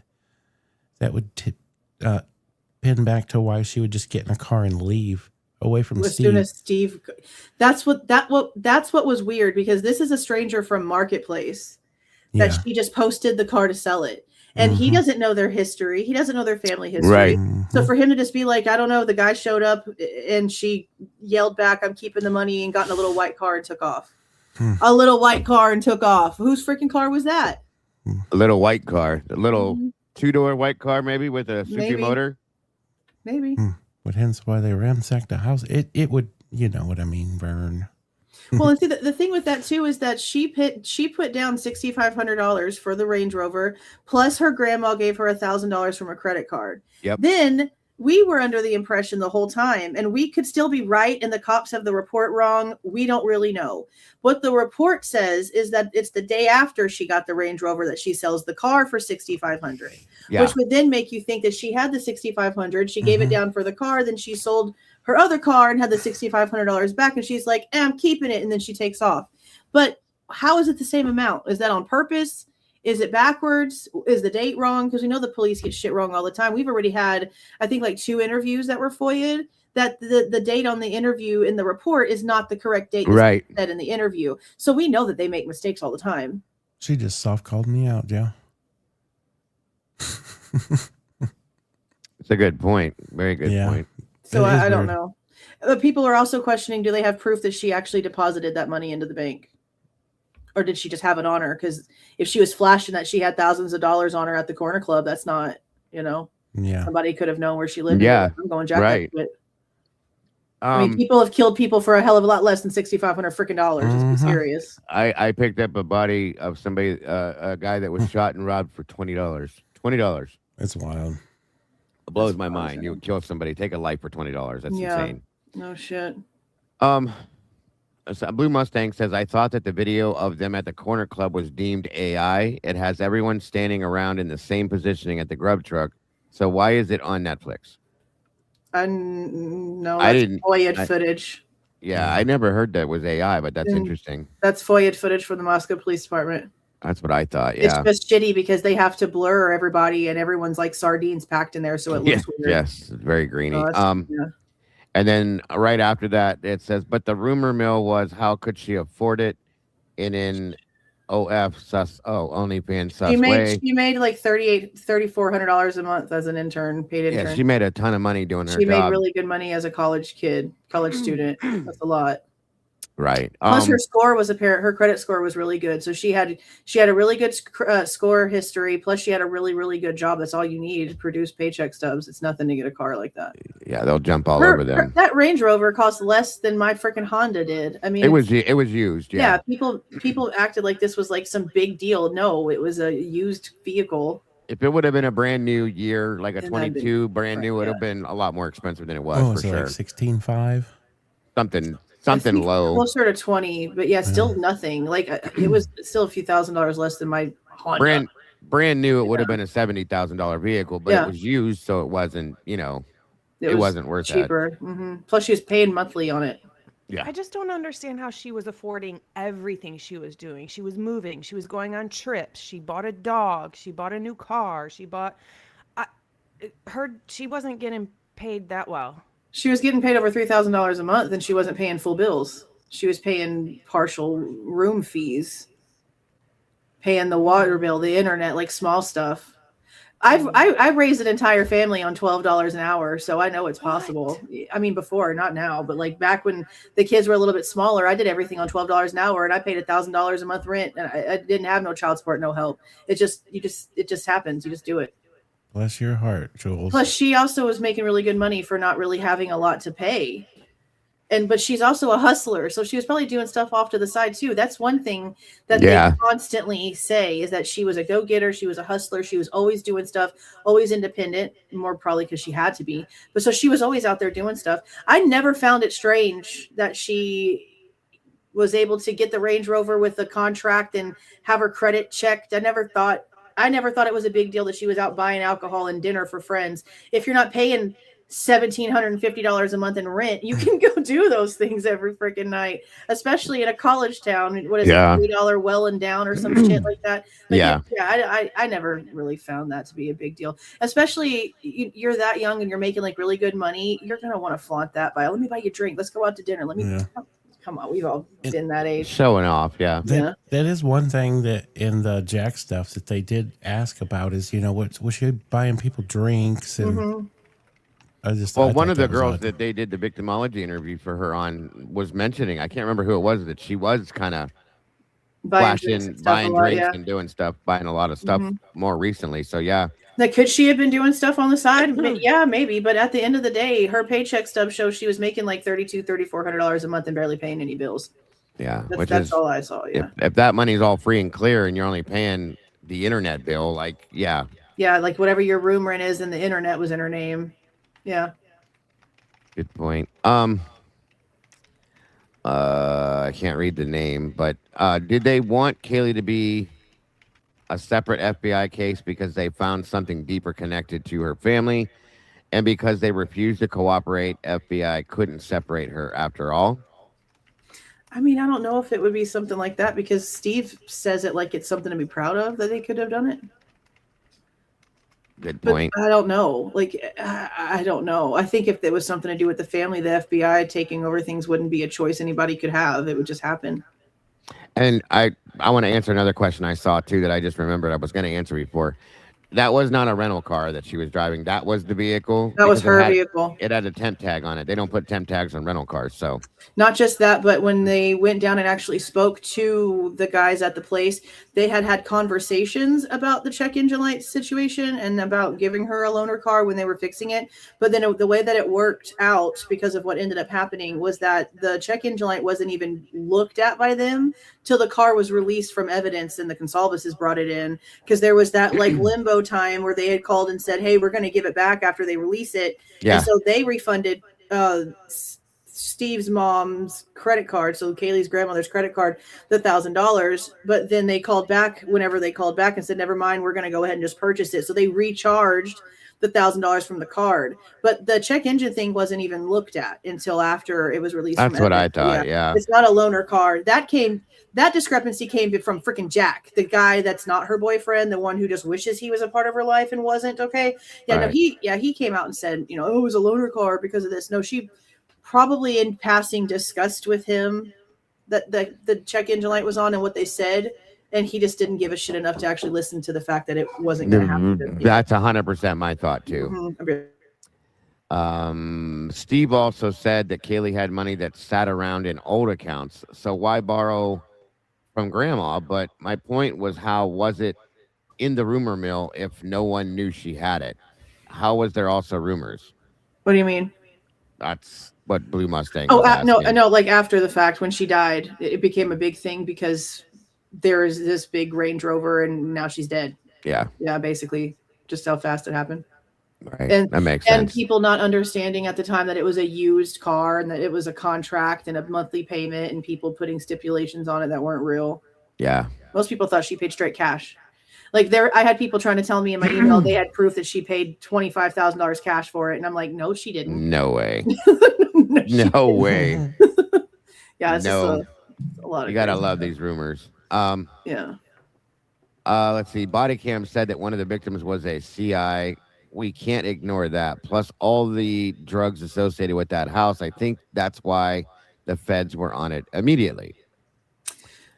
I heard that part where Roger Lanier is talking, and I can't fully make out what he's saying. Yeah, Like I know why people are thinking that it sounds that way, because it kind of does, but then it kind of doesn't at the same time. And captions don't help. I can't tell for sure. No, those are horrible. Mhm. I listened to it probably 7,000 times on super slow, super fast, different ways to try to make it out. It does very closely sound like that, but like Sluther, one of my mods, she said it also sounds like, oh shit, what did she say? And she's right. It does sound like it could be something else that was said. I think it's See, I thought maybe he was saying one of their students inside. yeah. It is kind of important that he did say that they had a party last night. I heard that too. Like that house had a party or something. Yeah, I remember that. And what they've been trying to tell us is that there wasn't one. But they when it comes to Dylan and Bethany, that there wasn't one. But then they're like, yeah. That's what she said, that it does. And if you think about it, it would have made some sense if that, because remember what Nunez said in the beginning? Mm-hmm. Yeah. So that's, that's why I said, thanks. That's a good call, Sluther, because if you think about it, it would kind of sound the same, you know? Yeah. So, excuse me. Yeah.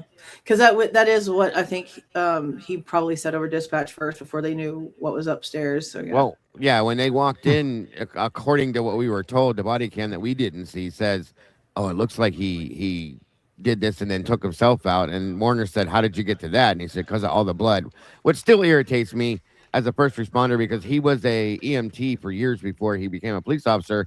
That makes no sense with all the blood thing. That just doesn't make sense. Yeah, I don't know why he would use that as the reason. That is a bit strange. Well, okay, first and foremost, Ethan's injuries, you can't self-inflict those injuries. I'm sorry. That's almost as bad as the Young Greenberg situation, in my opinion. Yeah, if it would have been something with a situation, then yeah. But how are you seeing all that, and that's your first? No.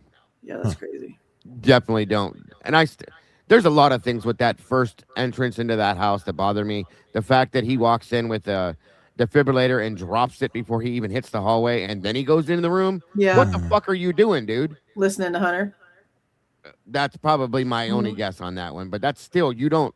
How do you walk over a knife on the ground and not even mention it? How do you not even write about a knife being on the ground on the floor as soon as you walk up the stairs? How do you not mention in your report the fact that the knife was on the floor and then you turned your back and suddenly it's on the table? Yes. Like one said, one's an active NYPD police officer. He's a captain with NYPD. Instead, dude, I'm telling you, if he would have had a knife in his hand or even noticing it, he would have been drawn on and down on the floor with cuffs put on him immediately. Yeah. And instead, he's just back there, and you hear it plunk down. You know damn well at some point it's in his hand as this officer is right there.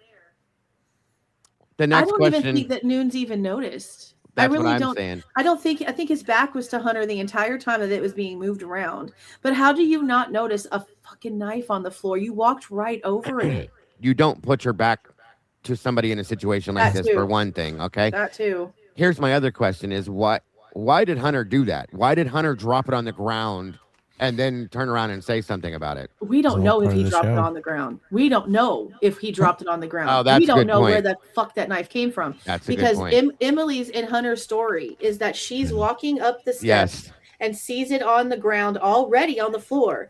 Hunter claims that he is hearing Emily coming up the steps and he's already got the knife and he is in Xana's room and he's checking the closet. So how the hell is she coming up the damn steps and seeing it on the floor, but it's supposed to be in his hand down in Xana's room before he turns around to stop Emily? No. Good point. I don't trust anything when it comes to that damn knife, especially since Hunter might have asked the girls, according to their story, if there's a knife or anything he could grab, and they say something about the kitchen, but neither one of them said they saw him grab anything. No. I don't understand how that whole scenario played out. That is crazy. I think they knew the hours were ticking at a certain point, and they went, okay, we got to start this all, and they were too worried about how they were going to get rid of the party patrol that was circling the house while they were having a party there, and oops, something happened. Also, probably. Also, there's going to be another reason why they're doing all this crazy shit. Somebody's in big trouble and they're trying to hide it. Well, and then why did excuse me, why did Hunter sprint over there a full 7 minutes ahead of Emily and Josie, who just took their time and dawdling, saying that they thought it was a joke and that there was nothing serious, but he runs over there because he took it serious, but nobody else did. Not just ran over there, but why did he stop and check on his cousin downstairs first before he went over there? What else did he think was going on? That good bingo, good point. Also, in the Netflix documentary, he says while he's inside the home to the officer, he says, "They called me this morning." And I'm like, hold on. Oh, they yeah. called you this morning? Not like they called me 5 minutes ago, 10 minutes ago, and I just came over. No, he says they called me this morning, which sounds like quite a bit of time has passed. Well, yeah, and they also didn't call him. They called Emily. Thank you for the gift of membership, Sophie. Yeah, they called Emily. And then here comes Hunter. But and then again, he also made a pit stop that we didn't know about until just like last week. And also in the Netflix thing, I didn't know ever that he was kind of stalling to not go outside when they tell him to go outside. And then they have to tell him like 3 times, you've got to go outside. And then he finally like overreaching for the knife and gives Warner a heart attack. Holy shit. Somebody just gifted you 50 memberships. Holy shit. Oh my God. My nature. Incredible. That's crazy as shit. Wow. That's insane. That is oh my God. That's 50. amazing. Holy shit talkies, bro. That is wild. That's what's up. That's crazy. Oh my God. So Thank you so much. I love when you guys are so nice to each other. Now we're gonna have so many new members in our members only live. We had to push back I only have the time to do one members only live the last Monday of the month. And because this last Monday was freaking crazy, the PCR, my cat having to go to the vet, the whole world was just insane and upside down. I had to push everything aside. So I'm not even really all that mad about it now. We're gonna have a whole bunch of new people in there. Yes. Hell yeah. That's awesome. Thank you so much. Holy shit, my nature. That's amazing. Looking at still just like green people still just like showing up, received. That's so cool. I don't usually get to see it over here on my side. I don't usually get to see when people like actually get the thing because when it's my stream, I don't get to see it. So now I get to see it. Hey, don't forget how late you pushed it last night. Oh my God, I know. And you're back out here with us. I know. Uh-huh. Oh my God. Yeah, and I got to get up early and do my UFO live tomorrow too. That's what's up. I love that you're doing that stuff. Thank you so much. I do my Catholic conspiracy stuff on Sundays now. And it's awesome to see other people doing it too. I love it. Yeah, there's just so much coming out. And then they just released, like, you know how they have the UFO disclosure website? They just released one for the COVID. Oh, no. Oh, really? Shoot. What? Well, you got to be shooting one me. for COVID. What? Mm-hmm. Oh, shit. It's a whole website of disclosure, and the arguments on Twitter are pretty wild. See, my show tomorrow night is on new released information about Bigfoot and stuff like that. It's all a new thing that just popped that we're covering tomorrow night. I think Bigfoot is totally real. You got to insert this at 10:13 at night. What did it just say? What you just said about the UFO and the sea. Oh yeah. Oh man. I think that the Bigfoot is real. I think mermaids are real too. I think all of it's real. My daughter thinks mermaids are real. She always has. Mm-hmm. Then again, she thought she was a mermaid. The hell away from us. Me too. My mom hated all the damn splash water all over every time I took a bath. That whole scene of the Little Mermaid on the rock, that was every night. Pushing myself up, splashing all over the place. My daughter was so obsessed with it. She went and bought the slip-on mermaid fin thing that you wear in the swimming pool. And I'm like, people oh my God. Pay thousands of dollars for those mermaid tails. Yes. Oh my God. Money. Yeah, crazy. No lie. No lie. So yeah, guys, make sure that you follow Miss Jules' second channel. We got to get away from this true crime stuff sometimes, and doing a little conspiracy stuff is so much fun. It's a nice release and a nice decompress, I think. Yeah, I like just taking a little bit of time. Plus, usually on Sundays, I don't even like talking about the Idaho case on Me the either. channel because I'm like, I need at least one day. But then somehow or another, I end up doing it anyway because something else comes up. Every time. And honestly, do you not? Okay, so it's not like I'm not interested in other cases, right? Because I am. Of I always course. end up starting to talk about other cases, but then I never get to finish the follow-up on like any of them because the shit with this case always ends up taking over and I have like no time, especially Every with the way that time. the algorithm works on YouTube. You know how they act an ass if you try to Yeah. do anything consistent, they punish you for it. Yes. So you can't like just push a bunch of stuff out because you're Mhm. interested in all these things because YouTube will be like, you can't do that. Well, But I also cannot get myself as interested in other cases as I am in this one. And I don't know if it's just because we've been in this for so long. I think so. Yeah, Because, like because everything else is just as effed up, bro. But well, like this one's, remember like, back in the there. day, we used to cover 5 cases at a time? Yeah. Yeah. Not anymore. You can't. Not with everything that as deep as this has to be looked at, you can't even. I mean, you can try, but it's so freaking hard. It's so I remember I was covering Summer Wells, Deborah Collier, yeah, Kylie Rodney, all Dylan of them. Rounds, Dylan all of Rounds. them. Mhm. Yes, all of that shit. All of them. And we have time for one case now because every time we try to look at something else, they drag you back to this other shit every time.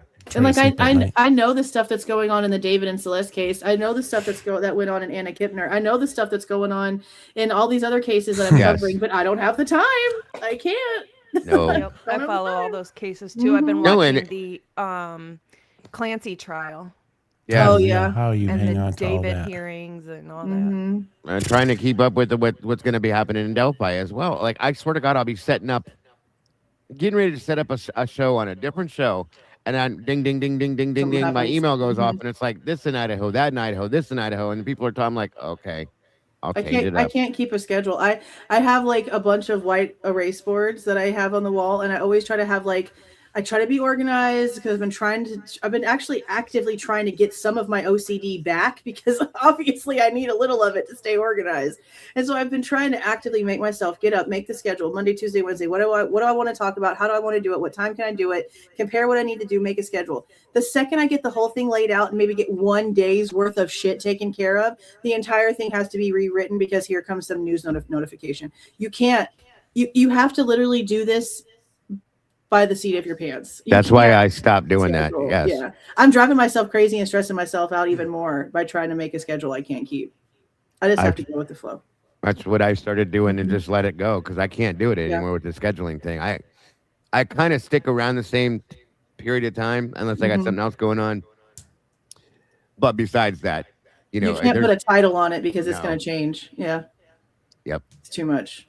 It's never stopping. And now with everything going on, look how much crazier it's about to get. Yeah, I said that. We're all going to be real busy coming And here people are pretty like, soon. oh my God, this case is over. Why are you still talking about this? I don't know, maybe because even before this, we were still getting new unsealed shit and still getting interviews and still getting body cam. Everything was new all the time. It's not like it's 20 years old and we're digging up a bunch of old shit. This is brand new right now. And for all you peeps out there that are saying that, it's just starting. Good luck. It's just starting. Like, Yes. this is going to go on for a long ass time. Yes, 100%. Oh my God.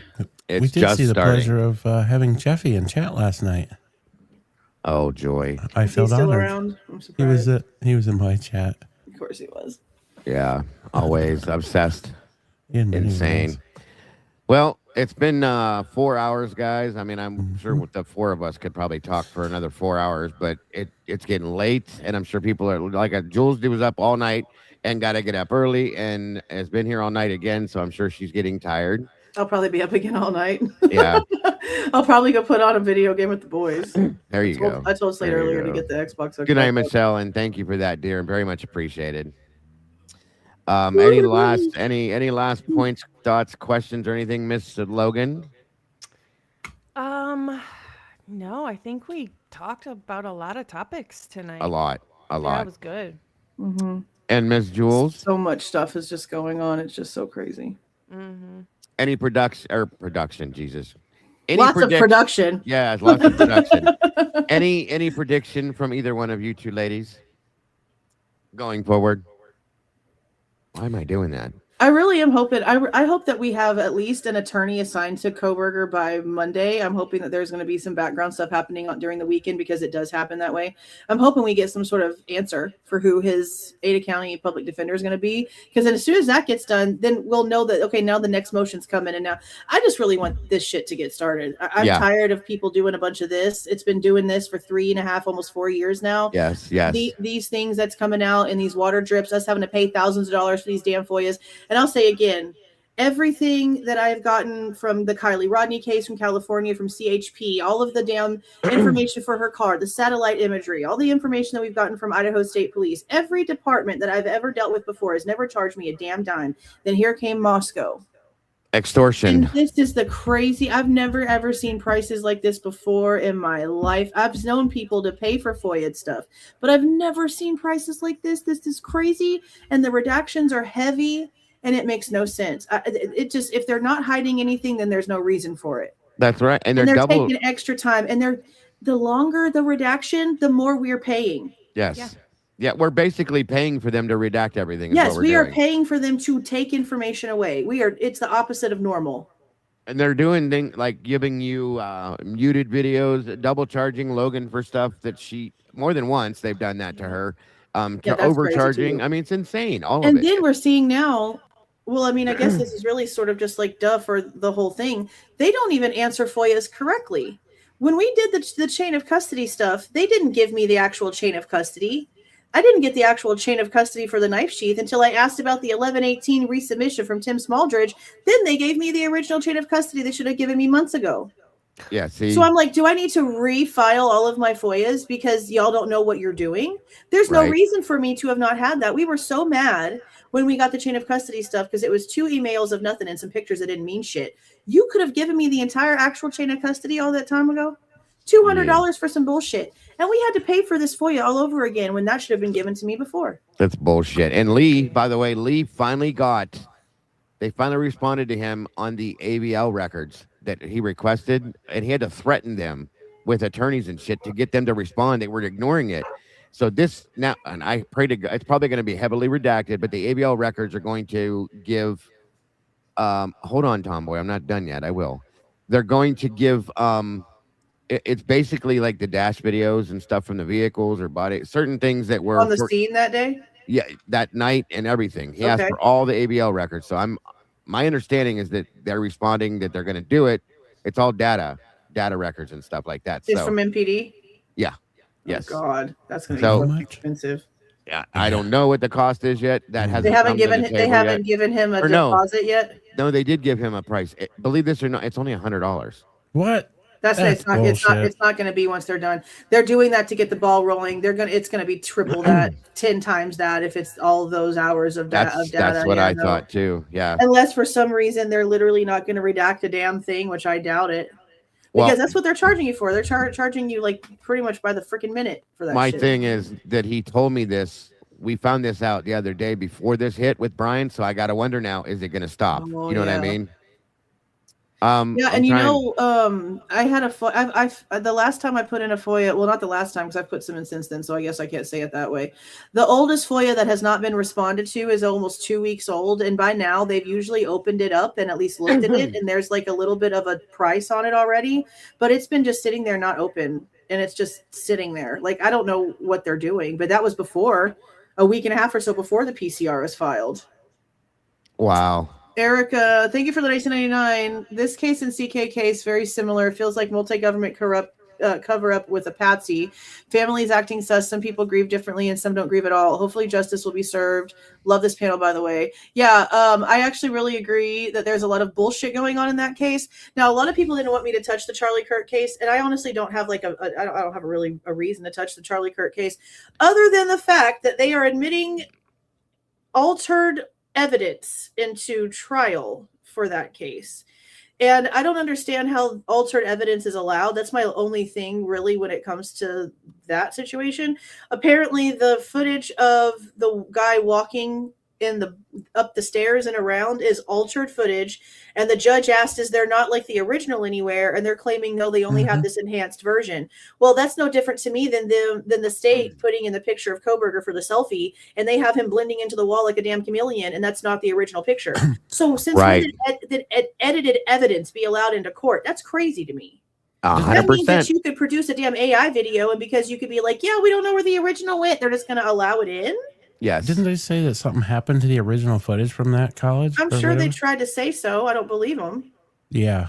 If your best thing is, oh, we're going to just go ahead and submit something that we altered, then how are we supposed to know what you did to it? Thank you. Did you see Candace's video, the rooftop video?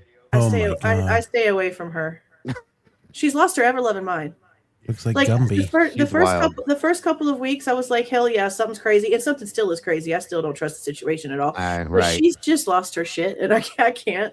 I can't. She definitely comes detached for sure. It's just it's just too much. I agree. I mean, I think maybe her heart's in the right place. I don't know, but it's just too much. There's problems though. I don't know who could have been involved. I don't really have any theories that I can really put, everything on, but I just don't trust the situation. It's just too much there. I guess Tomboy wanted to know how the fishing in your neck of the woods is, since we know you go fishing with your dad a lot. She goes fishing every day. That's probably why she's asking. Yeah, no, it's pretty good. We try to go with like the moon phases and stuff like that. And there's like 2 times a day where the feeding is like really good for fish. And besides they've been like really small. The last time we went, we caught like almost 14 fish and only got to keep 2 because everything was so tiny. Size, and because the one time that we like mentioned how we have never seen a game warden ever. A game warden showed up. So I told my dad, I was like, it's just an inch. Throw it in the damn chest. I don't care. But my dad's a stickler. He's not going to do it. And these fish are fat, so they're good to eat, but they're off by 3/4 of an inch. And so you got to toss them back in there. And what are you usually fishing for? We catch croaker. We catch, what the frick is that fish called? I've got a whole bag of it right now in my freezer. Crappie? No, where we fish is this going to give away my location? Not really.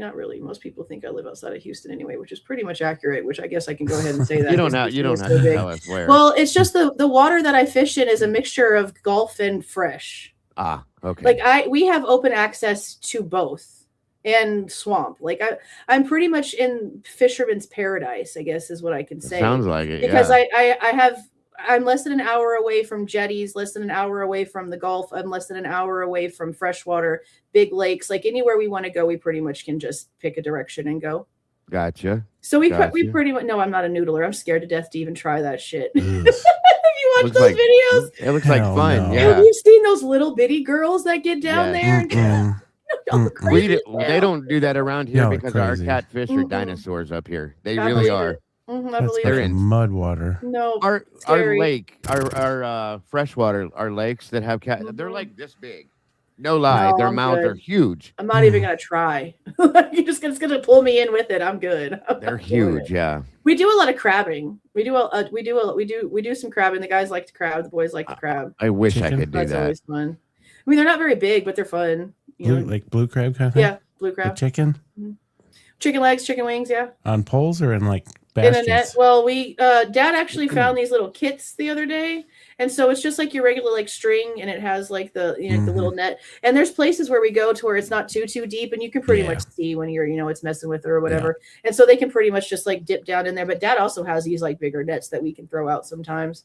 It just really all depends on what we feel like doing, what time of day we go out, where we. The closest we get to that is when we go for oh my God, I just had it on the tip of my tongue and I can't.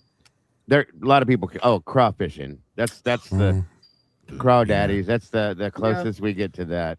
Yeah, that's my favorite ever right there. Yes. When I lived in Florida, we'd go shrimping a lot, but I'm not down there anymore, so we ain't got shrimp up around here, but yeah. That's what I miss about Florida. Yeah, all the fresh shrimp, I bet so. That's where I wish I lived right there like that. Just get it right out the water every day. Be beautiful. I know. Yeah, Mikey. Mike ain't got time to do that shit. I go through phases, man. Yeah. Phases of fishing. We aren't going to talk about that on here. That is my favorite right we've there. gone through Vivian. phases, yeah. Walleye is my favorite. We catch them all the time around here. My favorite in the world. Best eating too, I think. I think what we mostly catch around here. I know that Dad's caught some pretty big redfish.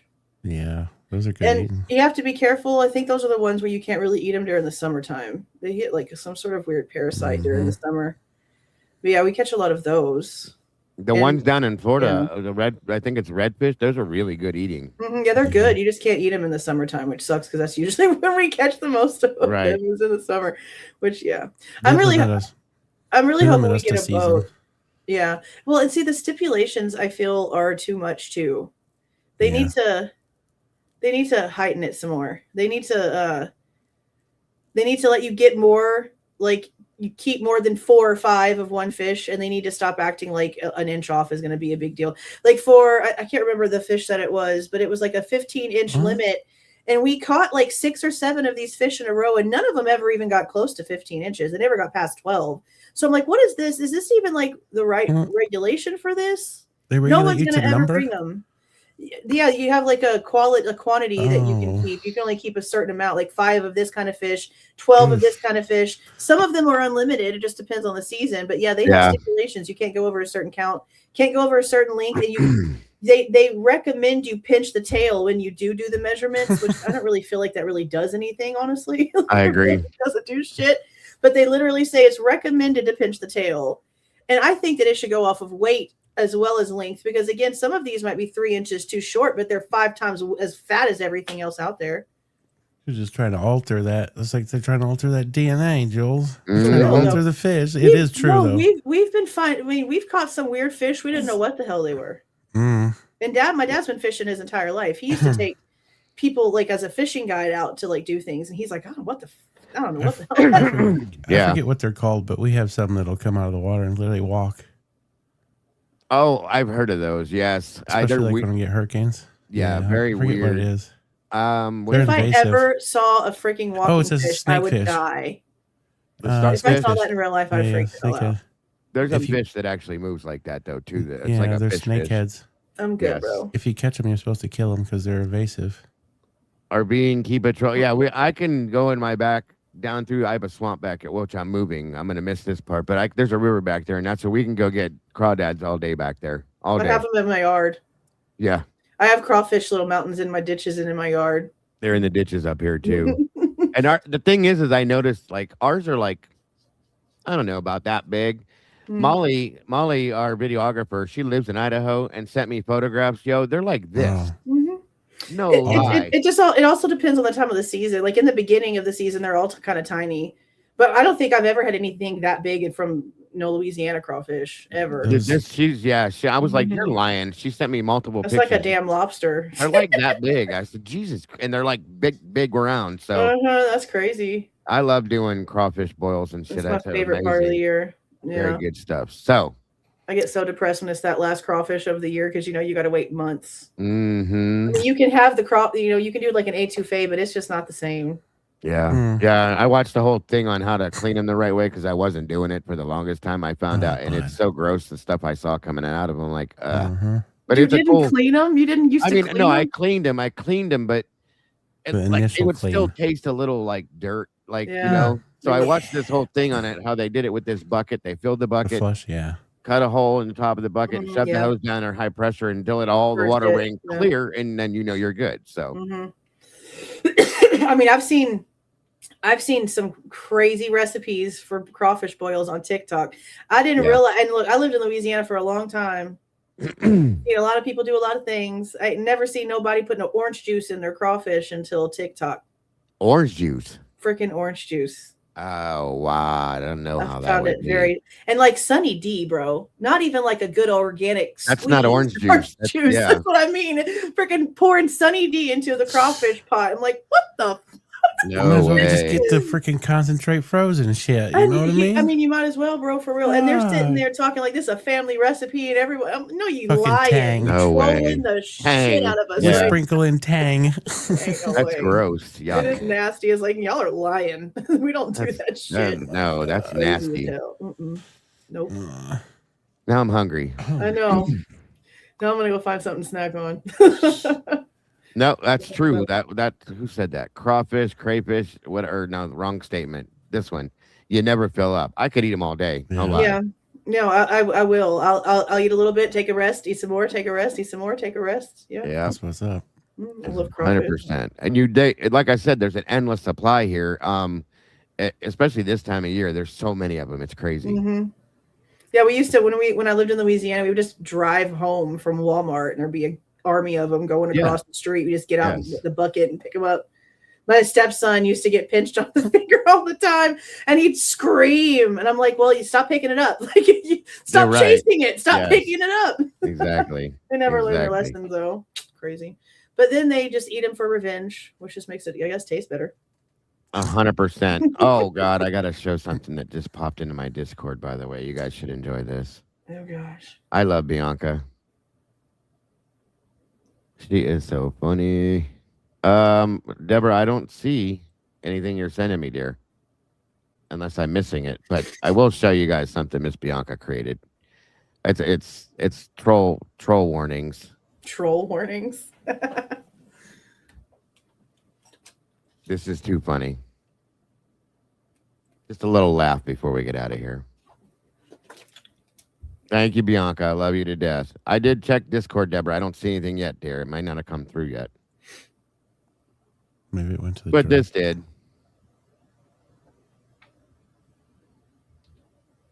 Oh, I know who that fucking face is. Mm. Oh Can't man, stand that bitch, bro. that's good. Trolls just Yeah. want to have fun. This is She's just funny so to me. stupid. They probably really are married in real life. It really wouldn't shock me. Me either, but She's so yeah, dumb, bro. stupid is not the She's word. so dumb. Like, just straight up stupid. Like, damn, she's so dumb. And it's every day, Jules. Every day. Every day. And I'm like, if you don't like it, go the fuck away. Why are you over here? Thank you. She'll stream my lives while I'm live. Like a freaking stalking psycho. Psycho. Yep. Those people literally go around and make up shit and put all of us into their made up scenarios. And then all of a sudden there's all kind of drama happening and nothing's ever actually really going on. It's all their made up bullshit. Right. And then they go back and they feed it to the consolvances because yes, she talks to them.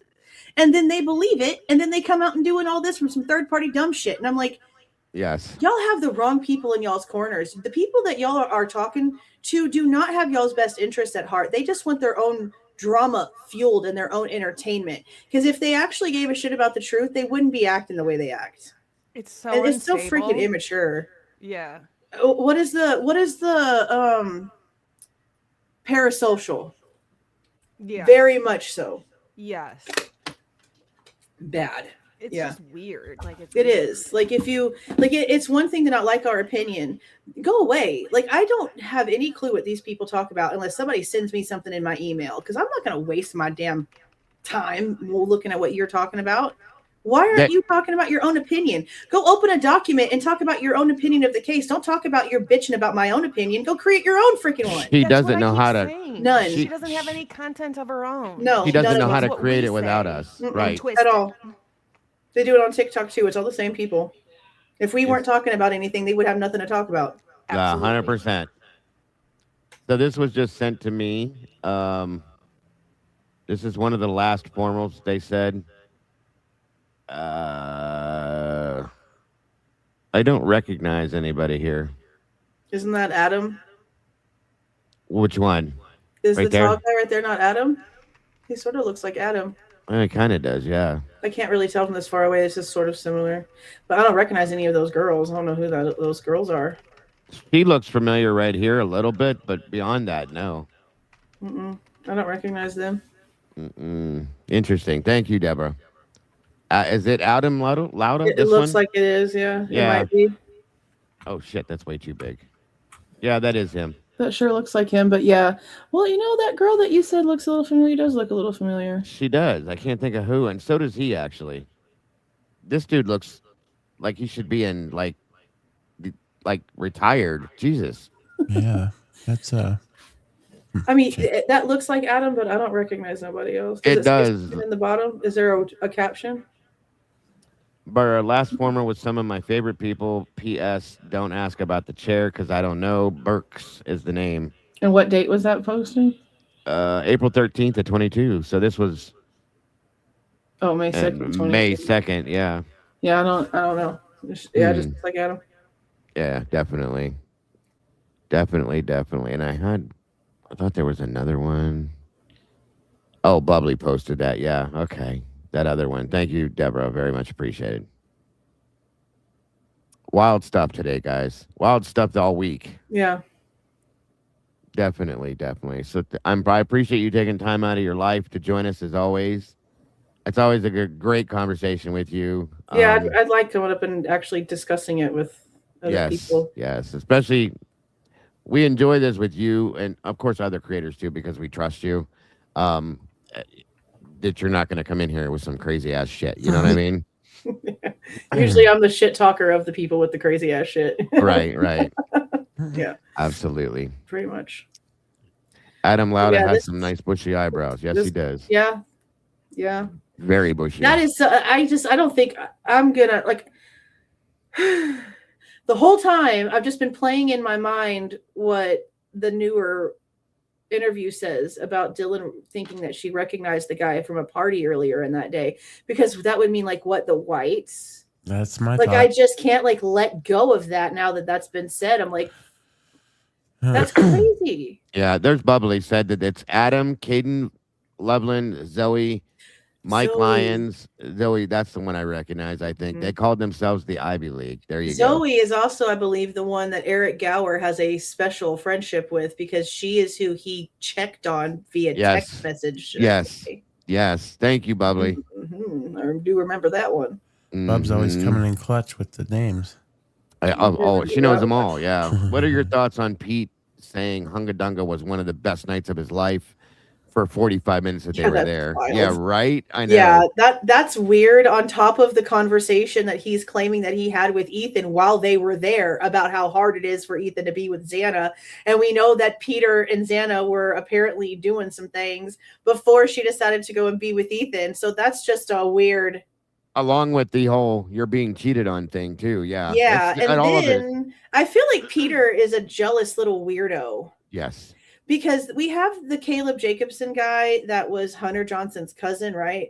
And he is claiming that he was over at Ethan's house like all the time. Well, I say Ethan's house. He's basically living with Xana.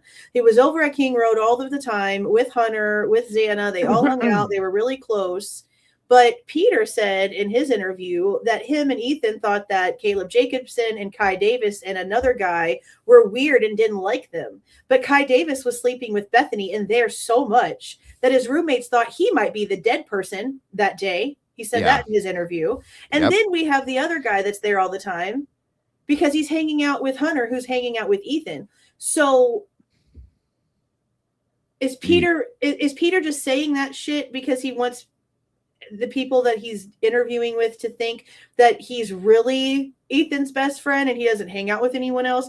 Because now Caleb Jacobson has now probably heard Peter's interview where he now thinks that his best friend was talking shit about him behind his back to Peter before he died. And Ethan's not here to take up for himself. Exactly. And I'm just like, I cannot believe we have such differing stories here. Because that's the main reason why Connor, I feel like, wanted to go and get that interview. We talked about it a little bit via email, and he was like, they thought he was weird. And he told me and sent me pictures of who the guy was, and I was like, yeah, that is kind of interesting. Because what would the dynamic had been like if everybody was always at King Road, but Peter's claiming two of these guys that Ethan doesn't like? How did that work? Was he fake around them? Did they actually get along? Was he lying to Peter? Or is Peter lying? Why is there a jealous argument over who is Ethan's best friend? Yeah. Almost everybody. Agreed. I don't know. The whole thing is just strange, especially when Ethan's not here to take up for whatever he actually felt about whoever, you know? Yes. Peter's just, especially the stuff with Xana, I just really wonder if is Peter some sort of like just jealous person I the way agree. that he came about. And then he also is like trying to make Ethan look like he's a jealous person, like almost like, oh, Yep. they have to know that he was getting these messages about Xana cheating on him. And now I'm going to tell them this conversation that me and Ethan had about how it was difficult for him. And oh, now he's actually saying to the cops, oh, well, I guess he's a jealous person. And I just didn't realize that. Like, he's just putting a negative whole thing on it. I think that was self-projection, Jules. It was odd. It was very strange. Mm-hmm. I didn't like it. Yes, very much so. Very much so. Oh, look, the poopy's in the back. There's Bronx alert. He looks good. We see you, buddy. From a distance. Yeah, poor guy. He's so cute. Any last thoughts for you, Mikey? No, Sarah. No, sir. Oh, I have one last thought. One more time. Yes, ma'am. I gotta say, I'm disappointed in Bryan Kohberger getting another public defender. I am worried about that. Yeah, that's it. That's my thought. Why? What basis? Why?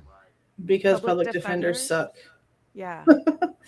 Well, and that's why that's what I said. That's what I said when I finally told everybody that, you know, I talked to Melissa. Like, if there's something that shakes, we're gonna know if it's legitimate because I have this direct connection to the family now. So anybody who's trying to like collect money, don't be just because people are trying. There's already another channel out there that was trying to like get money gathered up for Bryan that's doesn't have any connections to anything. And I'm like, don't do that. Even if the person's heart's in the right place, if there's no direct connection to the person it's benefiting, then you don't have no clue about what's happening with that money. Don't do that.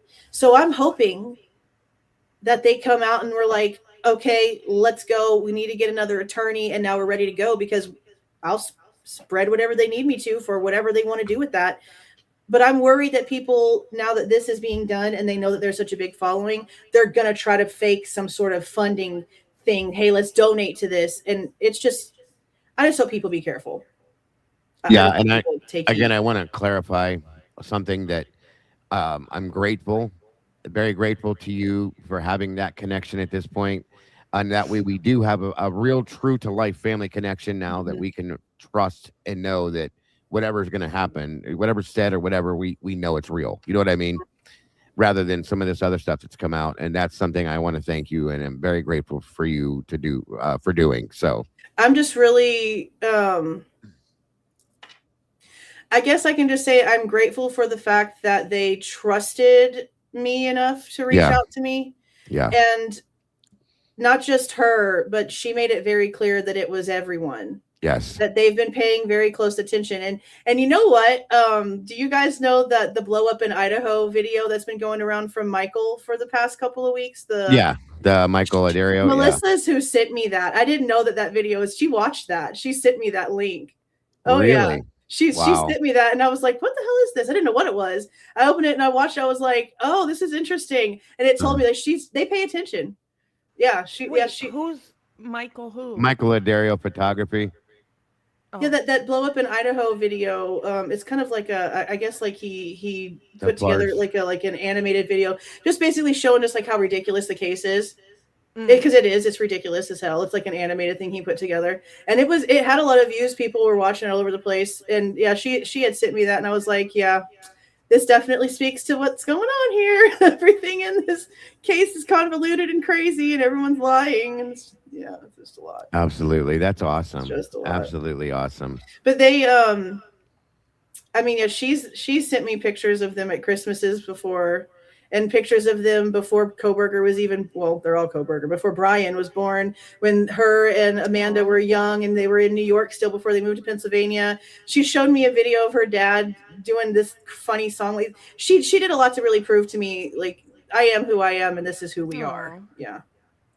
It's been interesting. They're very, very egoless, like I mentioned, very humble. Yes, it's very evident. That's why I've been telling everybody that anybody that is in the same realm that we're in, on the same side of the fence, I guess you could say, I've been trying to advocate for that family since day one, because they don't get enough of that support, in my opinion. So I hope that they are now, truly and honestly, because they truly deserve it.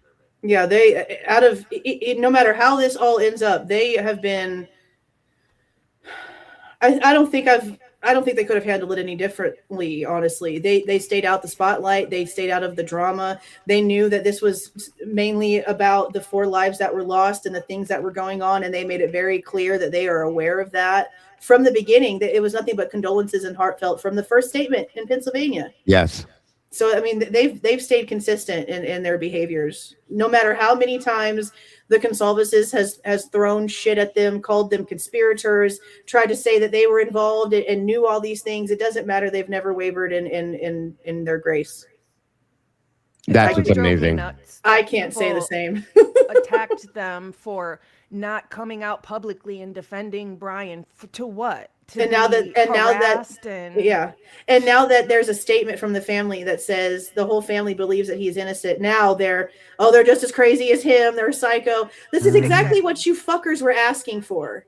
Now you've got it, and now you're acting like assholes. Yeah, they can't. They'll never win. They'll never be satisfied. No. They'll never be satisfied. So, might as well stay silent until and honestly, the way that this is tracked is they waited until Kohberger made his statement himself, and then they came second, because that's pretty much how they've played this entire thing. He stood silent, they stood silent. They were literally mimicking exactly the way that they knew that he was doing things, because that's the way that the plan apparently was. The second that came out, here comes the email. I can finally say I believe in my brother's innocence. My mom said, say the entire family believes in his innocence. We can finally say that now. They were just waiting for him. And that's what I think I love the most about that. It's awesome. And like I said, we need to continue pushing forward to support them as much as we can. And just even with our words, you guys, that's enough so that they know that we're here and we're going to be here. We just want the truth. We just want whatever is the truth to come out, no matter what it is. The accountability. We just don't want the bullshit. No, we just that's it. That's 100% it. So I hope they're doing well, all of them, and prayers obviously to all of them as well, that with their health and everything, because I know that his parents were struggling with their health issues and so on and so forth. Yeah, so. It was Michael. That's the reason actually why Melissa didn't go to the sentencing. Right. Because Michael had heart issues, and so she decided to stay back with him, and they watched it on TV, and that's why Amanda went with Marianne. Exactly. Yes. Or else if Michael's heart wasn't giving him issues, they would have all been there. That's the only reason why. Sure. Of course. Absolutely. So anybody out there listening, you can dispel the bullshit that one of his sisters was going to testify against him and all this other. Stop. Go sit down somewhere. It's ridiculous. No, and there's people still saying this too. Which is so stupid, because it's more than obvious. Even if Amanda is not saying anything herself, she showed up in support at the sentencing. They said themselves that the family was never going to say anything against him. Right. So whatever their little fantastical bullshit is, they can drop it, because it's not real. Absolutely. Mom said the whole family. To me, that would mean the mom, the dad, the 2 sisters. And they even said that sisters were involved, like when they're talking about the meeting of what happened with the plea. They're not just saying one sister came and met up with the parents. It's sisters and everybody. And that's something I'm very curious about before we head out of here, that I'm the way Bryan put in his affidavit, that there are things that happened during the plea talks that need to be brought to light. I'm very crazy stuff going on. I'm very curious as to what the hell went on in those plea hearings or the plea talks. I'm hoping. And I know that they watch, because sometimes I know that she's in my lives, and I don't know the username that she's in, because I don't want to show an indifference, so I've never asked her. Sure. But I know that sometimes they do watch live. So I will say that I do hope that when they are ready to speak, that they feel comfortable enough to come out and communicate what happened in that, because the last message that she sent to me that day that we did that live, I told everybody on the live, was that there's still so much that she can't say, and I know that she had to have been a part of all that stuff. Sure. So she knows it needs to come out, and they're waiting. I mean, it's a waiting game at this point. Well, and I can't imagine how ridiculous it's all going to end up, actually, what the reality is of this. Yeah. Because it's probably going to be something that we're just going to be like, what? Yeah, right. Yeah, it's going to be insane. Yeah, and we're all, I hope, we're all going to be here to spread that word as well and support that 100%. So It actually gives me peace of mind now knowing that they do know that they have. Yes. I've written a letter a Yeah. long time ago, well over a year ago, probably more. Just letting them know, like, I hope you guys know you have people that support you and Right. care, you know. So it Yeah. is good to know that they do know that. Yeah. Yeah. And they definitely, I mean, I guess I can't say that as a whole based off of one scenario, but I will say people that do send them things of support, they definitely do get them. Good. They do get them. They do recognize them. I know I told y'all this whole story, but I'll just generalize it out here. There was someone out here in, you know, the true crime streets that sent a rosary over to Marianne. And one of the ways that Melissa was able to verify more to me who they were was that she sent me a picture of this rosary, told me who it was that sent it to them, and said, in the message, Marianne said, I heard Jules mention this person in her last life. Please have her tell this person thank you, and send a picture of the rosary. And so I got a hold of that person and I said, hey, guess what? And showed her what was going on. And she was very emotional, very thankful that I was able to let her know. Marianne was very thankful that I was able to relay her gratitude for sending something in. So they do take it all very seriously. They do very much. And appreciate all the I'll support. say that person that did that, you know who you are. And I Mhm. gotta say that I love you as a person for doing that, because I mean, we already freaking did, and then yes, this made it. Yeah. yes, that's amazing. And if That is and if absolutely and if amazing. she's in the chat right now, which she might be, and she's okay with me saying it's her, then that's fine. And if she emails me later and she's fine, then that's fine too. And I'll you know, Yeah. finish off that story later. Yeah. But just in case but this is a person that everybody trusts as well. Oh, So, of course, yeah. Yeah, and it's somebody that we all support very highly, Mhm. 100%. That's a fact. So, Yeah. and just I appreciate that we have these people in our community that are doing these things, that would do these things. And that's why I love this community so much. Between all of our channels combined, like it's probably, well, not in my opinion, the best, absolute best community you could find. Yeah. Everybody has a anything. different angle, and it's, you know, And everybody you can't do comes this all together with yourself. it. Yes. Yeah. Yeah, we're here for the right reasons. That's it. 100%. Yes. Apparently it's going someplace. Yeah. And we, Yes. yeah, I Look at agree with that. that. And then some of us have been here. I know for a fact that Jules and I have been here from day one on this, nonstop with it. We used to have crazy conversations about this shit. I mean, talk about staying up till 5 o'clock in the morning, not knowing what the hell's going on. Yes, Crazy yes. shit going on. Friday night doc drops. Man, oh my God, yeah. Tuesdays Late and nights. Fridays. Late Absolutely. nights. My God. But, and like I said, none of us are going anywhere until some kind of a truth comes to this, guys, period. So There's so many questions, and get they just keep comfortable.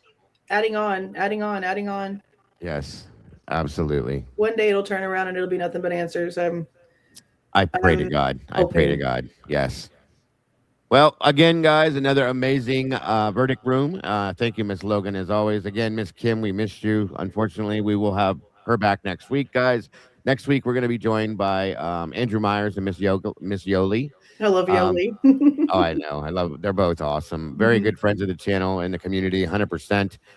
Mikey, thank you for doing what you doing and making this happen once again. Is there? And Jules, I always appreciate you joining us so that we can pick your brain and just have this talk with you on a regular basis. Every time more stuff comes, we wait a little while and then we bring you back so we can do it again. That's more stuff, some more. Yeah. Yes, Yeah. absolutely. Thank you so very much, all of this was you fun. that are Yes, here thank in you, all Jules. 3 communities, all 4 communities. I'm sorry, because Mikey did start his stuff last night. Finally, thank God. Yeah. So welcome from all 4 communities. Thank you to the moderators that have joined us. You guys are all amazing. Again, we couldn't do this without any of you. We appreciate and love each and every one of you guys so very much. And as you guys know, with that being said, the verdict is in.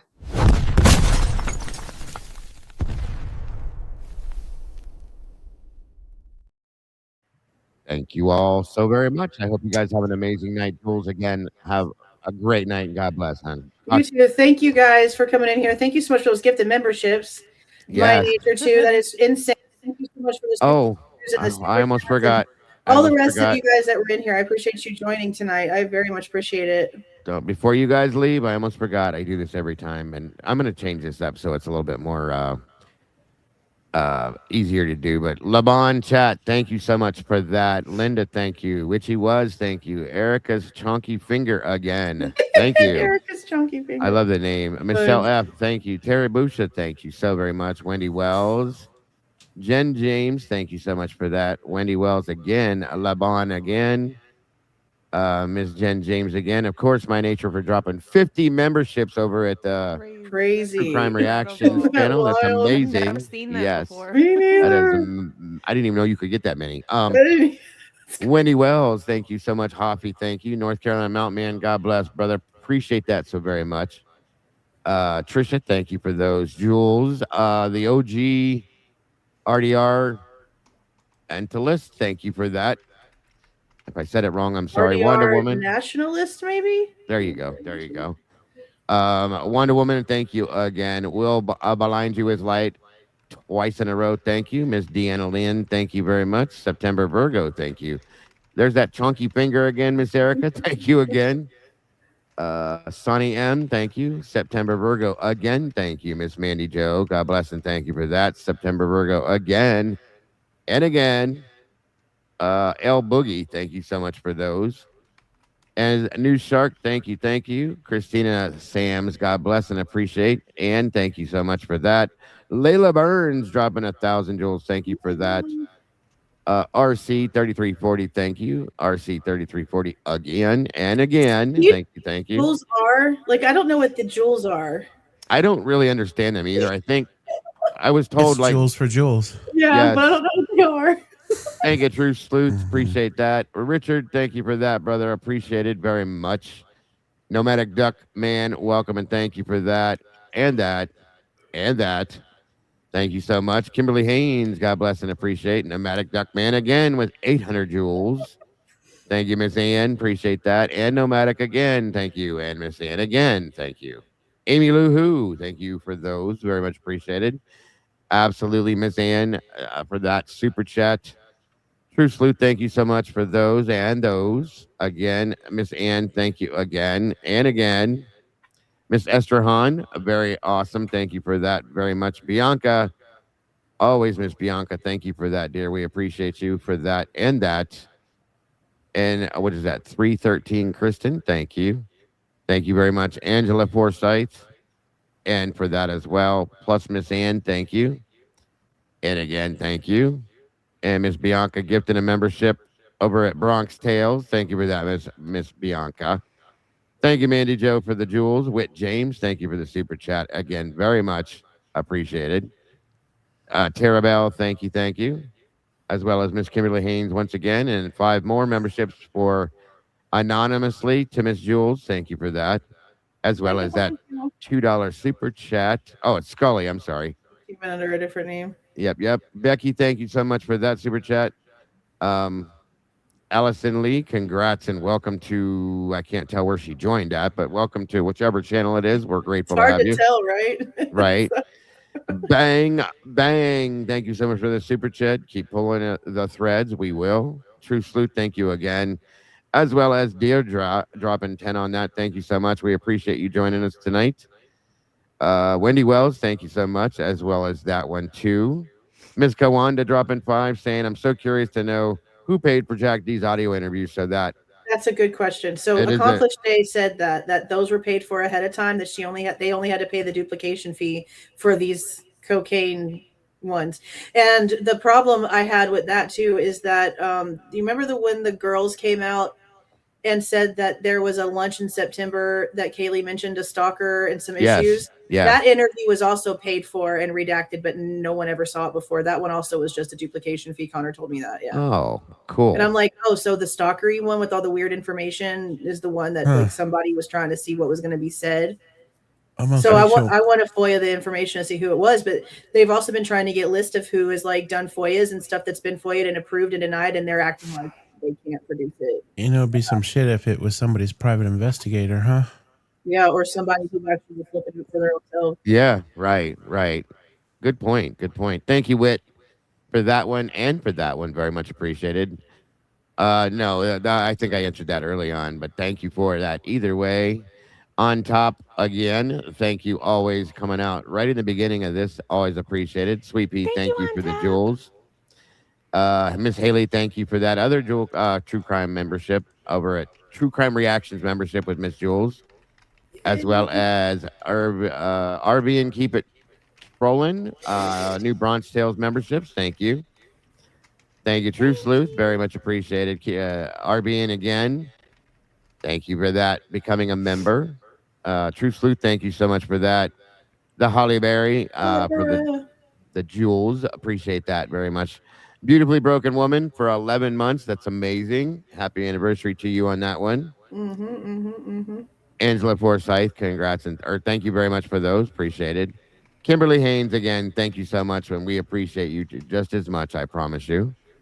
Sky Baloo, thank you for that. Says, I woke up thinking I dreamed everything I watched on your show, and it was too weird to be true. That's weird. Yeah, I know everything was crazy. All the back and forth. Yes, Yeah. yes. It all feels like we're in an alternate reality right now, I'm sure. 100%, 100%. Wild Angels Bucket List, thank you so much, and happy anniversary on 8 months. That's awesome. Witchy Was, thank you so much for that, dear. Appreciate that. How many times did BK tickle the gym Wi-Fi? Good question. Good question. Thank you, thank you. Sarah Scoggins, thank you so much for the jewels or the floating hearts. I'm sorry. 5 more memberships going to Miss Jules. Thank you, Sharon Indy. Yeah, thank you, thank you. You got plenty of new members now. Damn. I know, crazy. We're Right? having a lot of people Monday. There you go. Sarah Scoggins, thank you for that flower and for the congrats on 6 months. That's awesome. Michelle F., thank you so much for those new memberships over here at the cafe. God bless, and welcome to the 5 new members, or the 1 new member, I'm sorry, that we got. Welcome to the sauce. Crime Tourist, thank you for that. Absolutely appreciated that super chat. Angel Forsyth, once again, for the silver star. Kimberly Haynes, once again, floating heart. Ms. Mandy Joe, thank you, and God bless. Again, for that as well, Mandy. Hema 1400, holy hell, you guys. I didn't know there was this many in here. Angela Forsyth, again, thank you. Gail G, 74, thank you. Firefly, thank you, appreciate that. Lebon Chat again.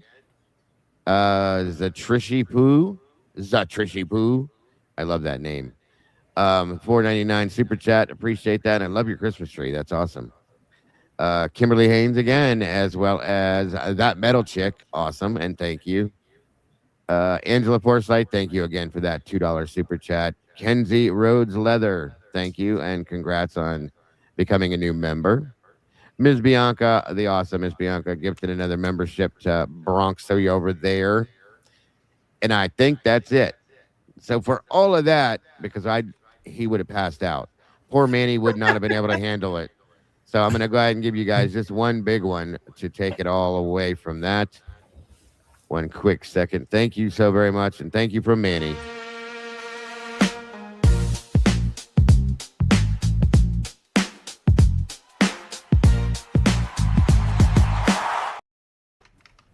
There, my Manny the Dancing Meatball. Gotta love it.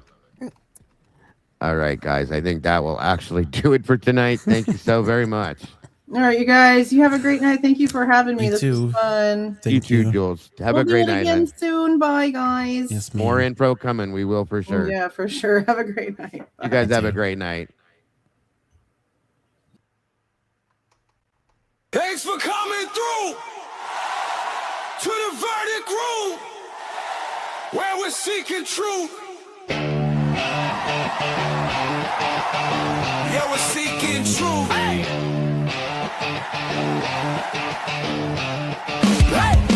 Last 24, they rewind it. True crime heads go find it. Breaking every angle, every track.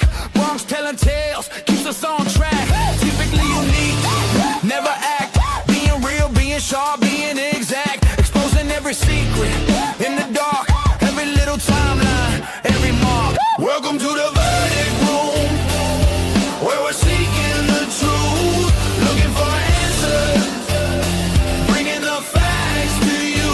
They break it all down. That day goes cafe seats, working together, throwing revelations at your feet. Oh. Crime scene chart, they erase that. Put the story back, then replace facts. Look for the motive and the cracks. Red yarn on the board, then it snaps. Voices in my ear through the week till they hit play.